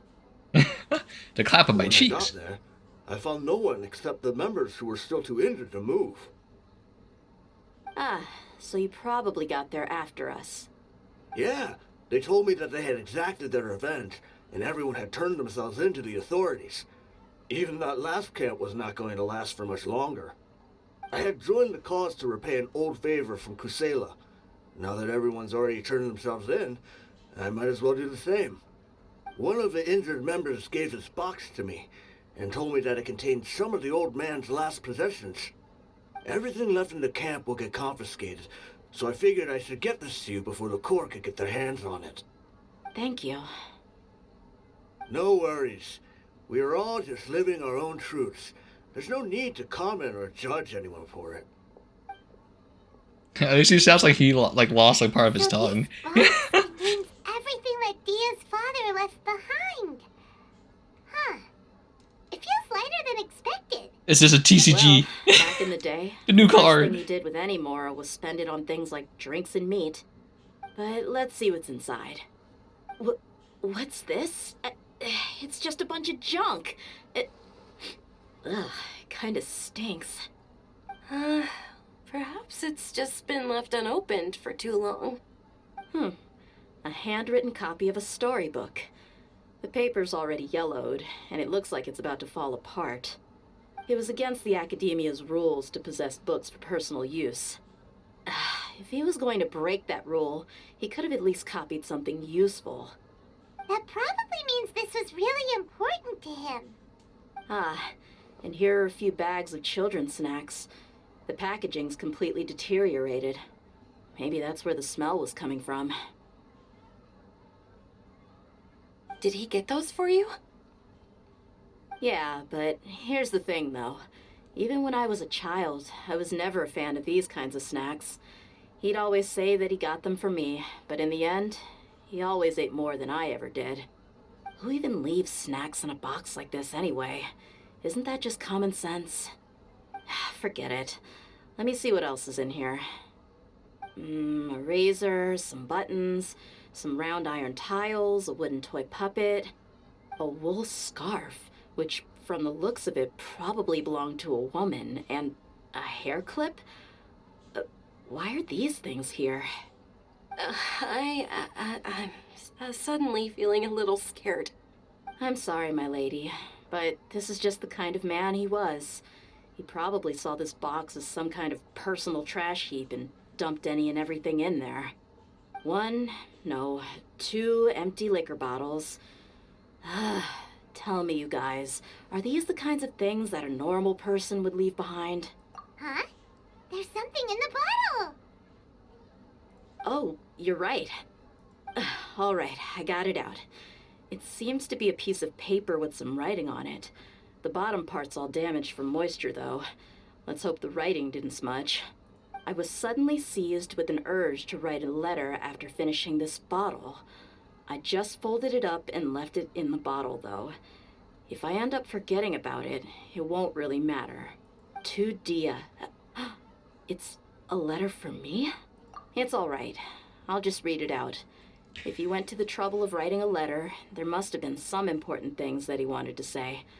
Or at least record down. My condition's becoming worse and worse. Can't even walk without a cane anymore, much less go out and have fun. Guess I don't have many days left. If you're reading this letter, then I suppose I'm already long gone. You were adorable as a baby. Everyone loved you. And regardless of whether you were crying or laughing, everyone enjoyed having you in the group. But once you grew a bit older, you were no longer nearly as happy or cute. It's probably Idrisi's fault. He was never up to any good. Can you believe this guy? He can point the finger at himself. Anyway, back to the point. To summarize, I'm writing this so you would know not to feel sad for me, even if you end up finding out the truth. The reason being that I was never your father to begin with. Wait, what? Surely, he must Huh? be joking, right? Not that. I don't know. I was quite formidable when I was young, and 100 times cooler than some so-called flame main. Really felt like the whole world was under my feet. With just a teeny tiny bit of effort, I felt I could rule over the entire desert. But as fate would have it, I went out into the desert for a drink one day and discovered a baby in the sands. It was you. You were just lying there, small and helpless. You were so tiny that if the wind blew for just a little while longer, you would have been buried forever. But your cries were so loud they made my head hurt. Now that I think of it, you really were a bundle of energy. Sounds like he's serious. I told Idrisi and the others that I had slipped up with a woman while out and about. None of them even doubted me. I'm sorry that I had to lie to them for so long, but I really had no other choice. I was their most esteemed leader, after all. It's not like I could just tell them that I suddenly wanted to play at being a father. At this rate, I'll puke up all the liquor I just drank from this bottle. Anyway, Dehya, you possess the kind of freedom and kindness that we could only dream of. As far as how you should live your life, that'll be up to you to decide. That's the end of the letter. In the end, he was still thinking of me as a little child. I suppose, or I would have suffocated under the sand a long time ago. He was a good father to you. The fact that he wasn't a blood relative doesn't change that. I like how you just believed the lie. Massified it. This. Do you already have some ideas about the decision that he wanted you to make? I do. If he first found me alone in the sands, then I want to try my hand at finding the person who abandoned me. I just have one wish. To tell them a story. That there once existed a childish and foolish jerk with a heart of gold. And that only under his care was I able to grow and mature into the person I am today. If you end up finding any leads, can you share them with us? We go on adventures all the time. Maybe we'll be able to find some information for you. Sure, I appreciate it. I wasn't expecting you to be so enthusiastic. I'll help too. It's the same thing. Thank you. All of you. Thank you so much. My life has certainly had its twists and turns, but I've always considered myself lucky. Because no matter where I've gone, I've always been surrounded by incredible kindness.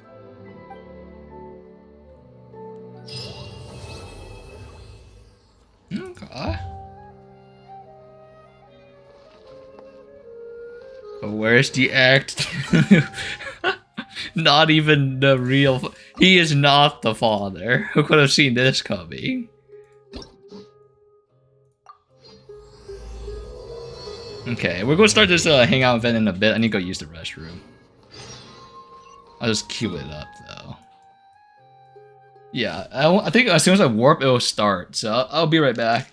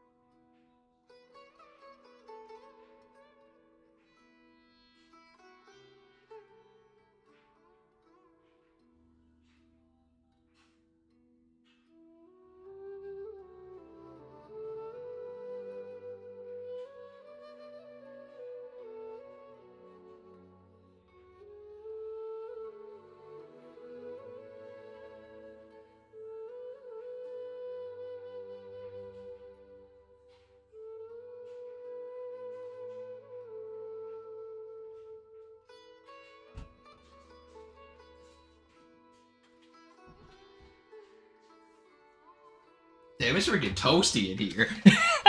I step outside and it's kind of cold. Going back in my room, it's like, it's quite warm.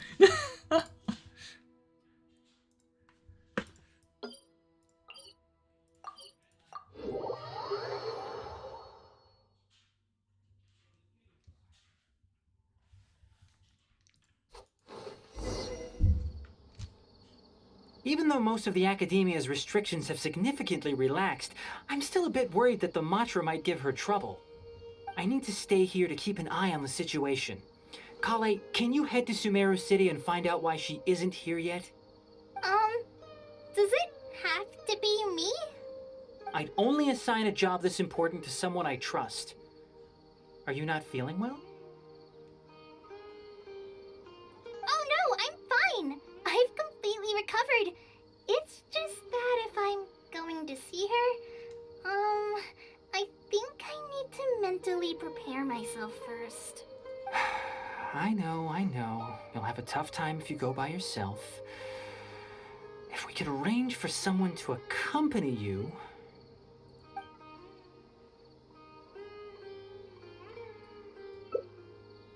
Oh, hey there! Ah, it's been a while. What a coincidence. I was just thinking about asking you to accompany Kale to Sumeru City. Dang, that sounds so freaking aggressive. That second choice?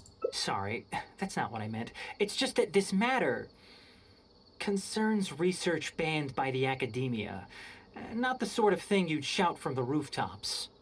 Also, you happen to know about this situation? There are very few people I can trust to be discreet right now. After giving it much thought, I believe you're the most suitable person for the task. It's complicated, and this isn't the best place to talk about it. We'll fill you in on the details once she arrives. You might have heard about her in Sumeru before. Her name is Faruzan, and she's a very experienced senior researcher.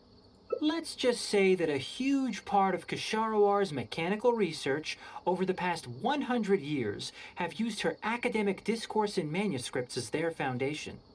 She is, but she vanished for 100 years because of a certain incident. She only returned to the Academia after being found in the wilderness a few years ago. Because of that, her current personality can be a bit, strange, as is her attitude towards Kale. I'm getting a headache just thinking about it. She doesn't have bad intentions, so you don't have to be scared. I'll try. Yes, Ksharovar and Spontamod researchers are often quite prejudiced, so I can't trust them with this matter. However, Faruzan isn't influenced by modern thinking. In our previous correspondence through letters, she indicated that she'd be willing to help. It's already past our arranged meeting time, but she still hasn't shown up. I don't think so. With her personality, it's more likely that she got wrapped up in some sort of trouble. Anyway, can you go with Kale to the Academia and check on Faruzan for me? Thank goodness. I was so anxious. I'm counting on you too. Kale, don't push yourself too hard. Just go there and see what's going on. Our task is important, but not that urgent. If Faruzan really is in some trouble, come back and tell me about it. We can always reschedule our meeting. After all, if she's distracted by other things, it'll affect her ability to help us. All right, let's go. Well, I don't have this character. I just know that she's old. So. Oh, yes, and one more thing. You might find her difficult to get along with at first. However, if you address her as Madam, she'll become much easier to talk to.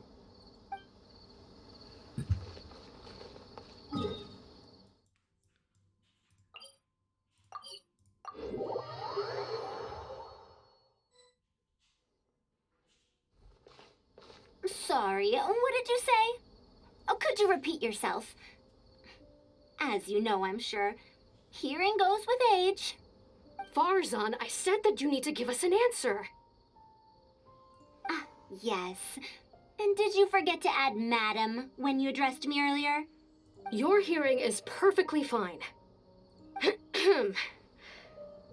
Madam Faruzan, we don't want to make things difficult for you. However, you haven't been teaching courses or supervising theses these past few years.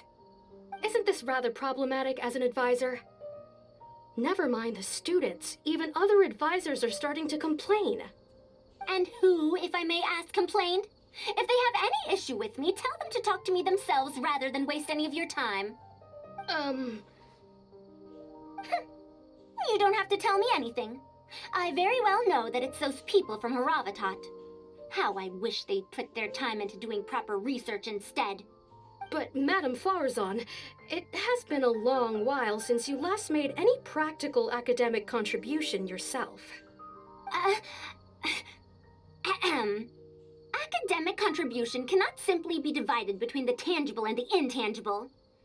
The issue here, I believe, is that the reviewer doesn't understand the very nature of knowledge itself. In any case, it makes no sense to use a metric like this to evaluate a mentor. Which sage set this rule anyway? I should write a letter of complaint right this instant. Wait! Madam Faruzan, please let me finish. That's her, all right. But the person with her doesn't look like a Matra. Shh! She hates it when people call her young. Her body apparently stopped aging during the year she was gone. So that's why she looks the same as she did 100 years ago.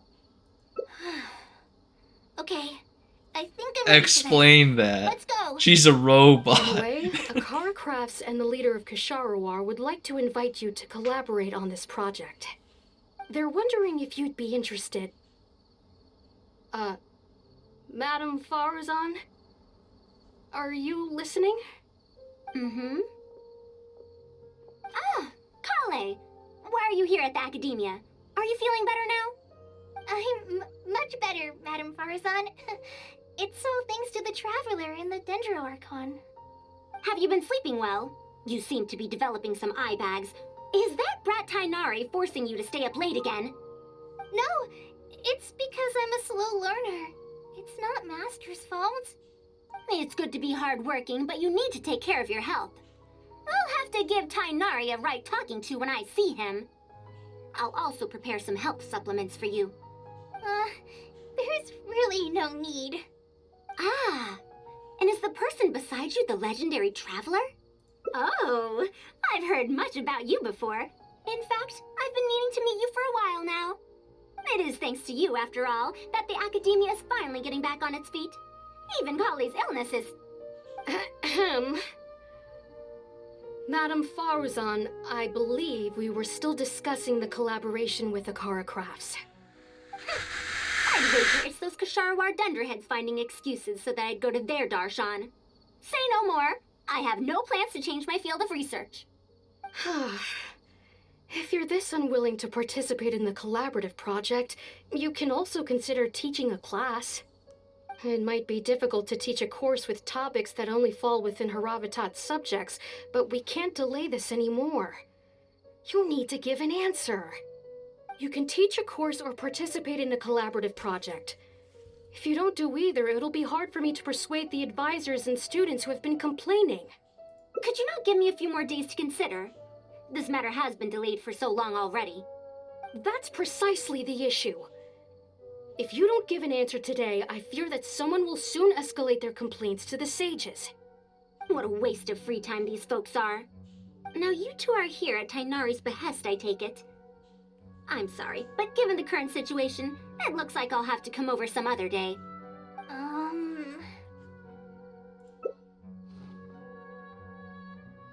Of course. I shall need some time to think as well. Who's a sassy child? No, Gets thrown into a wall. Master said there's no rush, but I know that he's been busy working on something at Pardees DI, so he hasn't returned to Gandharvaville for several days now. I feel for Madame Faruzan, but I still want to ask her to come with us. But if I get her in trouble with the Academia, then she won't have the time to help Master. What should I do? Oh, this is such a headache. Yeah, that would be the best for them both. I'll check with Master Master later and see if there's anything I can help him with. But I'm sure he'll say, the best thing you can do now is study hard, so I don't have to give you remedial lessons. Huh? Oh yes! This way she can get her problem sorted out quickly, and then she can go see Master. So if I also stay and help... that still sounds kinda scary. Okay then, I'm counting on you.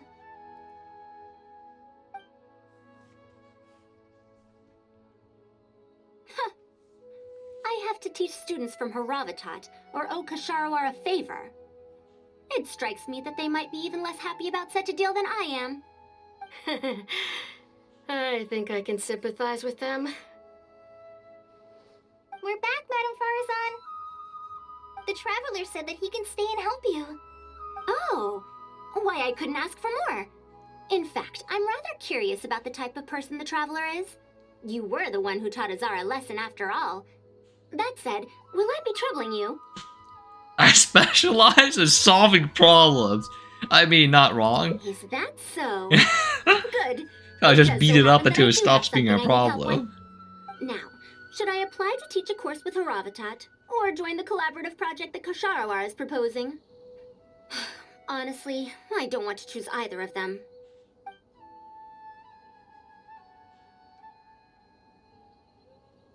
You might have heard of it before. Haravatat is an academic faction that researches languages and runes. 100 years ago, Madame Faruzan was a researcher from that darshan. Now, not was. Still am. Yes, of course. But current Haravatat students can't really... understand her direction of research. So even if she opened a course, chances are that no one would attend. In summary, I mean to interpret the configurations and solutions of ruin mechanisms via the deciphering of on-site stone carvings and unearthed documents. It'll include research into general documents dealing with such ancient machines. The research method is supported by Haravatat, yes, but the content deals heavily with both ruins and mechanisms. This will make it difficult for students of this darshan because they don't understand much about mechanisms. Also, there are fewer and fewer unexplored ruins left nowadays, and Kasharawar researchers have been developing their own theories on mechanisms. As such, they don't need to rely on ancient documents. They're far too complacent. Ancient mechanisms are more dangerous and complex than one might imagine. I'm telling you, things weren't like this 100 years ago. All researchers back then were interested in exploring knowledge from a variety of topics. They also gave more respect to unknown mechanisms. Nowadays, all people are interested in are mainstream subjects in popular research. Even if they attended my course, I wouldn't be interested in teaching them. Also, the people here think that my research is outdated and unrealistic, so they keep cutting my funding. Why, I think they could all stand to learn from Kale. She's a hard-working child and respects her elders. Huh? Why me? If only those who came to my lectures were more like you. Speaking of which, are you feeling better? You don't have to confine yourself to Gandharvaville anymore, right? I just remembered that I have a lot of studying to do. I need to head back and find Master.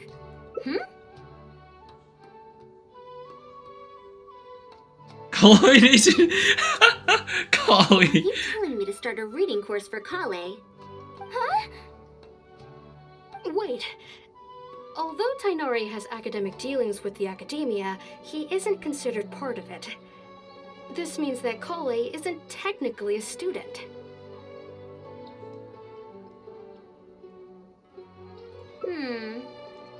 No, he's right. The old academia became consumed by their arrogance precisely because they ignored the public. There must surely be many people like Kale and Sumeru who are passionate about learning, but cannot study due to various reasons. The old academia paid no heed to them. But if I start a reading course for Kale as a pilot, perhaps Okay, she not read. I thought she many can more people in read. the future. I'll need to go back and ask if this is in accordance with regulations. Oh, save yourself the extra trouble. I'll come with you. If there's any arguments to be had, we shall sweep them aside together. Traveler, Kale, do wait for us a little while outside the academia. I'll be back in just a moment. Wait! catch up with her.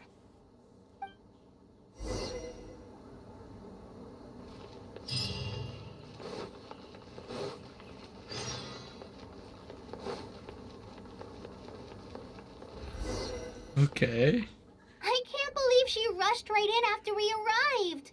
She's really headstrong. Oh, how did things turn out like this? No, not really. Madame Faruzan is a brilliant scholar. Even Master thinks so. If she's really going to teach me how to read, it'll definitely be much better than me bashing my head against the wall. It's just that she can get a bit too passionate sometimes. I don't know how to handle that. Maybe it's because she wants to take me in as a student? It's just like that researcher said. The academia has completely changed during the 100 years that Faruzan was gone. I don't really get it, but it does seem like Haravitat's students aren't optimistic about the prospects of doing research with her. Students who are interested in mechanisms and applications of the elements generally enroll in Kasharawar and Spontamod. Madame Faruzan also refuses to accept random students just to make up numbers.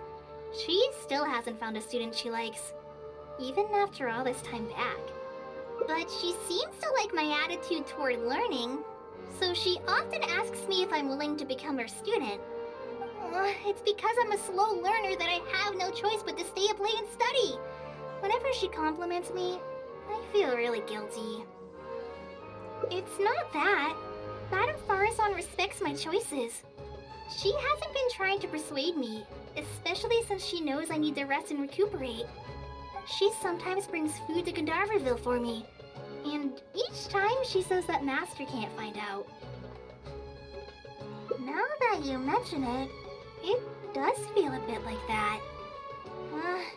Do I really look that young? Kale, Traveler, thank you for waiting. The issue has been resolved. I argued with the higher-ups and convinced them of the practicality and necessity of educating the general public. If I'm not mistaken, they're the students of my classmates' students. They're a lot less forceful than their predecessors, though. I'd say they caved rather quickly. Betas. Amazing! It's just that we need to fill in every single page of the application. It's been a century, but the academia is as picky as ever. Let's see now. What do we need to fill in? Course name, learning objectives, teaching methods, course materials.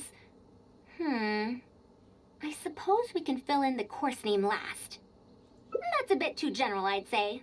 After all, this class's target audience isn't toddlers or children, but rather people who already know the basics of reading. As such, we'll need a more specific learning objective. How about proficiency in reading and writing? That's true. If we use children's teaching materials, we'll only end up wasting a lot of time on things that students would already know. And you have your job as a forest ranger, Kale. People who attend this course in the future are also likely to have life commitments. We need more effective teaching methods. Master always tells me that practice is the best way to learn. That's why I often ask him to help me find simple books to read. It must have been difficult to get books in Sumeru in recent years, no? Tainari really went the extra mile for you. Expanding literacy is a capital notion. Now that the academia is easing restrictions on the circulation of books, there should be more people who have become interested in reading. It's a great time to conduct this course.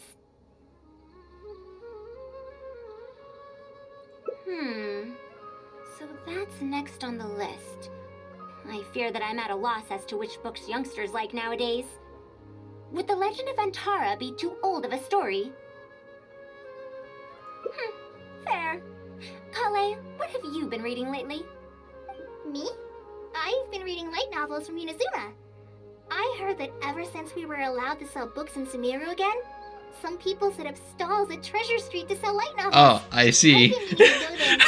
She said the light. I read the light novel. You guys read the manga. Disgusting. But I doubt I will procure suitable teaching materials from the House of Dehya. I read the OG material. Treasure Street it is. Wait for us, Madame Faruzan. You wouldn't think someone as fast as her is over 100. Let's pick up the pace and catch up to her.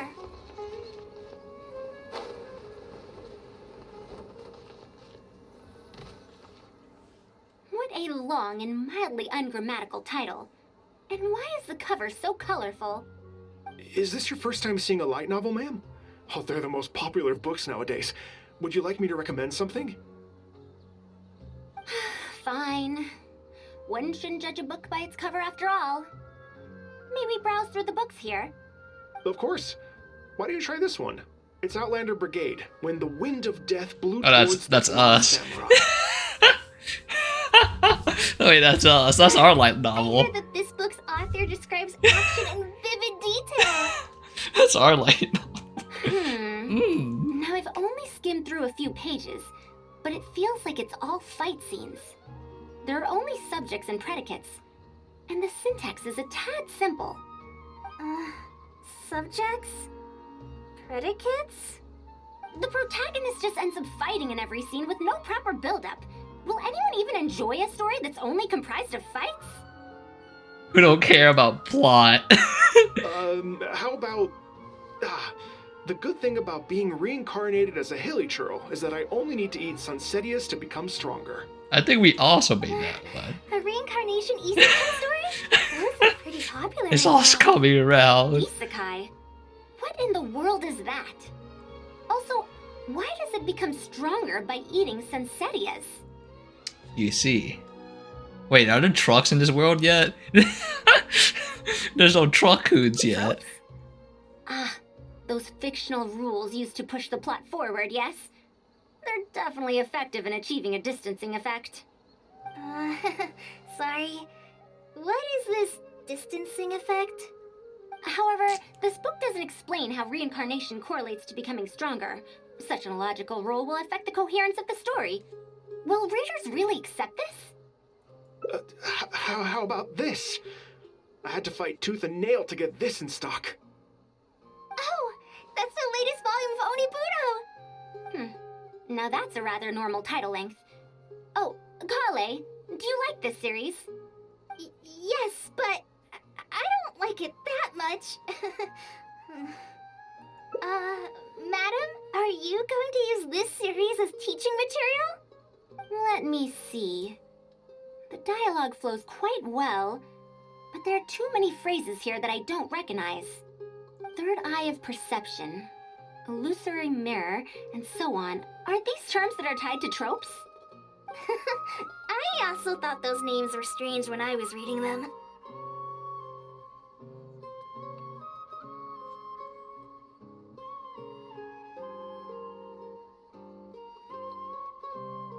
It's impossible to derive the meaning of these phrases in isolation. Also, their morphological properties are quite pedestrian, really. Or did the protagonist purposely create these strange names to disorient their foes? They're cool. So there's no deeper purpose. Hi. Very It's quite hard to cool. understand stories written these days. You're right. It's such a weird book. But you keep wanting to read the next page. Even the most popular book in Sumeru back then had greater depth than anything written today. Yes, a Bahumano researcher wrote it while researching folk legends. The plot had many twists. The world building was fantastic, and even the writing could withstand scrutiny. When it was still being published, many people in the academia were reading it. Even the sages back then all described the story as a timeless classic. The series must have concluded after so many years, right? Perhaps it's even more popular now. Is there a book like that in Sumeru? I've never heard of such a thing before. What's the title? It's called Tales of Shariar. Do you sell it here? Tales of Shariar? Hey, is it the Tales I've heard game? of that before. When was it published? About 100 years ago. 100 years ago?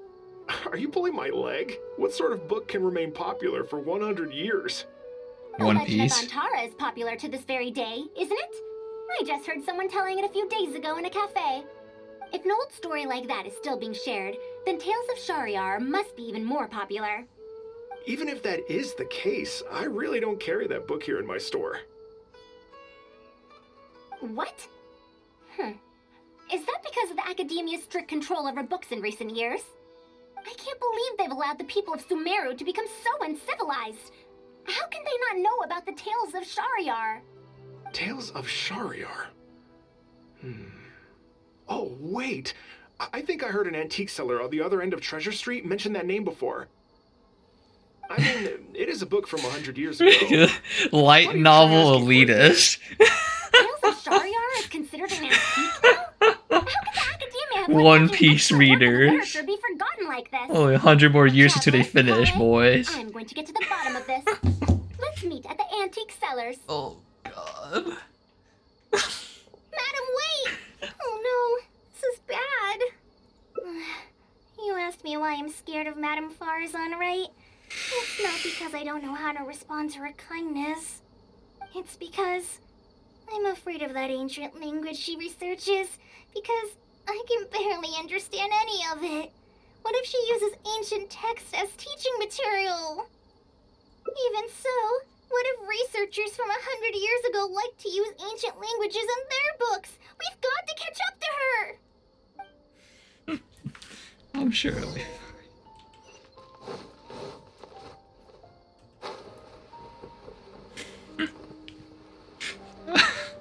Oh no. I can't wait for the argument between like the the manga / light novel was better and the anime adaptation was mid. Wow, you actually found it! I never thought this book would ever get sold.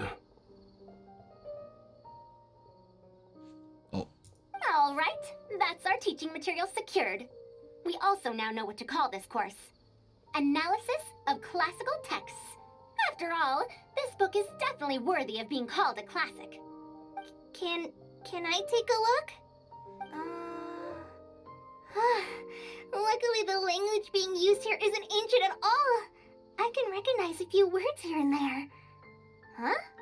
But why aren't there pictures of Oh no. As long as the writing is good, readers won't need any illustrations to imagine the Oh scene. no. Worry not, I shall thoroughly explain the difficult sections. You'll like this book, I know it. After all this time, I wonder if Aaliyah and Aziz ended up together. And who obtained the desert gem in the end? Sir, do you have the subsequent volumes of this series? No pictures. I don't think so. Is that so? And here I thought I could finally read the ending. Never mind, I'll keep searching for the later volumes myself. If I'm to use it as a teaching material, it's better to start earlier in the series. Where are the first 4 volumes? Why aren't they all together? I don't have those either. Actually, this is the only volume I have. Is this series really that popular? No. It's not popular at all. Rather, there's absolutely no demand for it. No demand? Impossible. Back then, I'd come across at least 3 groups of people talking about it during a single stroll at the Academia. Back in my day. Seriously? No one told me that this book was anything special when I first got it. This was not. Where did you get this from? Can you still contact the seller? I'm afraid not. This book was sold together with a whole bunch of antique furniture. I didn't even notice it initially.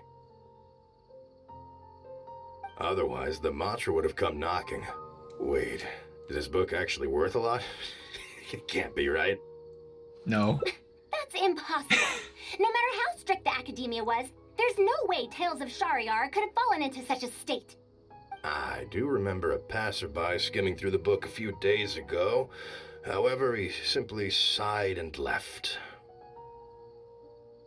He sighed? Why would he react like that?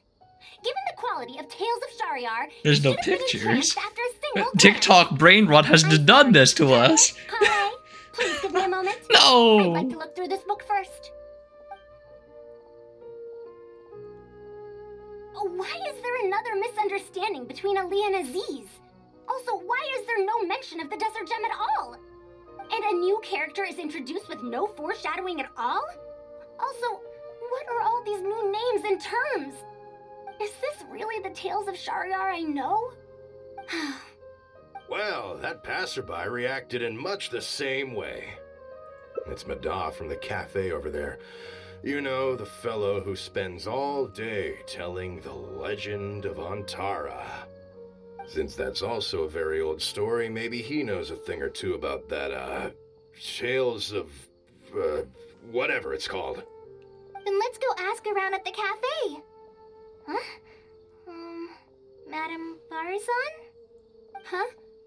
Oh, yes. Let's go.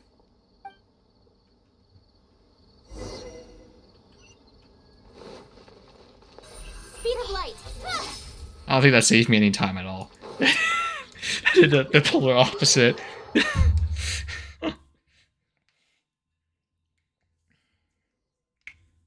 Okay.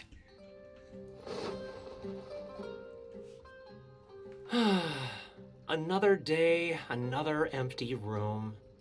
Excuse me? But are you Mada? Yes! Are you here to listen to my story? Well, we actually came to ask about something else. I see. Sorry. It's fine. I'm used to it, more or less. So, how can this terribly unpopular storyteller help you? Do you know about Tales of Shariar?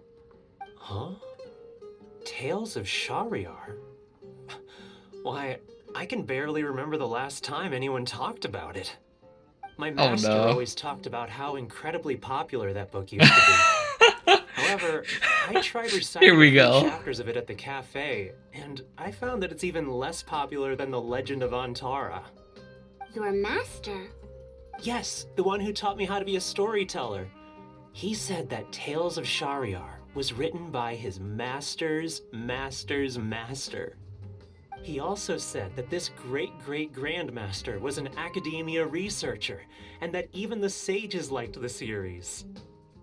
He wrote 4 volumes back then, and the reviews just got better and better. You couldn't find a single person in Sumeru who hadn't read his books. And then? What happened next? Why doesn't anyone know about Tales of Shariar now? Oh, it's hard to tell when it comes to trends. One day everyone likes stories like that, and the next day their tastes change completely. Instead of writing a proper ending, this great-great-grandmaster kept trying to extend the story. To tap into popular trends, he added a lot of tropes. Then, starting from the 5th volume, the reviews started to go downhill. How could that be? Then what happened to Tales of Shariar in the end? In the end, there's no ending. The great-great-grandmaster tried to write a few more volumes, following whatever trends were popular at the time, but the trends kept changing right as he published his books. He got so infuriated that he stopped writing altogether and focused on his research instead. What? So there's no ending? The readers didn't care?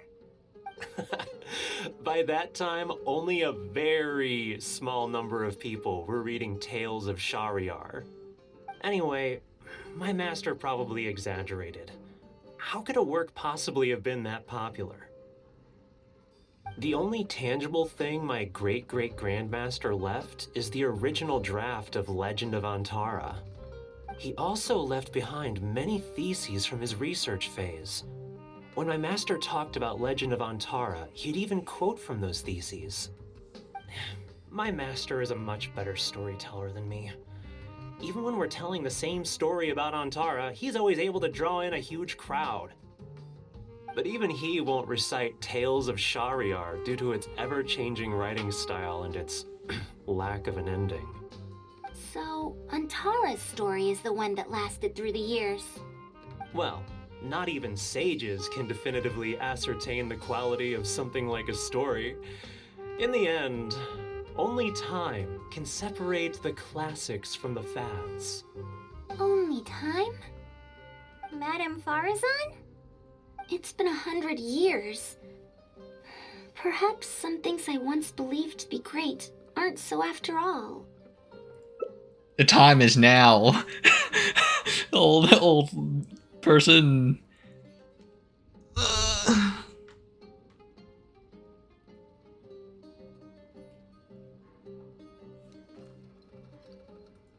Yeah! Master helped me find a lot of famous books at first, but in the end... There's someone out there that unironically likes Kirito as the main character, how so... good those stories are, if Someone I can't out bring there. myself to read them in the first place.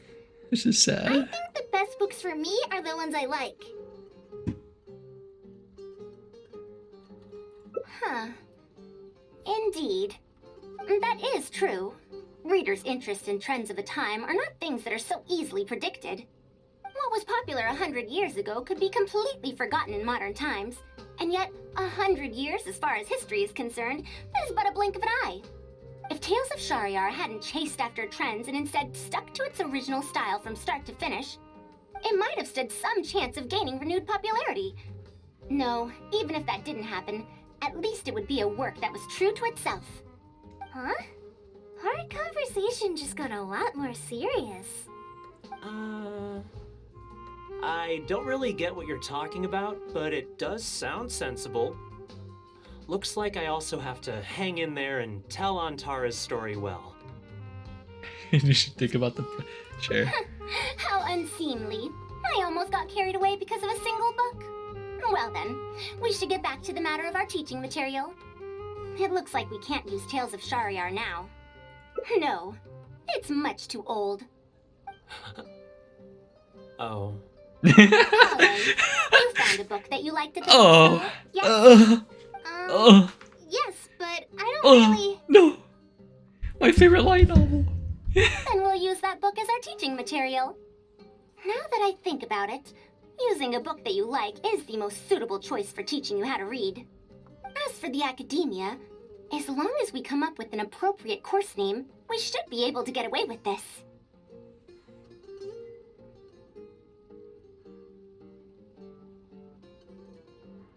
Dang, but they would just become mainstream.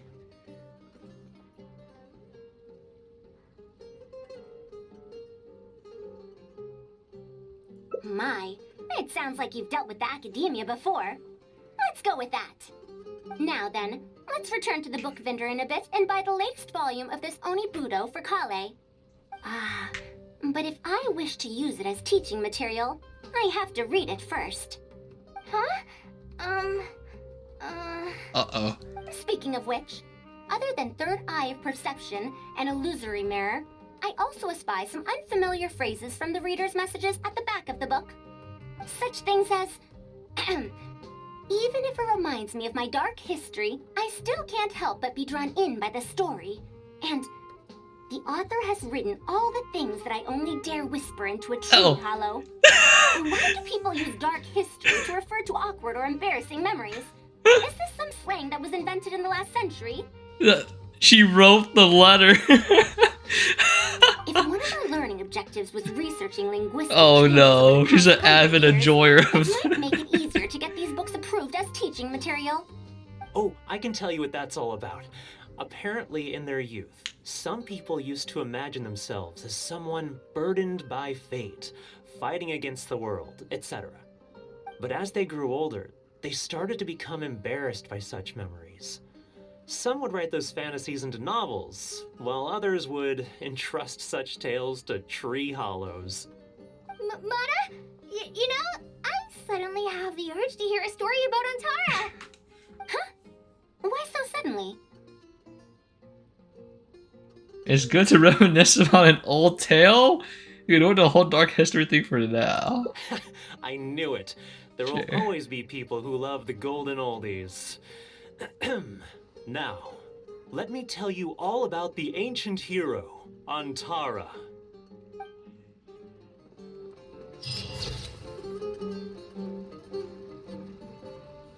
Excellent.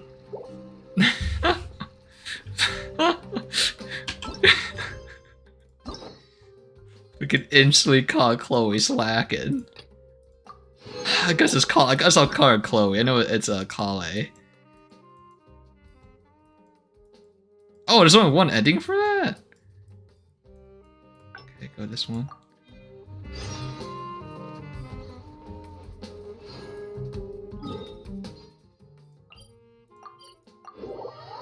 There's 3 choices for this? That's freaking wild.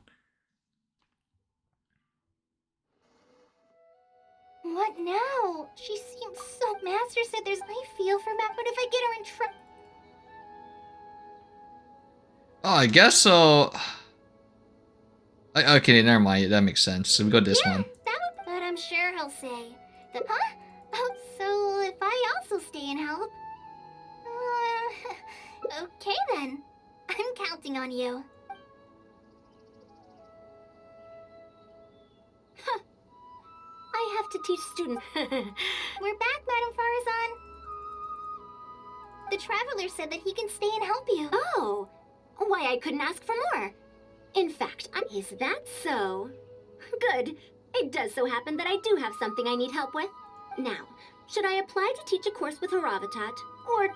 We've seen this out. Okay, we choose this I one. don't know if Tainari's told you about this before, but while my research involves learning about ruins and the mechanisms within them, I don't belong to Kasharawar, which specializes in researching mechanisms, nor am I in Spontamod, which specializes in researching energy flow. Instead, I'm part of Haravatat, which specializes in languages and scripts. She has been invited to Kasharawar multiple times to continue her research, but she's rejected them each time. Just listen to how they introduce themselves. In the future, Kasharawar will be the only Darshan with the ability to research mechanisms. There's no such thing as exclusivity in knowledge. Besides, the current Kasharawar is more concerned about how mechanisms can be used in everyday life, while my research involves textual analysis. Hey, they're on the right track. If they're trying to use the collaborative project Those machines. as to have me reconsider again. No, that's not it. The request this time is from Makara Crafts. The representative of Kasharawar recommended you to them, Madame Faruzan. In truth, she told me that it's because she respects you a lot. Oh, respect? So she wanted tier 3 shrimp. Okay. Putting aside my ideological differences with Kasharawar, I suppose I must acknowledge this attitude of theirs. At the very least, they're bounds above those decrepit Haravatat fools. Yeah, Akara Crafts is a pretty nice shop. Since both of you feel as such, I shall first hear this proposal. In summary, Akara Crafts wants to design a series of early learning toys that will cultivate curiosity and learning in children. Early learning toys. Interesting. So Rubik's The Cube? academia agreed to One of those work like with them shape, because they hope like that these boxes toys and can insert help like the children object become through. excellent researchers in the future. True. The current academia is in need of some new blood. If the children start learning now, perhaps I can find some talented students in a few years. Madame Faruzan, you still haven't found any students? Anise, Kasharawar's representative, should be staying in the inn at Port Ormos. If you want more details, you can find her there. Port Ormos? Now there's a place I haven't been to in a long time. I wonder how much it's changed. I probably can't join you since Port Ormos is a little far from here. I should probably go back and report to Master, and then review today's homework. No worries. Go do your homework, Kale. Once I'm done with everything here, I'll head over to Pardistii. Thank you. Why, I'd even call this a rare chance for a curious researcher like myself to observe the legendary traveler up close. I have the ammo version of them built, so it's still farm materials. Okay, so are we on? We're for sure on a different path, but which path are we on?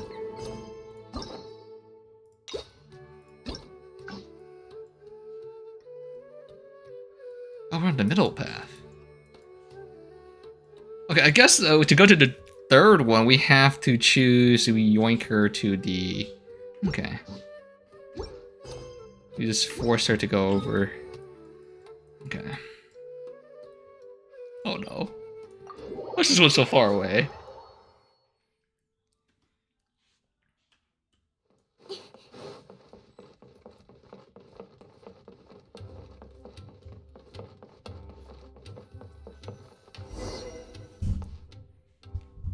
Madame Faruzan!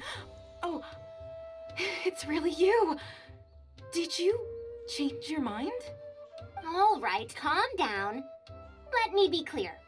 I'm still not all that interested in Kasharawar. I'm just here to see how the project is going. After all, you're here as representatives of the academia in this collaboration.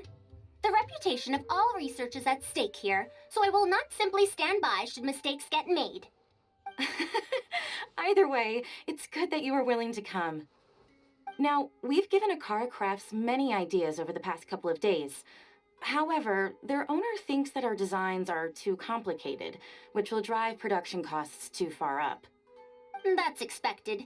Students who have never had to deal with budgetary constraints probably don't understand how important it is to keep costs low. How enviable. Oh, If you join the Kashara War, your budget will be as big as you want it to be. I guarantee it. That's enough. I will not repeat myself. Take me to Akara Crafts owner first, if you please. All right.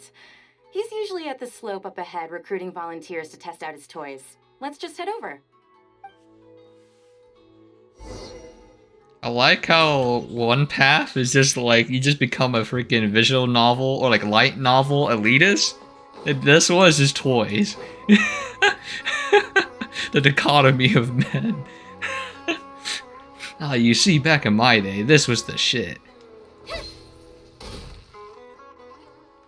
Mamdu, the one I recommended is here.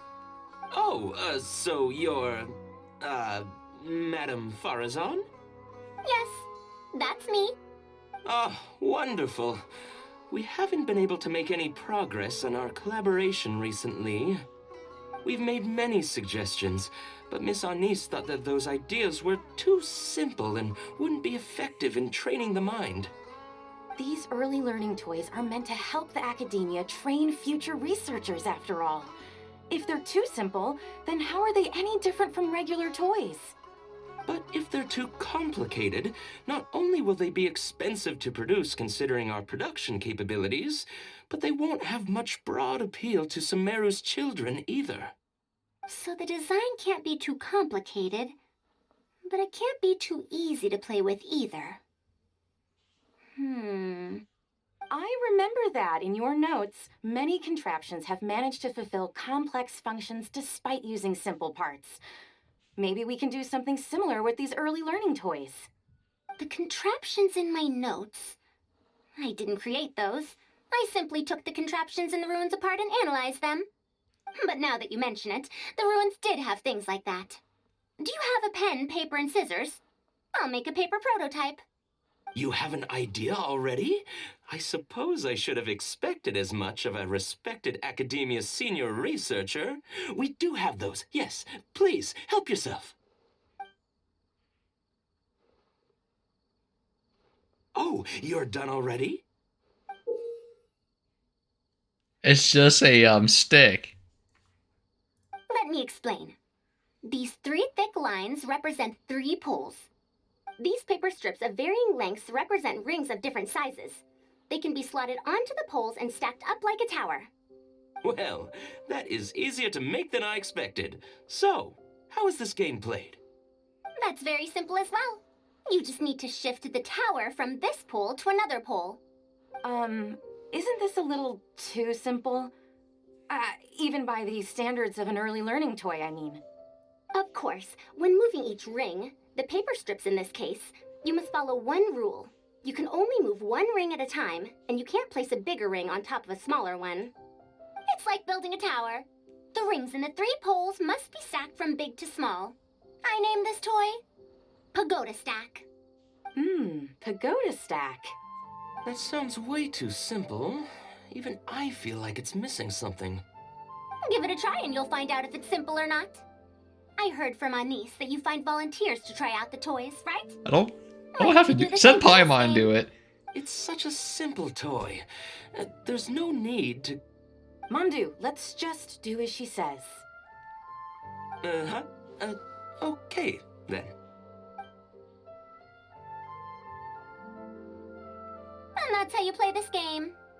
You can all give it a try.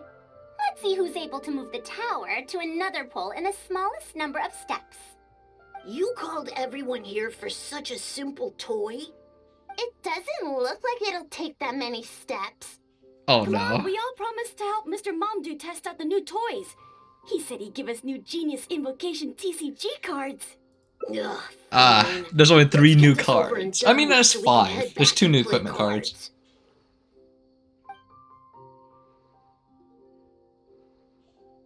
Done. It took me 19 steps. Huh? It took me over 20 steps.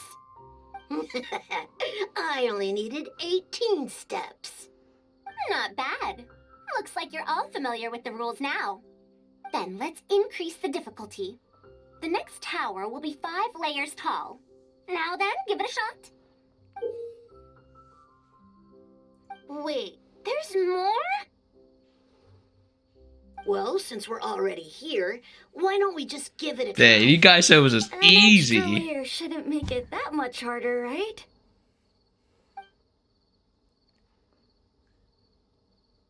What's going on? I've already moved over 30 steps, but I'm still not done yet. I'm almost done. Looks like I'm the faster one this time. Done! It took me 35 steps. What? How? This pagoda stack toy is pretty fun to play with. Good. We'll try it one final time. This time we'll add 2 more layers, making 7 layers in total. I don't think you had to illustrate Mandu, this. we've still got quite a few paper strips here. Why don't you give this a go as well? Do you need that many steps for something this simple? Let me try. Madam Faruzan, allow me to try it as well. You were looking at it quite seriously just now. Are you starting to understand the principles involved? I think so. Oh no. If you want to test out your hypothesis, you'll just have to Rise try of and find out. Kingdoms ahead. It's fine. Huh. We don't have enough paper strips left for you, Traveler. However, by the looks of things, you seem to have the game figured out. Why don't you guess what the lowest number of steps needed to solve a 7-layer pagoda stack is? It's very easy. I do the calculations, right? Wait. Okay, I'm open up paint. Because I think if we answer wrong, we lose. Because I know it's brutal. Some of these things... Okay, so... I'm taking this very... So 3 layers. It took them 18. 5 layers. It took them 35. What the fuck? What is this? There's no way this is a direct correlation.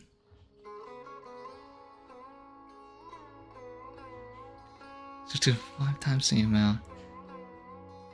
Oh, wait. So we just take 7. So if we did 7, then it would just be... What is it? Oh, frick, my PC is like freaking out. Okay, so it's only... So it would be... This divided by 5 equals this. So this... 5. Yeah, okay, we figured it out. I don't know how to explain it, though. So then it would be 9 here. So it'd be 9 times 7. Which is 60... Wait, no, that's not right. That's not on the options, right? That's not on the options! No!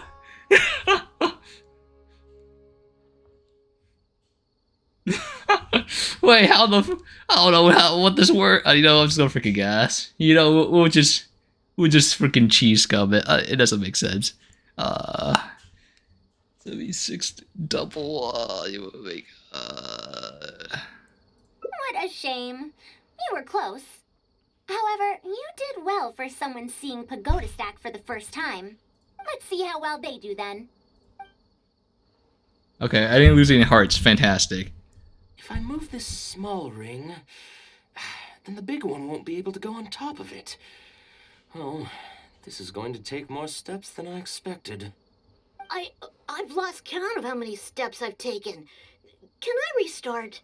This got a lot harder.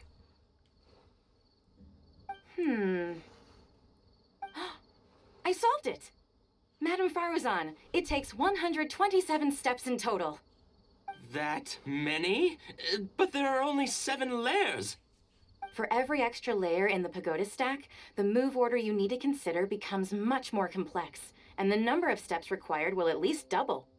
More accurately, it will require double the steps, plus 1 each time. You did well.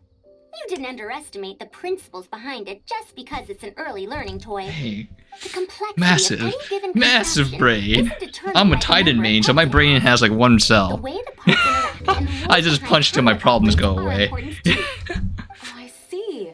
No wonder you emphasized in your notes that no contraption should ever be underestimated. I see. So even a simple toy can become complex with the right set of rules. That's right. The rules used for Pagoda Stack are the simplest kind when it comes to ancient contraption-making techniques. I could spend some time picking out all those machines that do something similar and write you a reference book. Once that happens, you can give the volunteers the reference book and paper prototypes and find out which toy is the most popular. Do you have any other toys? Yeah, when can we play with them? In about 2 days or so, I think.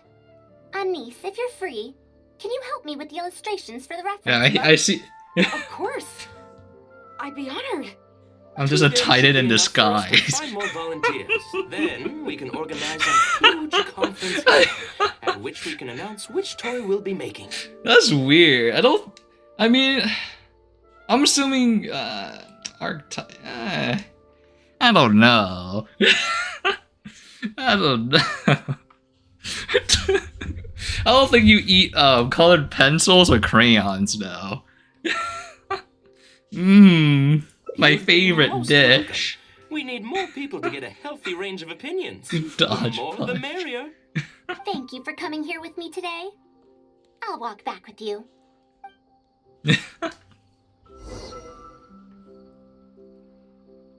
I just spam 1-2 punch. Jesus, I don't even do that. I think what I'm doing like Destiny 2 right now, since I'm trying to level up the new ice bow from the DLC. I just play Hanzo and pretend I'm scatter arrowing with my my exotic, and I just smash through them. Say hi to Tainari and Kale for me if you can. Once everything here is settled, I'll make my way over to Pardistii as quickly as I can. The new like ice bow from like the new exotic ice bow is so freaking good for like stasis. It's way too freaking good. And I just have so many diamond lances spawning left and right, so I'm just like constantly freezing and just punching people, and just sliding everywhere. I have like what is it? I have like 30%. I have 100 resilience, 100 recovery with stasis, and I have like an extra damage reduction on top of that because of my aspects too. So I just become nigh unkillable.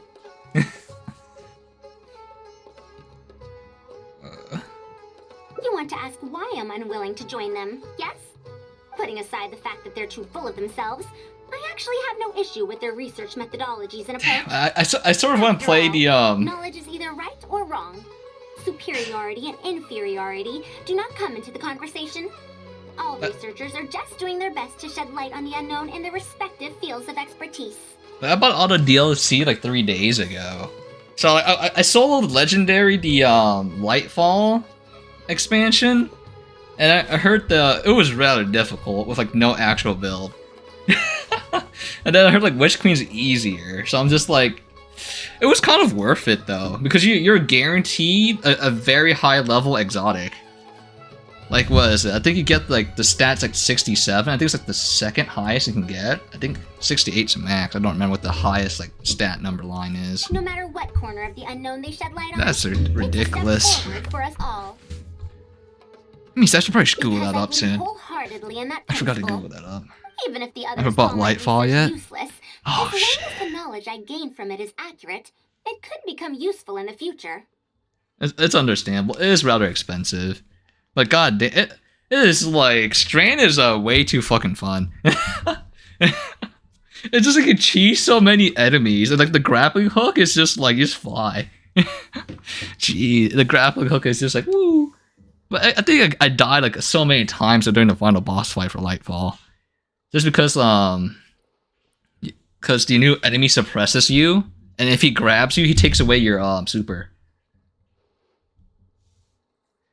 Try and clear grass for Golly? Oh, I see. In the end, useful and useless are concepts that shouldn't be used to evaluate knowledge.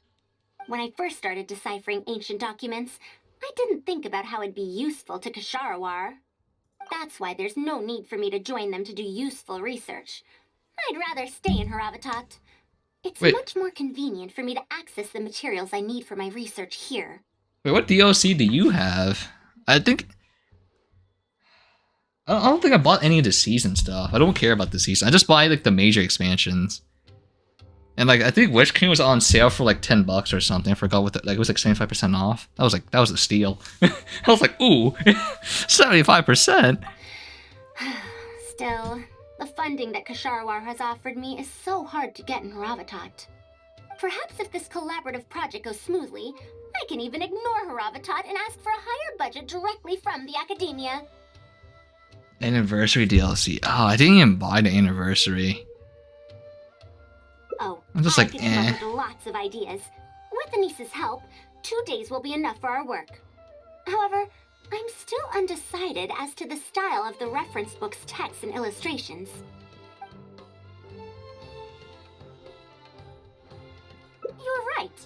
If no one understands the reference book, it doesn't matter how detailed it is. It's better to make it simpler and fun so that children will be interested in the subject. It'll also make it easier for me to recruit students in the long run. Thank you. I'll take your Let me see. Let me Google. Let me see. See you in 2 days. Wait, for real? Oh my god. 2 days. There you go. Let me see. What is the highest line you can go to? Destiny 2.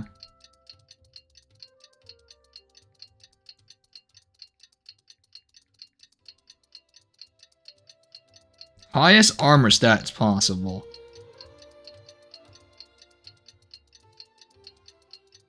The highest total natural stats points you can get per armor piece is 70. Oh shit, that's pretty damn high. God damn. Yeah, so when you do legendary solo campaign, you get an exotic armor piece that comes at 67. So that's like 3 like stat lines off from being maxed out. Holy shit, that's freaking crazy.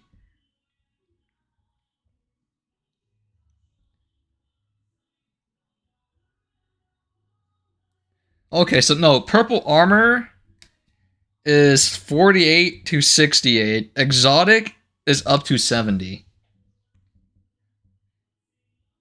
God damn, that is still pretty freaking good though. You like do legendary campaign and stuff. Damn, that's freaking wild. Exotic can go all the way to 70. And that's without like masterwork in it too. Because masterwork in it gives it like an extra like plus 10 stats or something. Damn, man. God, I do want to play more Destiny 2 though, but like in the new area, whenever I like use my super or I start like ability spamming because of my cooldowns like get reduced, it just like lags so freaking hard. Just too many ice crystals being shattered. They just go from 60 to like 10. I'm like, oh well. Yeah, I really want to buy a new PC too, but like they're still price gouging us, which is kind of fucking dumb. Oh, you're here. We're just starting to set up the venue. We've called up everyone we possibly could have. This is going to be quite the event. My masterpiece is going to be exhibited after all. Let's see what the academia shall say about it this time. And if we activate this little mechanism just like that, a Sumeru rose will appear at the top of the cane. Oh, I see. I thought it came out of thin air. It's amazing. If the mechanism was bigger, you could make a rabbit appear, right? Then you can't use a cane. Could you switch it out with a hat or something? You're applying what you learned creatively. Not bad. Let's look at the next page. If you fold an origami bird like this, it'll fly further and more stably. Whoa. You can make a mechanism using just a piece of paper? The principles at play are even more important than the parts that make up a mechanism. These are pretty cool. I'm tempted to try them out. I'm not that interested in toys, but if they'll be beneficial for children's development... Good parents. Everyone, we have paper prototypes and craft materials that you can use to make your own toys. Come try them out. This is such a well-prepared event. I'll give it a go. I think your cares. It's kind of weird to just show randomly. It's fine. We have a lot of paper prototypes and craft materials. All feedback is also welcomed. Okay, ending number 2. Oh, my origami bird flew further this time. Farther, you can measure it. Professor Faruzan, how can I make mine fly further? Just madam will do. This kid has proper grammar. You may indeed get the chance to call me Professor. You may wish to pay attention to these few Oh, what the details. frick? There's a mayfly in my Here, room. for example. All right, try it again. Wow, it really did fly farther. Madam Faruzan, will we learn origami at the Academia? Of course you will.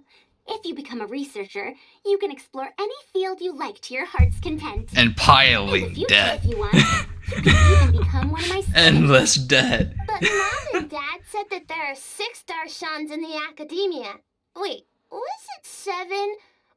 Which Darshan teaches about mechanisms in origami? Well, in this case, it wouldn't be Haravatat. I know. We need to choose Kasharawar. Huh? I want to attend Kasharawar in the future and fold even better origami birds. I want to make even more awesome mechanisms. Actually, the other Darshans do have their own specialties too. For example, Haravatat specializes in... Pay attention, children. Children? How did this happen? What if we end up in a Darshan we don't like? Does that mean that we won't get to learn about the things we do like? No, that won't happen. Take me, for example. I'm a researcher from Haravatat, but I research mechanisms. See? The only person able to restrict your curiosity as a researcher is you. Dude, this mayfly needs to understand fuck what I'm off. saying? Not really. Huh. I'm not sure how you entered my room. The door is closed. Now, do you want to learn about some other machines? Let me tell you a story about Me pressure-based gonna be mechanisms angry. and elemental monuments.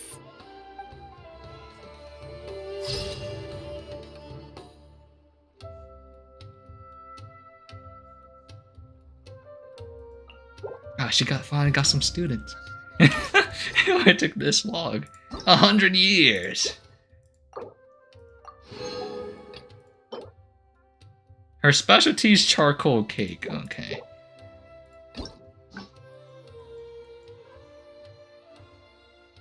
Oh.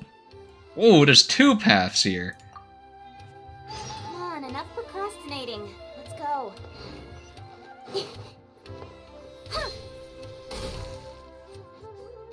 I'll be going then. Say hi to Tainari and Kale for me if you can. Once everything here is settled, I'll make my way over to Pardistii as quickly as I can. A niece. We haven't had much time to get to know each other, but she seems like a good kid. She's able to calmly figure out the basic principles behind something without being influenced by others. I'll do my best to teach her over the next few days. Still, how much she learns will really depend on her. Well, her interest lies in the application of mechanisms. I do have some old knowledge to share, but if we think about the future, it's easier for her to learn the things she's interested in if she stays in Kasharawar. My research into mechanisms is, in a sense, a side effect of my research into ancient texts. If she becomes my student to learn how to make modern contraptions, it wouldn't benefit either of us in the long run. However, if she develops an interest in deciphering ancient texts over these next 2 days, that would change things. If I successfully poach a student, those young punks at Haravatat will have one less reason to cut my budget. Perhaps if this collaborative project goes smoothly, I can even ignore Haravatat and ask for a higher budget directly from the Academia. Oh, I could come up with lots of ideas. With Anissa's help, 2 days will be enough for our work. However, I'm still undecided as to the style of the reference book's text and illustrations. I'm assuming I have to go this way? You're right. Explanations are a core part of early developments, too. By using detailed and accurate illustrations, we can impart knowledge more effectively. It would also make it easier. I'm assuming this is the bad ending, because no kid like. I don't like reading paragraphs on how to play the game. See you in 2 days. Just let me play the game first, and if I don't understand the mechanics, I'll read. See, that's the difference. One good game design, you don't need to read the paragraph. Bad game design is, oh shit, I have to read this.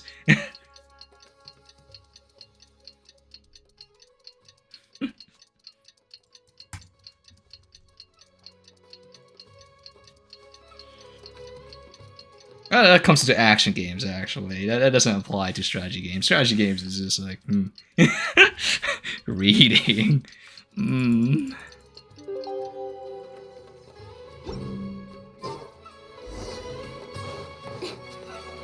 Bad ending time. I'm gonna fall asleep reading this paragraph. Oh, you're here. We're just starting to set up the venue. We've called up everyone we possibly could have.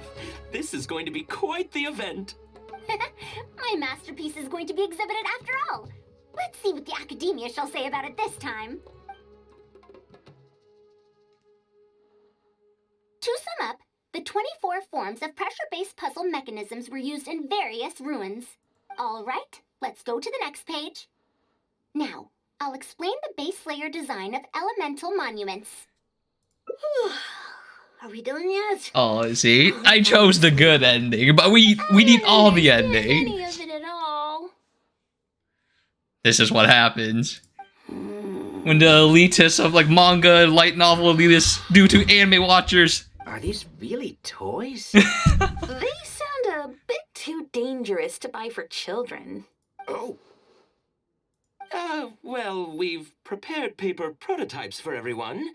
If you're interested in the mechanisms Madame Faruzan's talked about, you're more than welcome to try them out.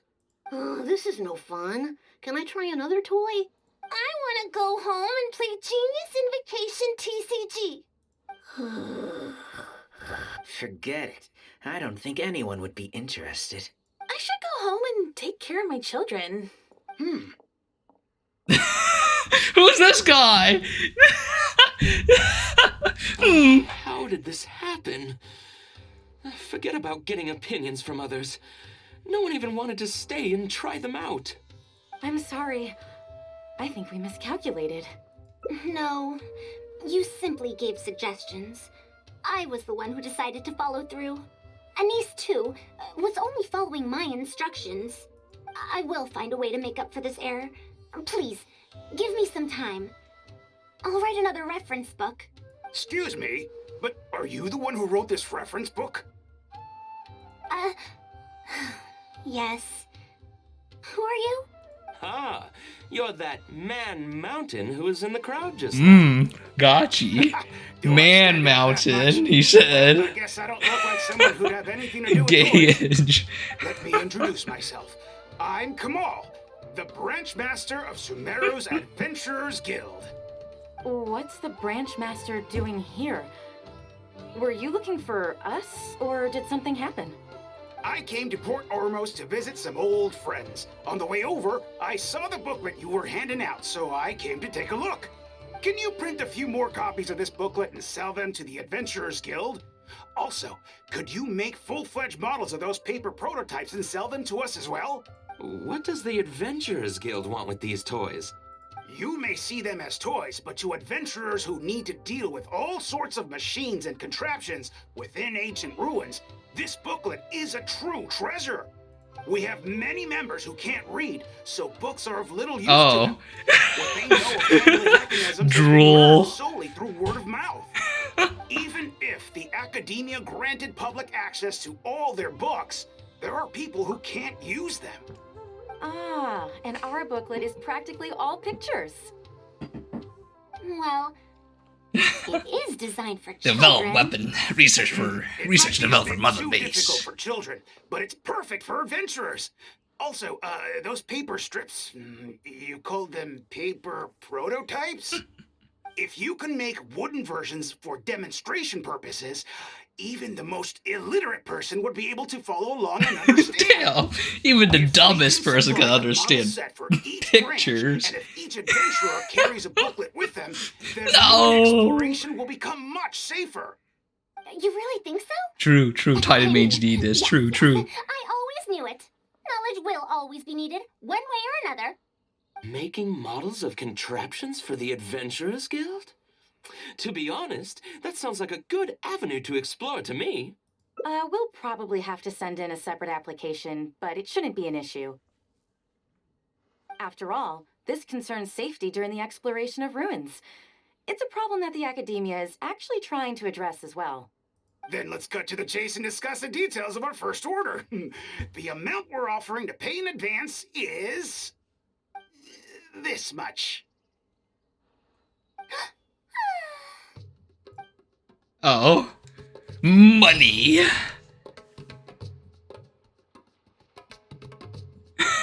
Stalks Corpa to the moon. Oh no. What does she gain though? She lost the children.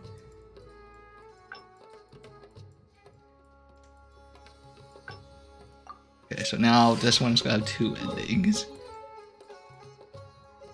I guess it's still a pretty good ending. I guess. She's just rich now. What now? Master said there's... I feel for Matt, but if I get her in trouble... So we have to choose this one. But if someone does complain to the academia, wouldn't it make Faruzan's situation more awkward? And if the academia investigated and found her at Party's DI, things would get even worse for her. Do you have some way to invite her over to Party's DI without stepping on the academia's toes? Okay then, I'm counting on you. This is a bad idea. The dialogue's drastically different. I have to teach students from Haravatat. Madam Faruzan! Well... Please, Madam Faruzan, focus. Today's the deadline. Oh. Yes, I see. Well, I actually skipped one or two lines of new dialogue. Whoopsie. That lad didn't make it very clear in his letter, now did he? Otherwise, I would have reported it as part of my research. Yeah, that's right. Master sent us... That song is so sus. Wait. Yeah. Opportunities for collaborative research don't just come out of thin air. This seems like too much of a coincidence. Also, there isn't much overlap between Madame Faruzan's research and that of Amorta, right? What will you even be collaborating on? Master wants to research, a fully automated irrigation system. A fully automated irrigation system? Precisely. It's a system that can automatically adjust the amount of water it provides based on the season and the plant species involved. I saw a similar mechanism while exploring a rune in the rainforest. That's why Tainari wanted to collaborate with me. A mechanism like that exists? Why have I heard of it before? I found it 100 years ago, so it's only natural that you don't know about it. Why don't you go ask your teacher's teacher? Perhaps they've heard about it from their teacher. But we can't prove its existence one way or the other, right? Fret not. I'll have Tainari write an official proposal to the academia later. That should do it, right? An official proposal. Fine. We haven't made any progress with either the collaborative project or the elective course anyway. I'll go inform my superiors now. Please do take care of the paperwork as soon as possible. Don't delay this any longer. Sure. I'll be sure to needle him until he gets it done. Phew. I think she bought it. Even though this is our first meeting, I must say, we make a good team. Wow! You made up that excuse on the spot, huh? Madam Faruzan, did you really find an irrigation system 100 years ago? If the academia asks for any details... Who knows? It's been 100 years, so it wouldn't be too surprising if I've forgotten a few details, no? Huh? Then how will we explain things to them? I'll let Tainari worry about whatever documents we might need to send to the Academia. Oh. If I'm right, the requesting I method in store mean- for me won't be any simpler than the Academia nonsense. It's fine. This is fine.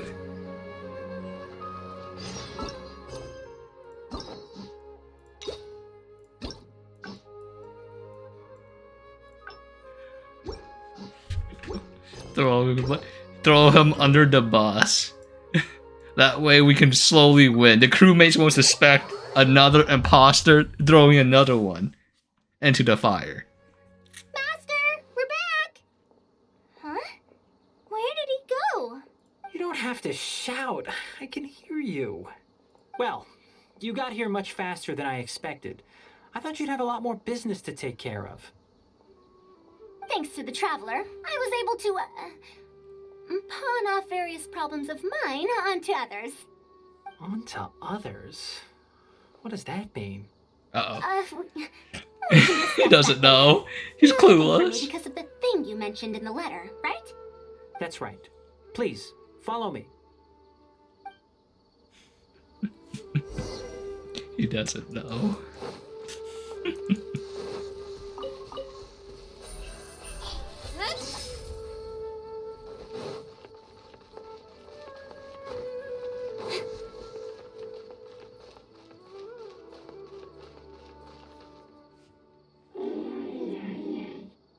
A monster? Why is there a monster here? Don't be scared, Kale. This is the mechanical life form the Traveler and I saved a while back. Its name is Karkata. It's the final work of a late junior of mine. You mean Abatui? He must have been a genius to create one of such polish all by himself. It's uncommon that a Spongemod researcher is able to create such an intricate machine. If he were still around, we could probably chat the day away. What a shame. Okay. Something seems wrong here. Have you been maintaining it? Mechanical life forms are much more fragile than they look. Is Karkata sick? Karkata has been lying down like this since a few days ago. It could be an old malfunction acting up again. I've taken a few courses conducted by Spontamod before, so I've managed to perform some passable repairs on Karkata's energy supply module. However, it seems the issue this time is with its transmission. My knowledge can only prevent its condition from deteriorating any further, but Madame Faruzan, you should be able to find a way to repair it. Not necessarily. Mechanical life forms are created using techniques from alchemy, elemental science, and more. There are multiple modules here that influence each other. A simplistic knowledge of mechanisms will not serve here. You know that as well. Each mechanical life form is very different from the next. So even I cannot be sure if my understanding of mechanical life forms is going to be of any use to our little crab friend here. Karkata. Can you all go outside for a minute? I need a bit of space. Before I do a thorough check, everything we've just said is but conjecture. All right. We're counting on you, Madame Faruzan.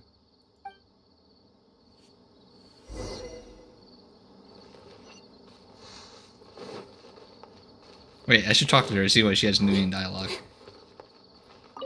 Who knew that I'd encounter a mechanical life form in this manner after 100 years? Okay. I'm assuming she share the same dialogue. I didn't know mechanical life forms could get sick too. You have to get better soon, Karkata.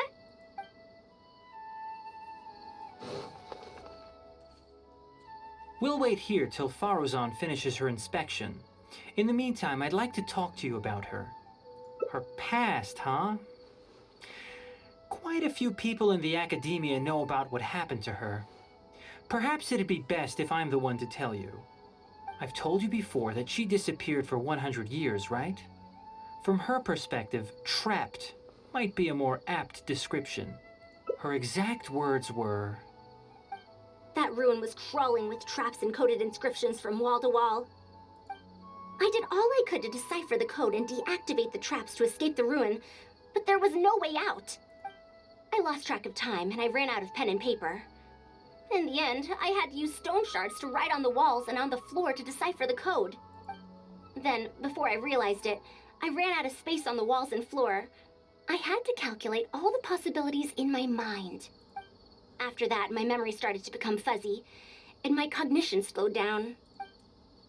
She doesn't remember anything else, including the location of the ruin and how she finally managed to escape.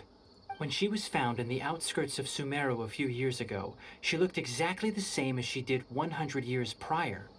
However, she was in a stupor and struggled to form sentences. Only after a lengthy recovery period could she speak again. The Academia speculates that she must have gotten trapped in an unknown ruin while researching machines a century ago. And because of the ruin's special properties that halted her aging, she was able to use those 100 years to crack the trapping mechanism and then escape.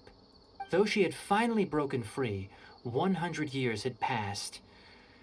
Everyone she knew, and everyone who knew her, was already gone. In the end, even the Academia had to rely on century-old records in the Akasha to confirm her existence. Don't make that face. I'm not telling you this because I want to drum up sympathy. She wouldn't want others to pity her because of past events. Rather, she sees that period of entrapment as an experimental error.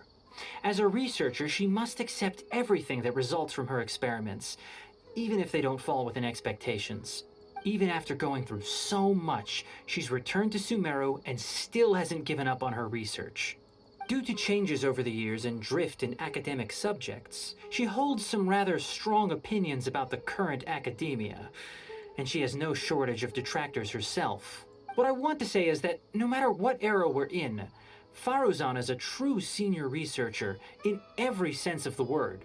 She has her own deep understanding of various ruins and machines. If there's a chance, you should talk about them with her. It'll definitely be helpful for your journey. Master, Madame Faruzan's done.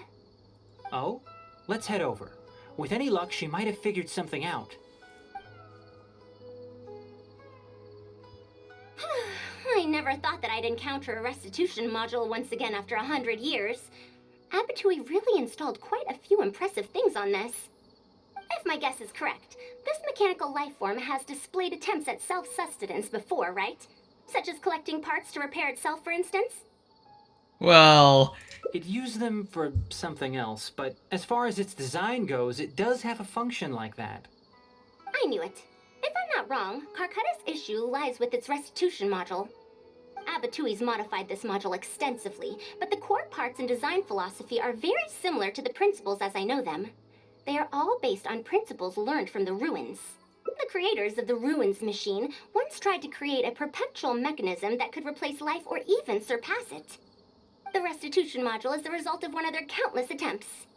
It replicates the behavior of living things to achieve a self-repair function. However, the energy required in maintenance of the module became an issue. Energy consumption? Maintenance? For example, a living thing's heart can deliver nutrients and blood to various organs. However, the bigger the living thing, the more powerful the heart needs to be. Once the heart is damaged, it'll be hard for that living thing to heal itself, and even the function of other organs can be affected. Thus, the attempt wasn't widely adopted. Even 100 years ago, I'd only seen it once before. Oh dear, this is going to be a problem. Based on my current research, I'll need to swap out the damaged parts in the restitution module to repair Carcata. But like I just said, the module is rare, even by the standards of ancient machines. Not only that, but there is very little related research documentation available. Finding suitable parts would be like trying to find a single gear in the vast desert, to say nothing of the difficulty in making those parts from scratch. One can only wonder where Abatui found the original parts. I might have an idea. Abatui was, for a time, quite passionate about excavating the Great Red Sand. This was when he had just gotten expelled from the Academia. You mean to say he found a restitution module in the desert? Well, that is indeed possible. But the desert's huge. How are we supposed to find the parts that Carcata needs? According to the Academia's records, no similar parts have been found in the Great Red Sand over the past 100 years. If we want to try our luck, we'll have to explore ruins that have never been explored before. I do know that a Vahumana researcher formed an expedition team after the sandstorms and earthquakes subsided. They are now exploring areas of the desert that used to be difficult to access. Should we ask them if they've made any new discoveries lately? The chances are slim, but it's at least more effective than running around like headless chickens. His name is Raid. I think he's stationed at the northeast part of the Hypostyle Desert. Let's go look for him once Karkata settles down. Oh, you and Kale should probably stay. Karkata's condition may be stable, but it would still be better if some of us stay to look after it. Besides, you still need to take care of the trouble that the Academia left for me. Trouble from the Academia? I thought you said you pawned it off to someone else.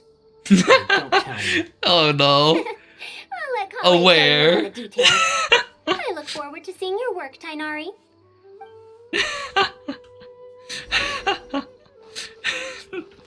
So it'd be getting. Fully automated irrigation system.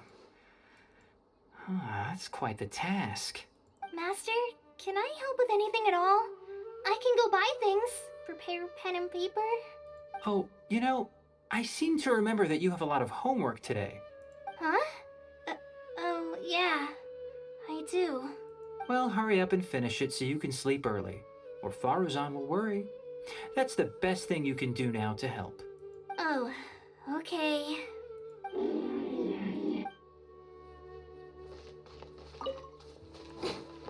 Okay, so which route is this? Oh, we didn't make it that far. Oh, it's still the same.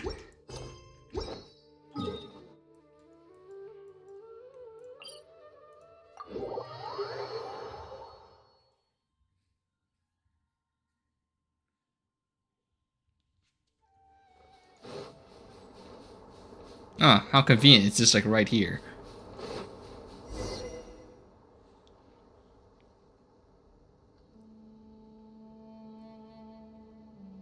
What is this? Halt!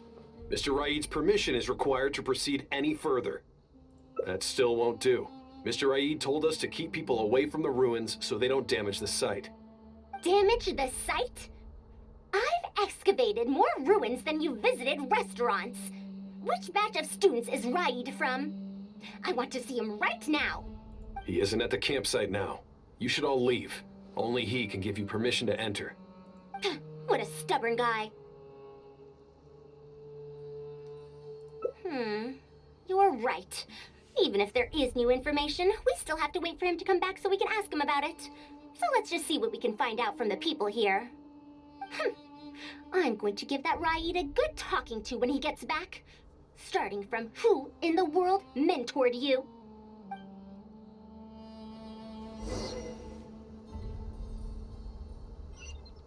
Is villagers? Halt! Mr. Raid's permission is required. He just says the same thing. Okay. That machine looks amazing. Could it be the legendary Ruin Wanderer? The location seems to fit too. Might that legend actually be true? What if I told him that it's just that's the guy you farm for parts? you farm for ascension parts. The ruins? Don't know anything. We were only hired to deliver water and supplies to them. Forget excavation. They won't even let us get close to the camp where they're staying.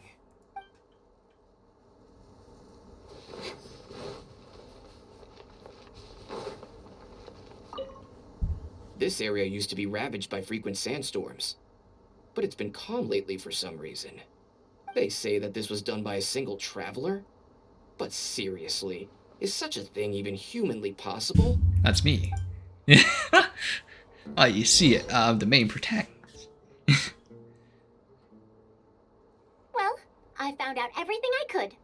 Is there anything that stands out to you? The villagers were hired to deliver supplies, but they haven't been allowed near the campsite. That's definitely odd. However, I'm more concerned about this Ruin Wanderer they speak of. Ruin Wanderer. That's the first time I've heard that name. But that wreckage did seem a bit weird. It's a bit far away, and I can't really say for sure from this distance. Perhaps we should ask the villager from before about the legend first. Huh? What are you guys doing back here? I wouldn't blame you for not knowing about it, youngsters. After all, it's a tale that's she's over looking a like decade that. old.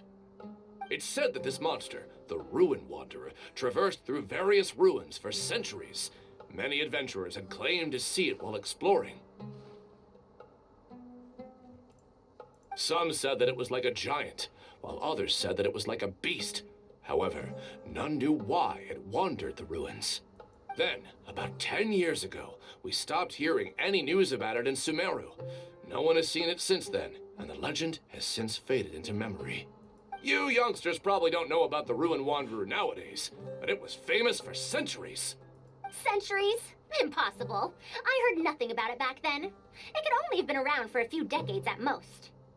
Wait, back then? Indulge my curiosity for a moment. Why do you think that wreckage is the Ruin Wanderer? Well, I had also heard that secondhand from... You heard that nonsense from the Eremites after they got drunk, right? Who are you? Madam Faruzan, it is a pleasure. I'm Raid, the one who organized this archaeological expedition. I'd heard of you at the Academia, but I didn't expect to run into you here. Truly, it is an honor. And this must be the famous traveler, I presume. What brings the two of you here? Have you found any special contraptions and relics in the ruins that you've been investigating? I'm ashamed to say that we haven't found anything noteworthy, even though we've been investigating for a while now. Really?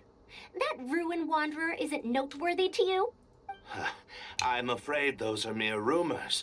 Really, I sometimes wish that those people would put as much effort into their work as they do into gossiping. You're right, sir. I'll get back to work now. The wise do not buy into rumors, so it is said. I believe that you too, Madam Faruzan, do not put any stock into such baseless talk. It is also said that real knowledge shall come from practice. I can help you research the excavated relics and see if I can find out anything new about them. You can take credit for any new discoveries. I believe this offer to be sufficiently attractive. In truth, I could ask for nothing better than your help with our research. However, you two must be tired after a long journey. I'd feel bad if I set you to work immediately. It's getting late and my subordinates and I are heading back to the camp to rest. Why don't you find a place to spend the night first? We can continue our discussion tomorrow. There's a tent that the villagers occasionally use to rest. It's a bit simple, yes, but I hope you won't mind. Since you need to rest as well, let's do just that.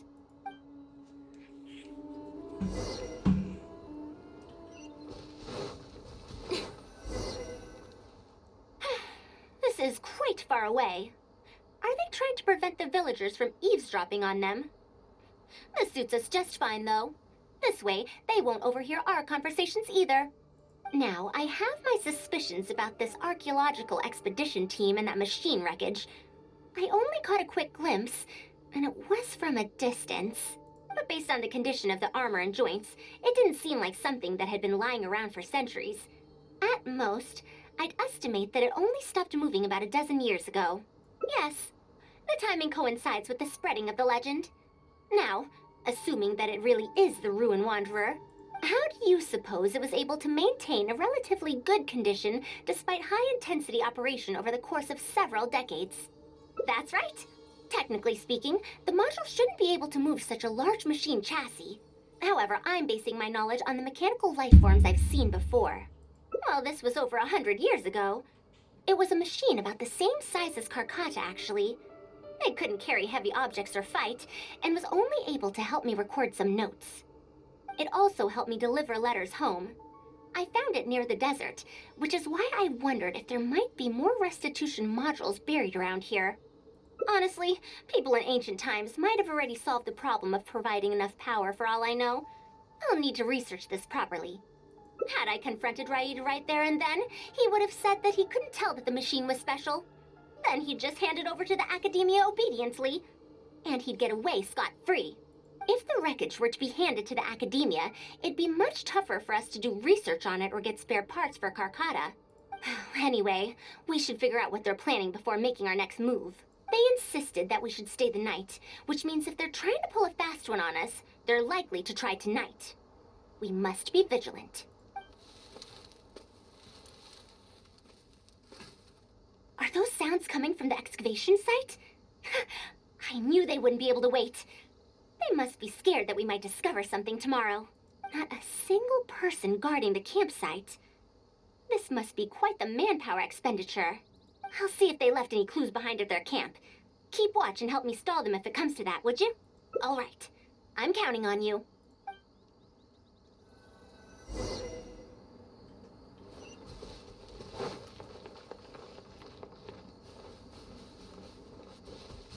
Okay. Quite sussy. Why isn't the tent here yet? We need to switch it out tonight. It's still on the way. I'm afraid this is the first time we're delivering such a huge one. Phrasing. You're just a load of trouble, aren't you? We wouldn't have to deal with these interlopers if you had kept those lips of yours from flapping. Hurry up and hide our current tent and deliver the new one to me tonight, no matter what it takes. Huh? Who's there? It's me.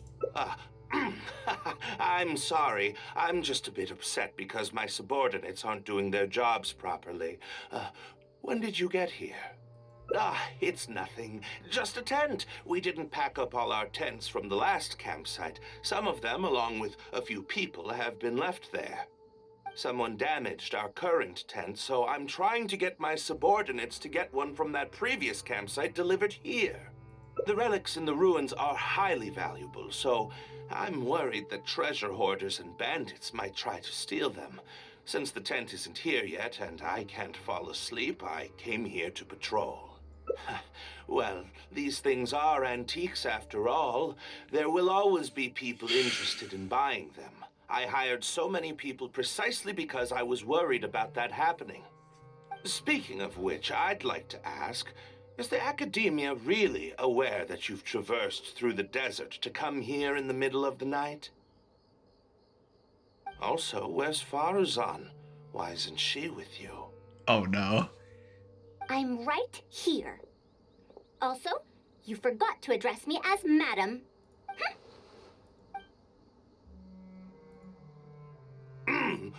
Sorry, Madam Faruzan. You were all making so much noise that I couldn't sleep, which is why I got the Traveler to find out what was going on. But for some reason, that one task took forever, so I came to check in on the situation. I'm very sorry for disturbing your rest. I'll tell my subordinates to be quieter on patrol. Good. Come on, Traveler. Let's head back. Yes, we came to check out the situation, didn't we? Well, we've already done that. We should get better rest so that we'll have energy to investigate tomorrow.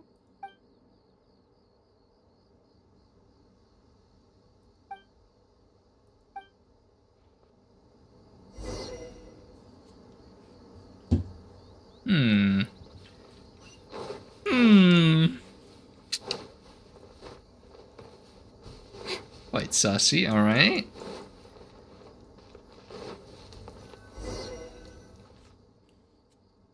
Thanks for dealing with them. Now, I found something good on my end. These are the excavation records from their campsite. According to them, the ruins have been raided before, with numerous traps and contraptions having already been triggered. I also observed the wreckage up close earlier. The weathering is nowhere near as extensive as on the relics that have been buried for over 100 years. There's no doubt that the wreckage and the ruins don't belong to the same era. Instead, it must have wandered into the ruins about a dozen years ago. It could have fallen into a trap or encountered a glitch within the ruins, remaining stationary like that until it was discovered recently. However, I still don't know why they'd want to hide it. I I have no doubt that the researcher could definitely reach the same conclusion I did. The last few pages of the excavation records are written in code, which I still need time to decipher. The answer may lie within those pages. It's just wordplay. And if anything, that's my wheelhouse.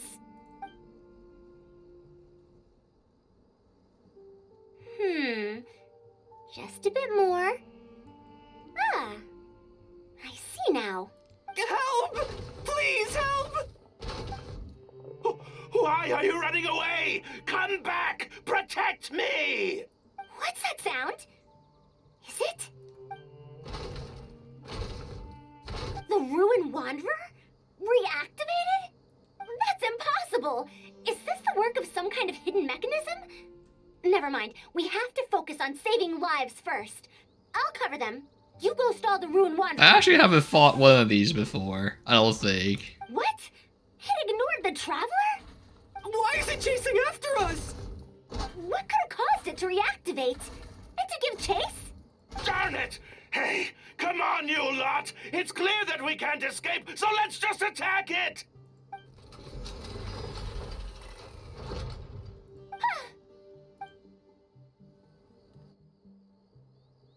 It stopped? Hey, you guys, get up there and tell me what's going on. But what if it suddenly moves? You good-for-nothings. Why is everyone I hired so useless? Move! I'll do it myself. Looks like this thing's parts can't handle the load of functioning anymore after years of disrepair. When it first reactivated, I was wondering if it'd be as amazing as the legends had pegged it to be. I didn't expect it to be so much weaker than it looks. How disappointing. Disappointing, you say? Now, is that because you won't be able to sell it for much? Faruzan, you may be my senior as an academia researcher, but that doesn't mean you get to slander me. You wrote these excavation records, did you not? Or perhaps calling it a ledger might jog your memory a bit better. I don't recognize that thing. January 3rd, excavated 5 tents. January 5th, 3 tents sold. January 10th, 1 special tent pre-sold. It must quickly be switched out with an old tent. You're supposed to be an archaeological expedition team, and yet here you are, secretly selling the relics and profiting from it. When you believed that you had found the wreckage of the Ruin Wanderer, you tried to switch in wreckage that you had excavated previously to pull the wool over the Academia's eyes. After all, there would probably be many wealthy buyers interested in purchasing the legendary Ruin Wanderer in the black market, yes? And then we arrived just before you could finish your work. That forced you to speed up your plan, and you tried to complete the switch overnight before I could investigate the wreckage. In your haste, however, you accidentally activated the Ruin Wanderer instead. Did I get that all right? I don't know what you're talking about. You lack the curiosity befitting a man of knowledge, nor do you have respect for mechanical life forms. You're not fit to be a researcher. Ridiculous. Curiosity? Respect? I'm not here to hear you preach. Hey, we're leaving. Mr. Aid! Behind you?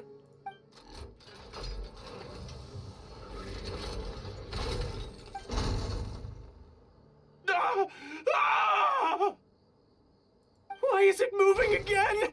Run! Wait, is he dead? Oh no, he's on the ground.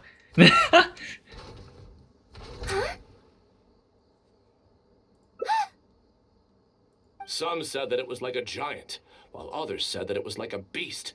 However, none knew why it wandered the ruins. Technically speaking, the module shouldn't be able to move such a large machine chassis. However, I'm basing my knowledge on the mechanical life forms I've seen before. Centuries? Impossible. I heard nothing about it back then. It could only have been around for a few decades at most. Oh, it's the buddy that she had, right? Why is it chasing after us? So you've been looking for me this whole time? Yup. It's the delivery drone.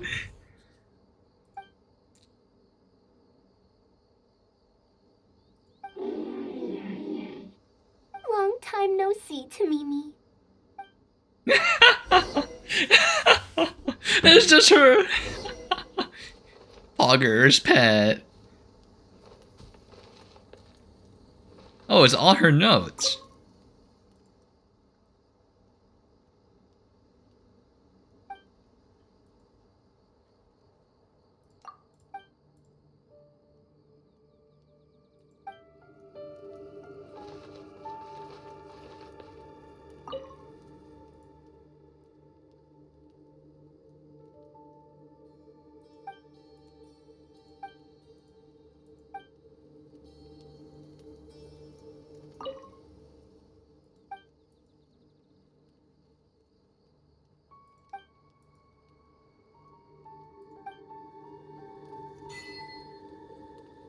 Huh. Dear Faruzan, I hope you're doing well. It has been over 20 years since you went missing. People from the academia keep telling us to give up and that you're most likely dead. But somehow, I feel like you're still alive. Yes, that you live still in some corner of this world. You've always been persistent, able to shine no matter what situation you face. I believe that this persistence serves you well in surviving and finding your way home. Unfortunately, I likely won't be able to welcome you home when you do. I don't have much time left, and my reflexes have slowed. Others keep telling me to stop exploring ruins. Only Tamimi is still the same as before, always running off to places which you've been to. Your teacher and friends came up with an idea to remodel Tamimi, so it can search for you in our place. You didn't like coming home back then and would always get Tamimi to send a letter back. Now we're leaving a letter with Tamimi. I wonder if it'll ever be delivered to you. I don't know the answer to that question, but if you ever read this letter, I hope that's kind of disparage. I regret not being able to say this to you myself, but I'll still feel sincerely happy for you, my dear daughter. Welcome home, Faruzan. Look at you, Tamimi. You've changed so much after all these years. Thank you for waiting for me all this time. I've safely received the letters. Your work is done now. You can sleep. Tamimi, the mechanical life form I encountered back then. When I would go on expeditions, it would follow me, take notes for me, and send my letters home. When I met with that accident, it was on the way to deliver a letter for me. I once thought that I'd never get to see it again. I didn't expect my teacher and others to remodel its self-repair function, upgrading it to self-learning. And so, in order to plumb the depths of unknown ruins and overcome dangerous traps, it repaired and modified itself using parts it found along the way. 1 decade of wandering became many, and soon, Tamimi, which used to be incapable of even moving heavy objects, became the Ruin Wanderer. All so it could deliver these last letters from them to me. The strain to support such a huge body must have turned out to be too much for your heart, right? Even after the remodeling, its restitution module still can't function perfectly in perpetuity. It has been pushing itself beyond its limits over the past few decades. Just like a living being, mechanical life forms have a limited lifespan. It probably became trapped in the ruins all those years ago because its shelf life had run out. It most likely only reactivated because it detected my presence. And then it mustered up everything it had to deliver that last letter. Now, it can finally rest in peace. Tainari told you what happened to me, right? You don't have to apologize. It's not like this incident is a secret in the academia. Besides, I've always treated it as a failed experiment. As a researcher, I must accept this result. However, finding out that so many people were affected by my failure does make me feel somewhat conflicted. Can you head back to Pardis first? We've been here for a while, and it's best not to make Kale and the rest worry. As for me, I want to stay with Tamimi for a bit longer. Just a bit.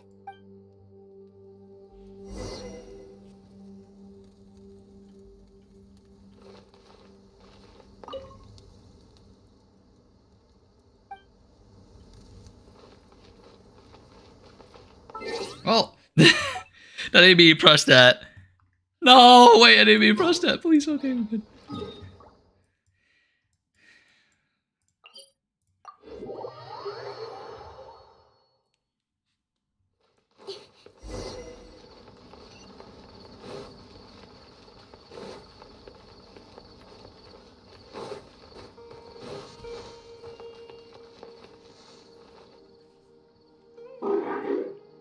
You're back!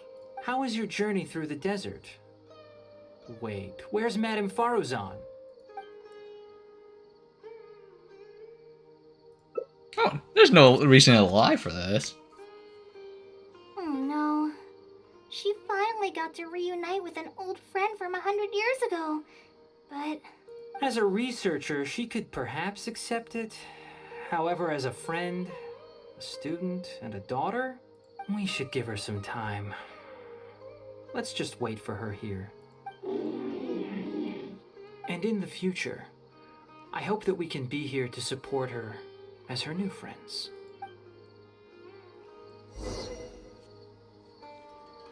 To one day later, right?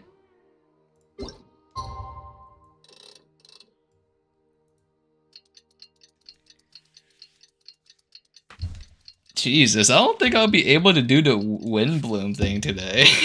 I put it on my title, but like, I probably have to change that. I'm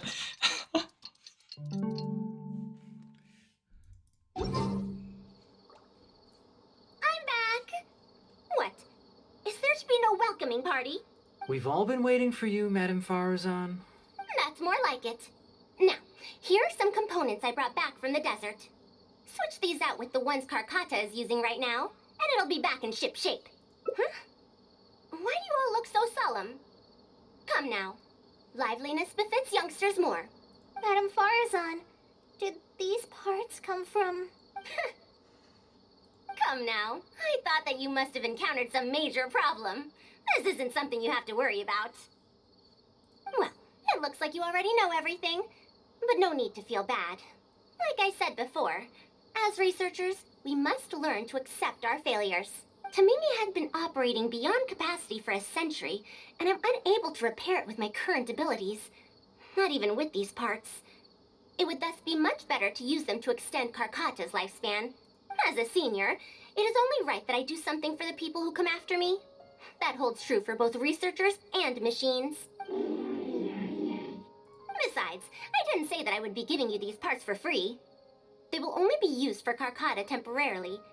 Otherwise, you wouldn't be able to help me with my research. I'll be sure to revive Tamimi once I've fully deciphered and replicated the creations of the ancient civilization. All right, I'll do my best to help. Me too. Although, I'm not sure if I'll be much help. Can't read. Oh no. Thank you. If they could remodel Tamimi successfully even back then, there's no reason why we won't be able to do even better. And when that day comes, I'll be sure to say, welcome home, Tamimi.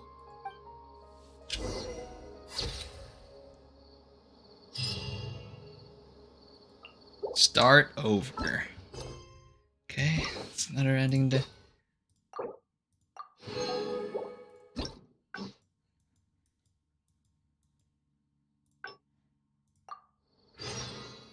Time to decide. You're back! How was your journey through... Huh, what? So Madame Faruzan has some other things to settle. Alright. And to think that Raid was doing all of those things on the sly. Yeah, I don't know why it's like two endings. One's just like lying to one's truth. I feel like telling the truth isn't that bad Faruzan here. will be able to repair Carcata when she gets back, won't she?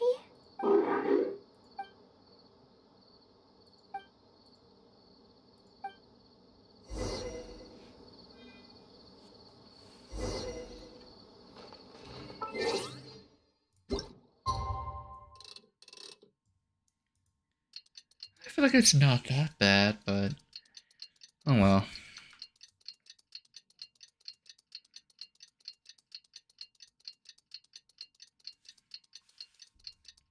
I'm back! What? Is there to be no welcoming party? Madame Faruzan, we're over here! more like it. Now, here are some components I brought back from the desert. Switch these out with the ones Carcotta is using right now, and it'll be back in ship shape. So this is a relic of an ancient civilization? Unbelievable. Thankfully, it didn't end up in Raid's unscrupulous hands. Unscrupulous, huh? Sounds like you already told them what happened. Is that so? Thank you. We will talk about everything else later. It's nothing. I've already given all the evidence we have against Raid to the Academia. They're going to be very busy. Too busy to bother us, I'd wager. I'll start repairing Carcotta then. Kale, can you help me out? Of course!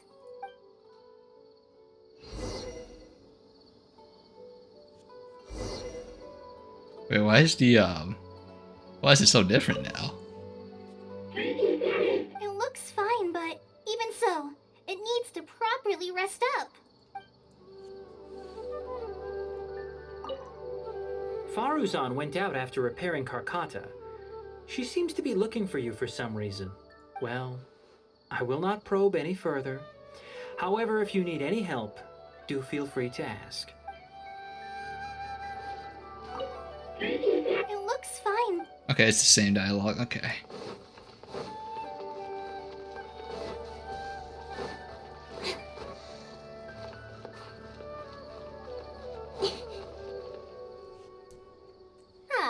You're here. Thank you for keeping Tamimi a secret. If I tell them about Tamimi, will they still feel happy for Carcotta? Even if we could convince them to accept the components, they'll probably still feel bad about it. I don't want my past to affect people in the present. That applies to both me and other people. It's fine. I'm used to this. I once believed that I'd never hear from my old friends and family ever again. Even their faces are getting hazier in my memories. However, I could remember them clearly again after reading the letter Tamimi handed to me and learning that they'd never given up on me. That's more than enough. I'd be disappointing them if I let myself fall into a slump because of this. Neither my teacher nor my mother would have wanted to see me like that. Besides, you're lending a listening ear to me now, aren't you? Oh, Pardeus GI looks pretty scenic at night. Will you take a stroll with me? Once Carcotta's condition stabilizes, I'll find a chance to tell Tainari and Kale about all that. But for now, just help me keep this secret. Thank you. Whether it's 100 years ago or now, I have people who worry about me. I suppose I should consider myself quite fortunate. The only time when I felt otherwise was when I had just returned to Sumeru. No one came to check up on me then.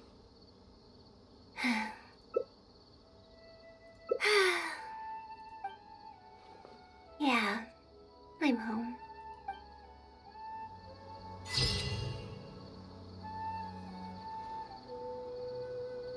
Oh, this is the Mac. This is a shrimp. This is a shrimp route. No. Okay. Maybe we should. Fuck, man. I really want to do the event just so I can see where the time locks are.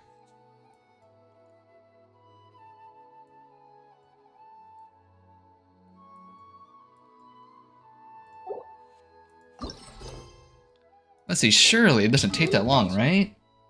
Frick, man, hopefully it ends like, hopefully it doesn't take like an hour or something.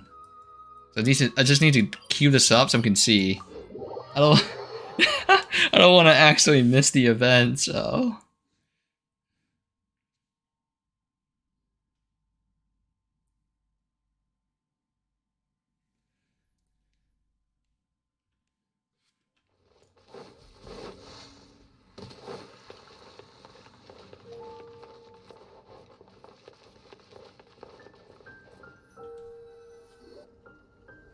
Catherine?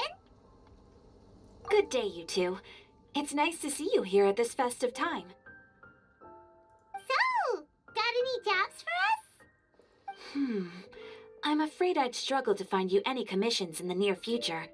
With the arrival of the Windblume Festival, the only task most Mondstadters are busy with is preparing gifts for their loved ones, but it's customary to do this oneself without assistance. Think of this period as the off-season for the Mondstadt branch of the Adventurers Guild. Spring is here, love is in the air, and everyone wants to relax and enjoy themselves. Even the cats at the tavern. Oh, the cats are fucking. Oh, Ew, gross. that's what I'm saying. You know that feeling you get when you burst out the doors after a nice nap, hoping to make it to the store before the limited edition drinks sell out, only to get there just in time to see the last 2 glasses snatched away right from under your nose by a couple of pesky lovebirds? That's what this feels like. That's rather specific. That is rather specific. Perhaps you two could simply take this chance to... Traveler, Paimon, thank goodness I found you. There's something I need your help with. Woo! Sucrose? Go ahead, Sucrose. We don't have anything else to do right now anyway. Phew. Okay. Here's the situation. I've been appointed as the Windblume Festival's special ambassador by the Knights of Favonius this year. My task is to do good deeds for people during this festival of gratitude and love. Nice one! So how did they decide who to appoint anyway? They spun an empty bottle donated by Angel's Share inside a circle with all our names on it. Whoever's name the bottle stopped at got chosen. I think so too. In the most simplest way. Everyone said that it was to make it fair, so everyone had an equal chance to become the special ambassador. The thing is, I'm not great at dealing with people, so I was really daunted by it at first. But I'm still glad that I got this role. Luckily, I came up with a way to spur myself on, which has helped. Have a look. The potion? Is that a test tube? Yep, every time I do a good deed for someone, I get them to breathe into a test tube. That way, I can collect everyone's breaths of joy. Sounds fascinating. Are you gonna use them in your research? Yes. I believe these breaths of joy will serve as valuable raw materials for alchemical transmutation. With any luck, I'll be able to produce something truly miraculous. Darn, now Paimon's hungry. Wait, you're doing this on purpose, aren't you? Actually, I meant something even more exciting than that. I can't say for sure until I have more test results to confirm my hypothesis, though. Alchemists mustn't make claims they can't live up to. Anyway, I'm still missing one final breath of joy. Oh, is that all you need help with? That's easy. Just treat Paimon to a sweet madame, then you'll get your last breath of joy. Hey, come on! Paimon's doing her best to help, okay? So, does it need to be more like official or ceremonious or something? No, joy isn't measured in those terms at all. Let me put it this way. Have you ever planted a fruit seed and cared for it while it grows? In the same way that those tender, sweet fruits are the product of your time and effort, the amount of joy derived from an experience is positively correlated to the degree of hardship overcome during it. For example, in my case, I would say that to experience a statistically significant amount of joy, I'd have to do something like spend 6 months developing a medicine formula to a point where it was finally consistently effective. Similarly, in order to collect a significant amount of joy from other people, I'd have to find ways to do something sufficiently challenging on their behalf. Oh, Paimon gets it now. Long story short, you want us to help you find people for you to help. Oh, that's pretty tough given that it's the Windblume Festival and all.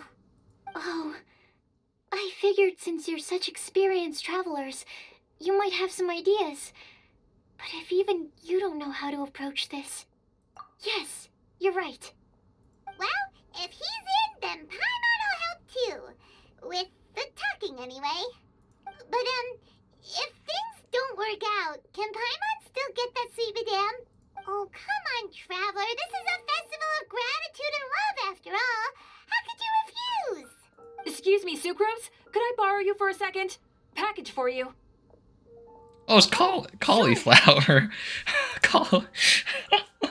Be right back. Chloe. Kale. Wait, is that who Paimon thinks it is? That's Kale, right? When did she arrive at Mondstadt?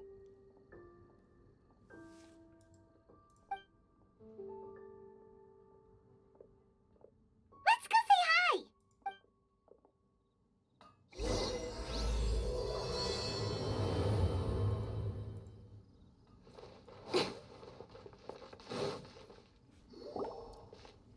Kale! Hey!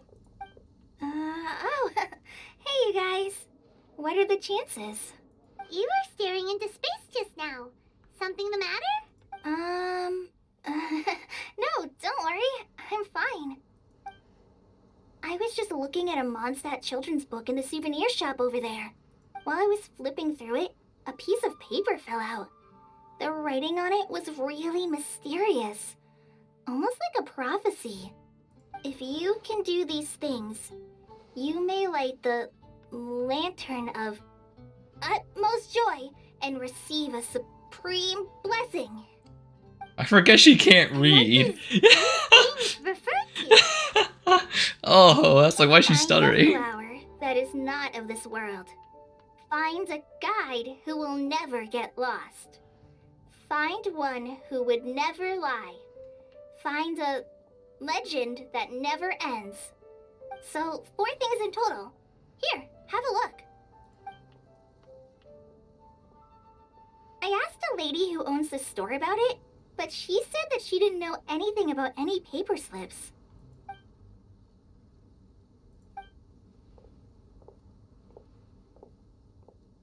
Hi there. Sorry to butt in, but what's the name of that storybook you just mentioned? Oh, it was called The Boar Princess. That is strange. I've read that book, and it sounds like that note you found has no relation to the story at all. Do you know her? Let Paimon do the honors. Kale, this is Sucrose, an alchemist with the Knights of Favonius. And Sucrose, meet Kale. She's a trainee forest ranger from Sumeru's Avidia Forest. Hello. Hi. Oh. So it begins. When two bottoms meet each other. Sucrose, what are your thoughts on this prophecy? Could it be real? Without having They done do any be research, like this. This is me. I couldn't comment definitively. But if you want my subjective opinion, I don't think that it's a nasty prank or anything. The only people who read children's books are those with a childlike wonder and imagination. Or children, of course. I'm sure that whoever put this prophecy there would understand that. Would they really do this just to spread lies and ruin someone's innocence? I can't imagine anyone being so cruel. That's a great take. I love it. Exactly. Who would want to hurt a child's feelings? Okay, so what do you think the blessing is, Sucrose? If I had to guess, maybe a fairy that can make people's wishes come true or something? I haven't read many fairy tales, so this is pure speculation. With no other information on hand or prior research to compare against, I'm afraid it might not even be worth considering. Wow! Her guesswork is really good, though. I want to pick her brain some more. Oh? Will she find it annoying if I keep asking her questions? We've only just met after all. What's the best thing to say to someone you're meeting for the first time?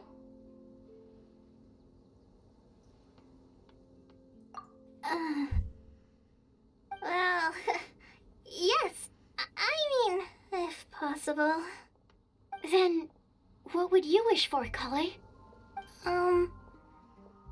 I'd wish for a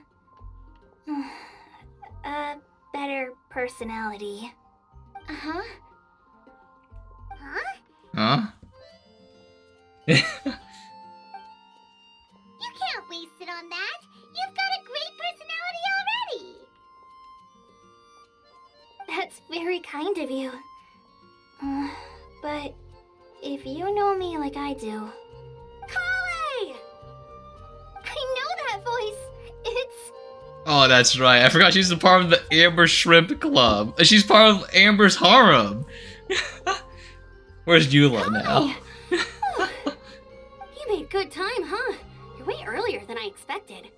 I spotted your green hair way off in the distance. Good thing my eyes are sharp, or I'd have missed you. Amber! Have you been doing well? Did you finish all the pita pockets I brought you last time? You bet. They're getting yummier each time you make them. Huh?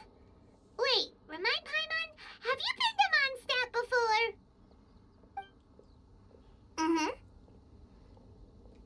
A long time ago, I had a lot of help from a lot of people here in Mondstadt. So ever since my Alizar got better, I've been looking out for an opportunity to come back to Mondstadt and tell them all the news that I've been cured. Thanks. If it's okay with everyone, why don't I take Kale for a walk around town? I'd like to show her some of the places she didn't get to see last time. Of course. Fine by me. Sure, go right ahead.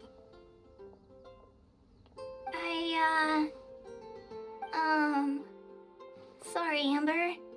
I agreed to meet my traveling companions by the city gate in a few minutes, so I can't go with you just yet. Oh, that's all right. In that case, you guys go rest up, and I'll go see Master Jean to ask for some time off. Oh, okay. Traveler Sucrose, could you look after Kale for now? I'll come get her later and take her out. There's still a whole bunch of people I need to introduce her to. Ah, excellent. No problem. This is Eula. She's also part of my harem, later, then. says Amber. You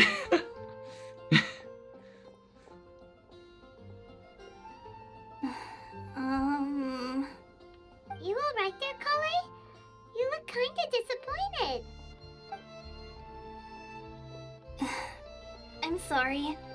I'm just feeling a little shy today. Don't worry about me. Amber wants to introduce me to more of her friends. Am I gonna be able to cope?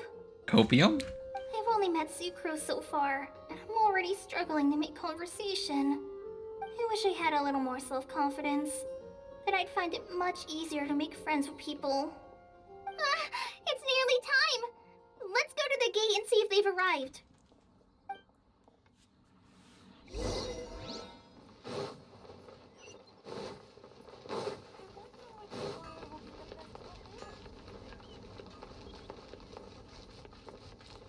Welcome to Mondstadt. Hope you enjoyed the Windblume Festival. Oh, that's a new voice line. I didn't hear that one yet.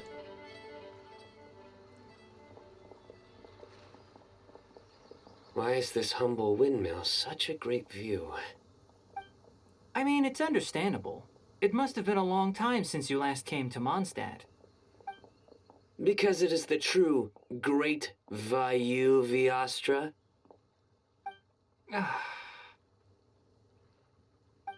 Oh, come on. Don't tell me you don't get it. View, Vayu, and also Mahamatra, Vayu Viastra? No? Tighnari! Sino! Over here! Whew, am I glad to see you.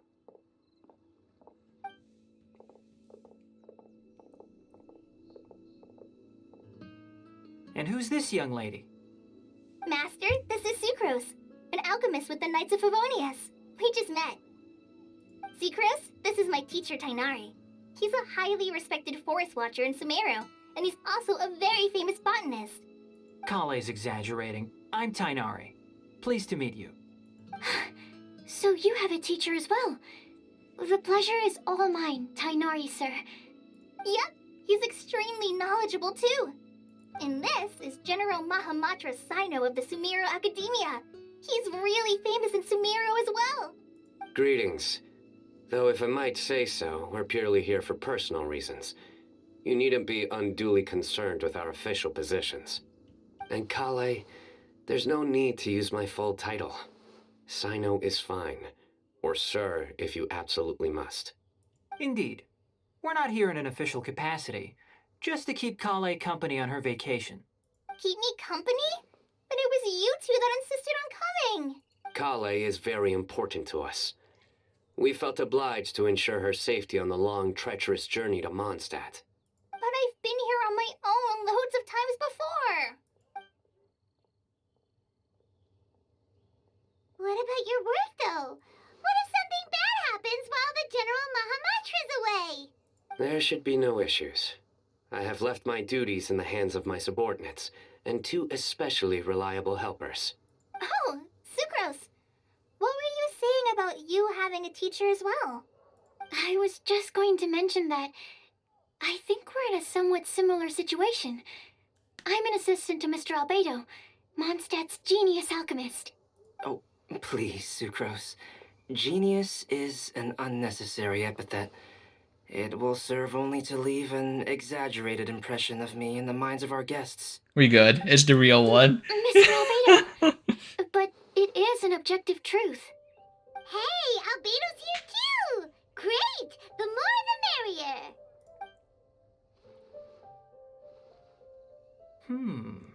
So tell me, Sucrose, since your specialty is bioalchemy, what do you know about the antitoxic properties of the calla lily? Wait! Can we hold off on the nerdy topic for now? Paimon doesn't want to be left out. Oh, as it happens, I've studied the calla lily in quite some detail before, with it being a species native to Mondstadt. I wrote a whole report on my findings. If you're interested, Mr. Tainari, sir, I can go get it for you. We're supposed to be here on vacation, and you're already thinking about how to improve your herbal medicines? Also, I thought we'd agreed to take on new identities for this trip. What new identities? Mine was Adventurer Sino, skilled desert explorer. Tainari's was technological consultant to the treasure hoarders, and Kale's was traveling musician. Very much so. I do wish some of the less cautious adventurers in the Avidya forest would consider coming to Mondstadt instead. What Philanimo mushrooms lack in texture, they make up for in not causing vomiting or diarrhea. Are you It's a poisonous mushroom. Compounds from the calla lily as active ingredients in a targeted antidote? Yes, I gathered a few on the way here, and my initial research suggests to me that it could be worth a try. Okay, I got it. But as much as I don't wish to be a wet blanket, it takes a huge amount of experimental data to conclusively prove how different drugs interact. Estimating the total development time would be very difficult. Adding the time for procurement and delivery of essential materials, and I'm not sure if we could complete development before you need to return.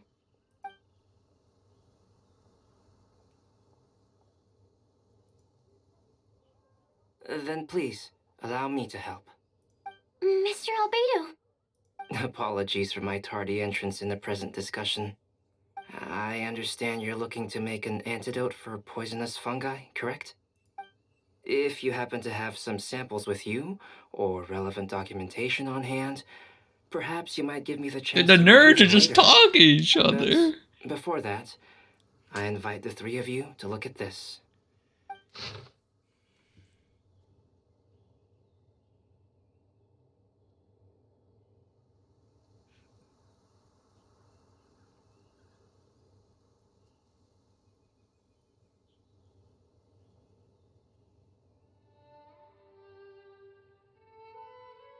Okay, I need to be right back. I need to go use the restroom.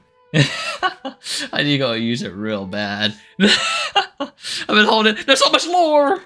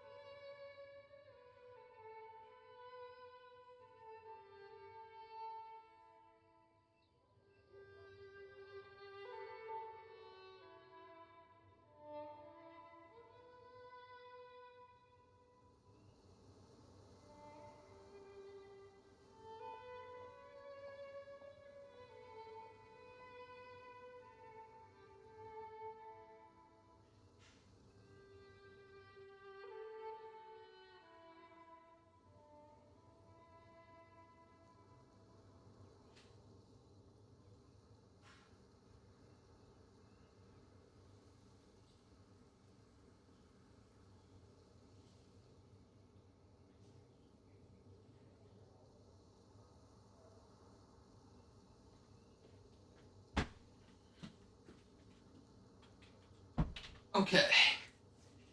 Food and lodging arrangements? Were you quietly writing this up the whole time? Paimon didn't even notice! Hardly. Rather, I should apologize for interrupting a serious discussion between trained professionals, especially after they've traveled so far to be here, when I myself am neither an adventurer, nor a technological consultant, nor a musician. Nevertheless, I would encourage you to have a knowledgeable local arrange your detailed itinerary while you're in Mondstadt. Take a look, and should you find anything here to be objectionable, it can easily be adjusted. This is too kind of you. These arrangements are quite excellent. It looks great! Even Paimon feels like tagging along for the food and board. That's why it's called tagging along! Very comprehensive. The adventurer, technological consultant, and musician all approve. Thank you. Just one thing. We'd like the chance to cook as well. Why don't we change the group dinner to a camping and cooking trip? I'll help pitch the tents. I can help too. And Paimon will take him to Good Hunter to order some starters. Mondstadt's cold cut platter is not to be missed. Great, then it's decided. Sucrose and I will bring the three of you to your inn for a quick rest. You two, let's meet by the lake this evening.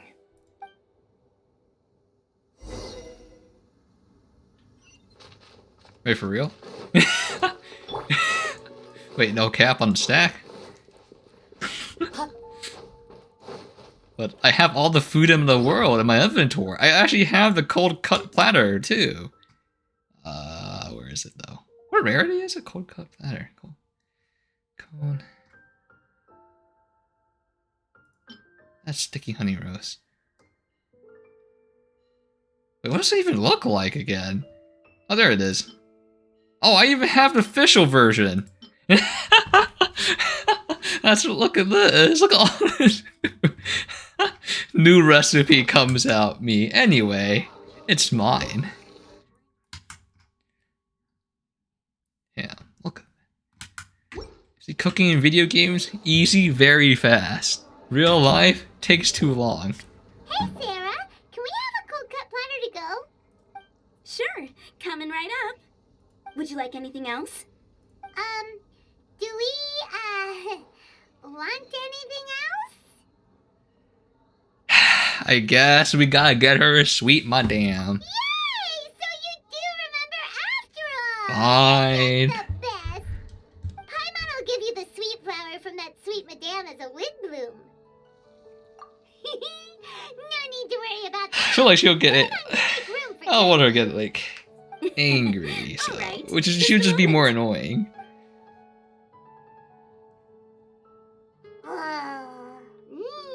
That was great. If that was a Windblume treat, then Paimon wishes it could be the Windblume Festival every day.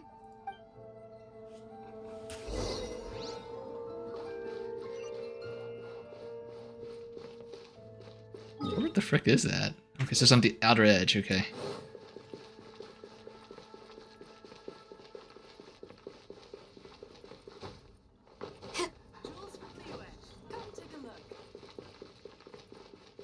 How is this mayfly still in my room?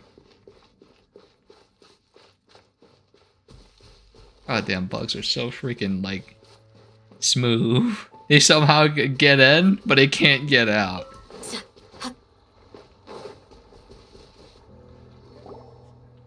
All right, looks like we're all here. Not at all. We just came early to set everything up, since we happen to be free today.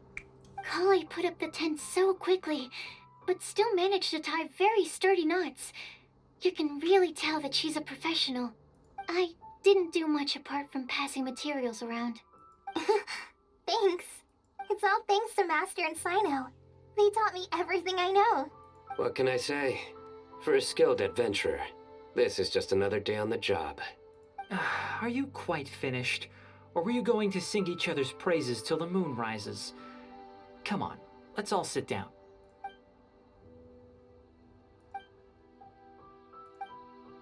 That sunshine sprat was really very good.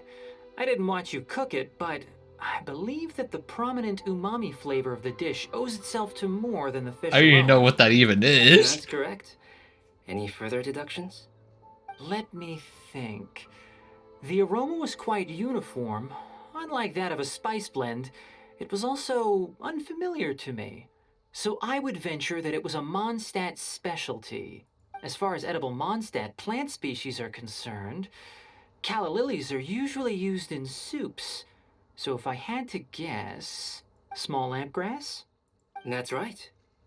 I've long heard that Sumeru's fish with cream sauce is noted for its gentle texture, which brings out the tenderness of the fish. Here in Mondstadt, we're not quite as varied in the use of spices as in Sumeru, but the principle of bringing certain distinct flavors to the forefront through combinations of natural ingredients is very much the same. I liked it a lot. I'm curious as to the exact ratio of ingredients. I'll write a copy of the recipe for you. Would anyone like to try the nutrient-dense meal I made? I'll have some. What about you, Kale? It doesn't look like you've eaten very much. Is your appetite low at the moment? No.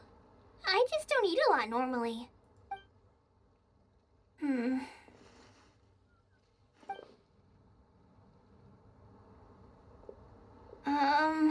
Sorry. I didn't mean to make things awkward. Tighnari, while we were on the road, we spotted something white, walking on two legs. Was that Paimon? Which day was this? Just after passing through Stonegate. Sino, are you sure your eyes were working that day? Or maybe your hood was blocking your vision? Paimon always flies. There's no way she'd ever walk. Is that right? I thought that you'd made me snacked on too many local ground nuts. Oh no. Everyone has the same reaction. No? Not funny? Oh no. Well, you know, as in ground up, but also the ground. Ground nuts make you fall to the ground.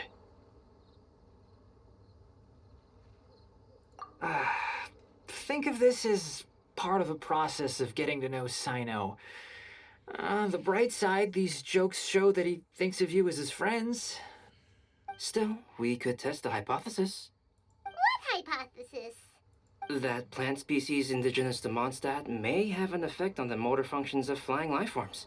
Hey! Paimon's not your test subject!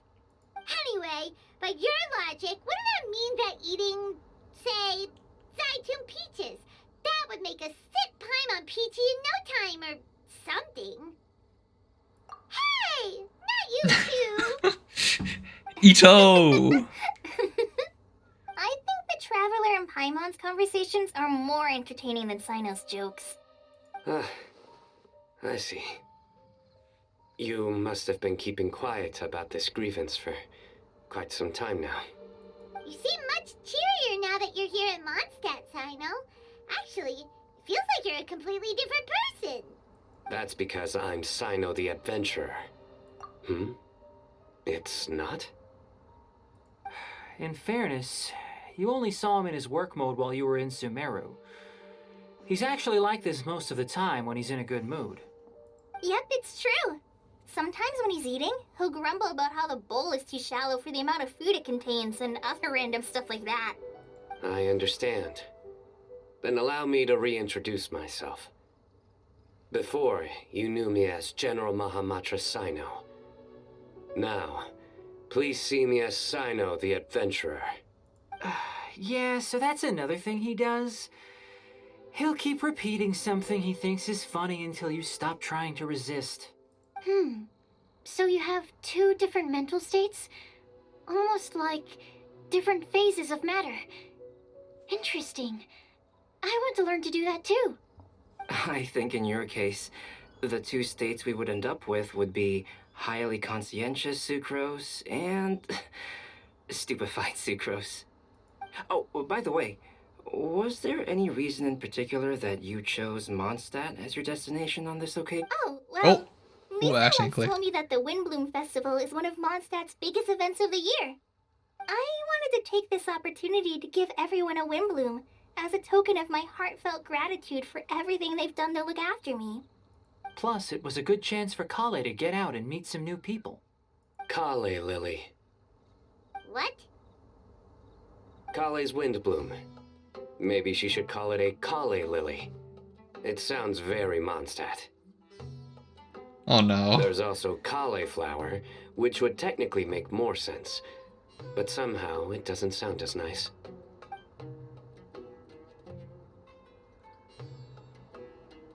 Moving swiftly on. Wow, he just completely ignored the joke and carried on the conversation. Guess sometimes that's the only way forward. Sumeru's been through some major changes recently, and things at work have only just started to calm down. I don't get many opportunities to take a vacation, and this was a chance to join Kale on her trip while also learning a few things about Mondstadt's flora and fauna that I'll be able to pass on to my peers and students on my return. 2 birds with 1 stone. How about you, Sino? I came to ensure Kale's safety. Are you sure that's for the TCG? Excuse. Plain and simple. There's a TCG tavern here. Also, there's the matter of a genius invocation TCG custom. There it is. Aha! So you did have an ulterior motive. Have you all played Genius Invocation TCG before? And that is why I am proud to call you my friend. That's right. When I first began contemplating getting a new card back, I asked around before eventually deciding to ask the legendary Mr. Kautz for guidance. A friend of mine, Sawada, whom I played cards with on occasion, had been to Inazuma for the Irodori festival. He told me that Kautz was a Mondstadter, so I should try my luck there. Kautz? Isn't that... You mean, he's a friend of yours? I see. So, you came to Mondstadt in search of Calx. No, that is inaccurate. I came here principally to protect Kale. That's You just most certainly did not. Albedo's pen name. Kale's been here on the quiet numerous times, and this is the first time you felt the need to join. Not only me, same applies to you too, doesn't it? If my writer friend were here now, I'm sure he would describe this curious coincidence as having the makings of a good story. It's always a pleasure to meet a fan. What's Zenchi's pen name? I don't remember anymore. Wait, you mean you're Mr. Calx? Having my new friends address me by my pen name feels somewhat unusual. Please, just call me Albedo. Huh. So you're Calx. Sino's been talking about you non-stop recently. He's intent on getting you to design a bespoke card back for him. You didn't have to say all that. I don't usually take private commissions, but I believe that we are friends now, all of us. Our conversations have been deep and interesting, and Sino, your passion for this game is indeed one of a kind. I can see it in your eyes. Obviously. And given that you've come all this way from Sumeru to see me, I'd be quite honored to take this commission. Wow, your teacher's so nice. I feel the same about yours. Well, they definitely have different personalities, but they're similar when it comes to their character. So, how much should I budget for the timeless masterpiece you will produce for me? Surely timeless masterpiece is something of an overstatement. Any artwork fit to appear on the reverse of my card decks is by definition a timeless masterpiece, even if I do say so myself. Don't mind him. These TCG nut jobs are all like this. I see. So, this has an almost religious significance. Well, for starters, I'd like to hear a few more of your jokes. My jokes? You like them? No. I do. What? Really? I didn't see you laughing. Yeah, well, the joke's ability to induce laughter is a separate matter, but I certainly find them fun. If I might interrupt, does anyone else smell something strange? My nutritional meal! Will it be okay? Should we go over and take a look too?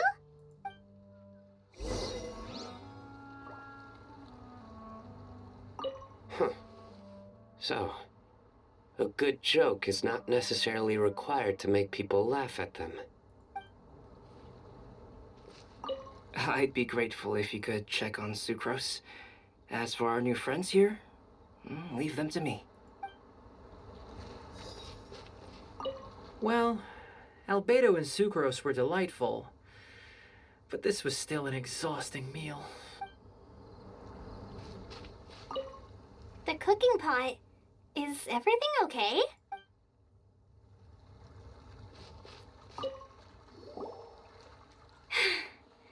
Only the base is burned. We can still use the cooking pot. It just needs a bit of a wash. Good thing Tighnari's nose is so sharp. Has he been in this kind of situation a lot before? I know, it's just... I'm sorry to disappoint Sino. I guess we'll have to do this again another day. Oh, yes. I'm not sure if you've noticed. Kali seems a little... depressed. I noticed she was in a low mood when everyone was talking. Remember that note she received? I was just thinking. I want to try solving this riddle and giving Kali the chance to accept the blessing. Oh, yeah! She's someone who needs your help. Exactly. Maybe she'll be willing to breathe into my test tube. But anyway, back in life. That's just kind of As weird. much as I'd like to make progress in my Can you breathe into research, this test tube? I'd prefer to see her smile. All right, we'll help out too. You will? Then tell me, honestly, do you think that this prophecy is for real too? Uh-huh. Right. All right. Let's meet at the alchemy crafting bench in the city. I've got some thinking to do in the meantime. We're back. Oh, what a shame. You just missed a joke about windmills. Stop, please. I don't need to hear it a 5th time. That bad, huh? Well, now Paimon really wants to hear it for some reason.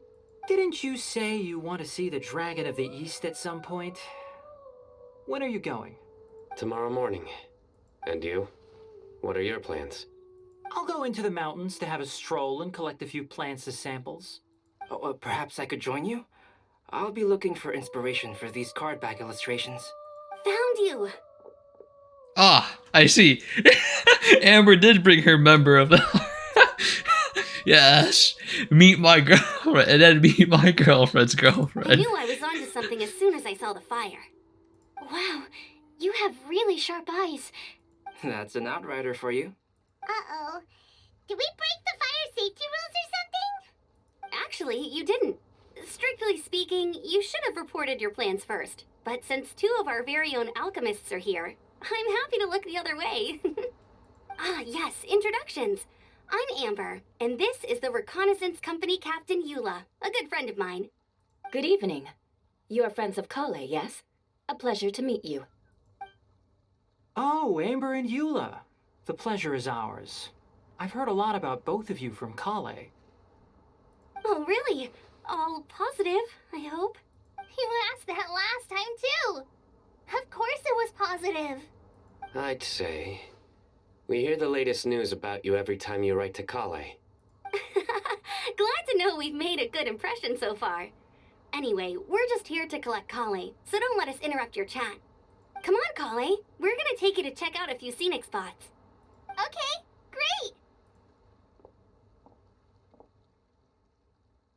great. Still as high energy as always. You know Amber? Yes, we've met. She's Kale's most important friend, and for that, we are also very grateful to her. That's Amber for you. Her outgoing personality means she can make friends with just about anybody. It's getting late. Oh, and we still have a lot was it like I suggest we all head back and get some rest. All right. I'll start packing up. But you found that sus, I guess. You're gonna get the tone-deaf bard to check out that note, aren't you? Guess Paimon knows you pretty well, huh? Knowing him, he should be hitting the taverns around this time. Alright, that's why he's an alcoholic. Answer our questions. Let's move.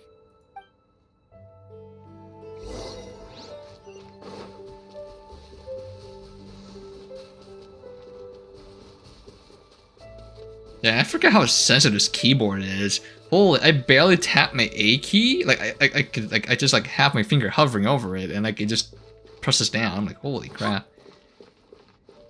When they said this keyboard is all about half presses and stuff, they weren't lying.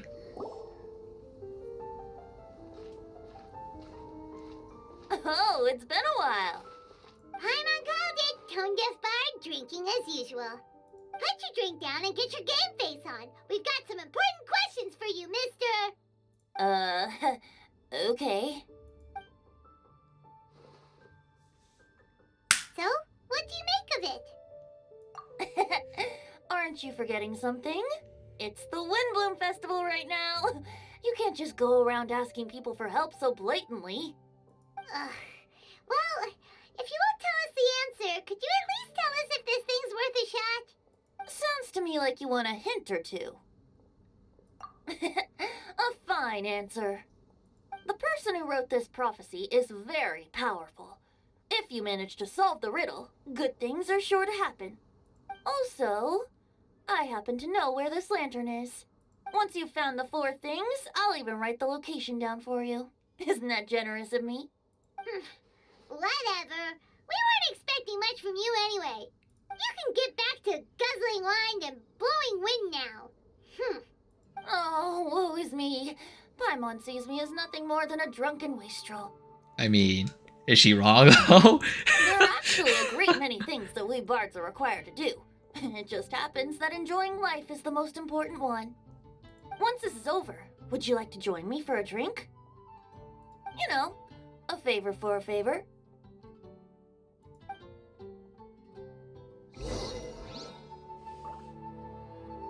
Or, given the way that you're staring at me, perhaps you'd like to get me that drink now?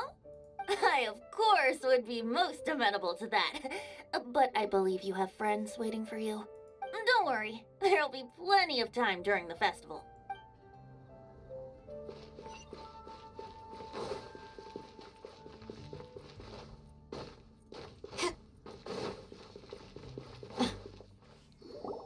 A flower that is not of this world. Not a... Sucrose! We've got some good news and some bad news. Which would you like to hear first? Let's have the bad news first, I guess. Huh? Really? Don't most people usually want to hear the good stuff first? Yeah, usually, yeah, because it sticks to you more. Oh, alright then. Basically, we went to Windrise to divine the breeze. The wind said that the prophecy is real and that your idea is a really good one. That doesn't sound like bad news. So what's the real bad news then? Paimon ate the bad news!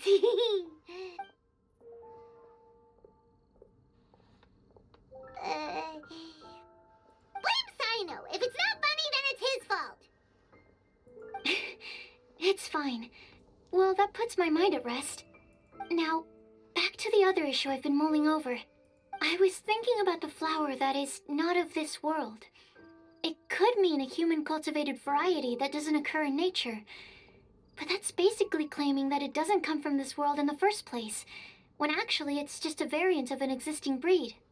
So, the initial question is, can the flower's origins be traced back to a natural organism? If so, it cannot be correctly described as not of this world.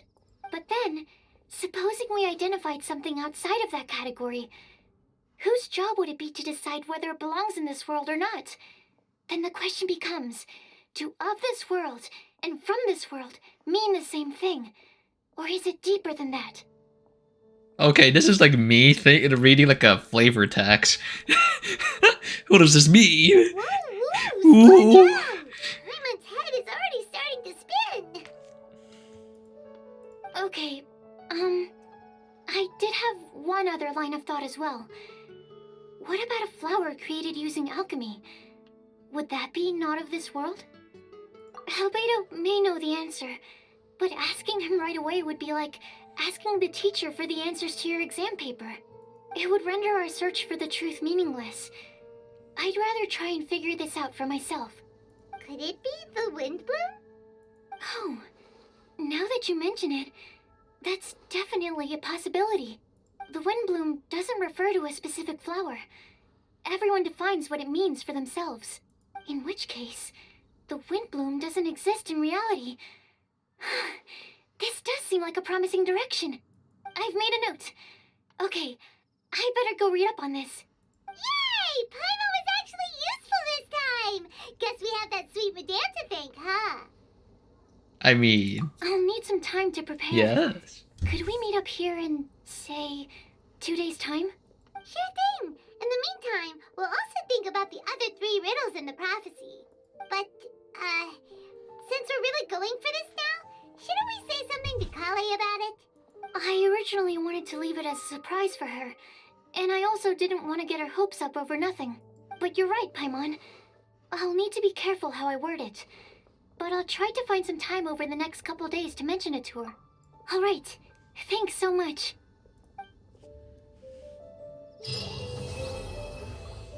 Nice.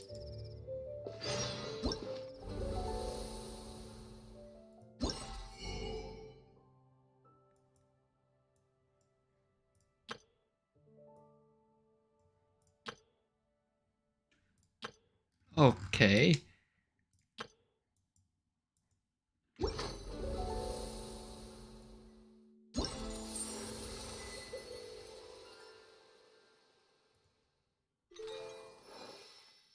Damn, this is some fancy animation. So next week we'll be able to finish all of this.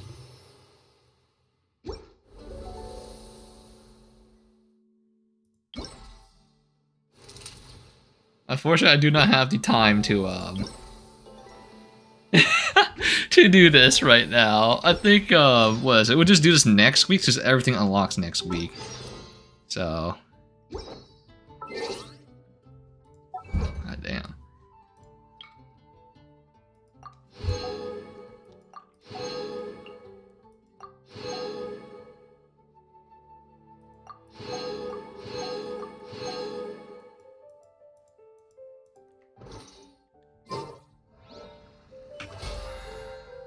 I gotta call it a night. I am like, usually we end stream like at around like 8-ish. It's almost 10, and I'm feeling like giga tired. I feel like freaking giga tired. I know that I said I'll do like Honkai rolls this week, but I still haven't finished grinding for our rolls. So I think next Friday I should be able to, because we're going to do Genshin stuff next Friday, I think. And then we'll do Honkai stuff, because Honkai stuff, it shouldn't take long, because all I'm doing is just rolling. It's not going to be that difficult. It's going to probably take like 20. It takes so long to grind for items, but like spending it's just so quick. But anyway, thank you everyone for taking your time out of my schedule to watch my stream. Very much appreciated. Now your schedule. I don't say my schedule, but whoops. I think tomorrow we'll do Destiny 2. Because I really do want to play more Lightfall. Because there's some like guns that got like I was looking through Light GG, and goddamn, some of the guns that came back, I was just like, God, they're still pretty freaking good. They are freaking popping. I mean, bussin'. Sorry, I was thinking of like how good the gun is, but yeah, it looks really nice. I don't think I can show it here, but I see. There's some freaking fantastic weapons in that new Lightfall stuff. So we'll do that tomorrow. We'll grind for that stuff. I think I'm supposed to grind. I'm going to finish my gacha dailies and try to do wait, there's like Lost Sector stuff. I think I have all these arms. Oh, I have the. Oh, I need the gloves. Okay, I need like 2 gloves for Titan. Okay, I guess I need to spend some time tonight to grind for those gloves. But anyway, Appreciate everyone taking time out of your schedule as always. And I'll see everyone tomorrow with I think I'll do Destiny 2 Legendary Witch Queen DLC as well. But I think I'm gonna grind first, and then we'll do the Witch Queen DLC so we can get all the items. But good night. I'll see everyone tomorrow.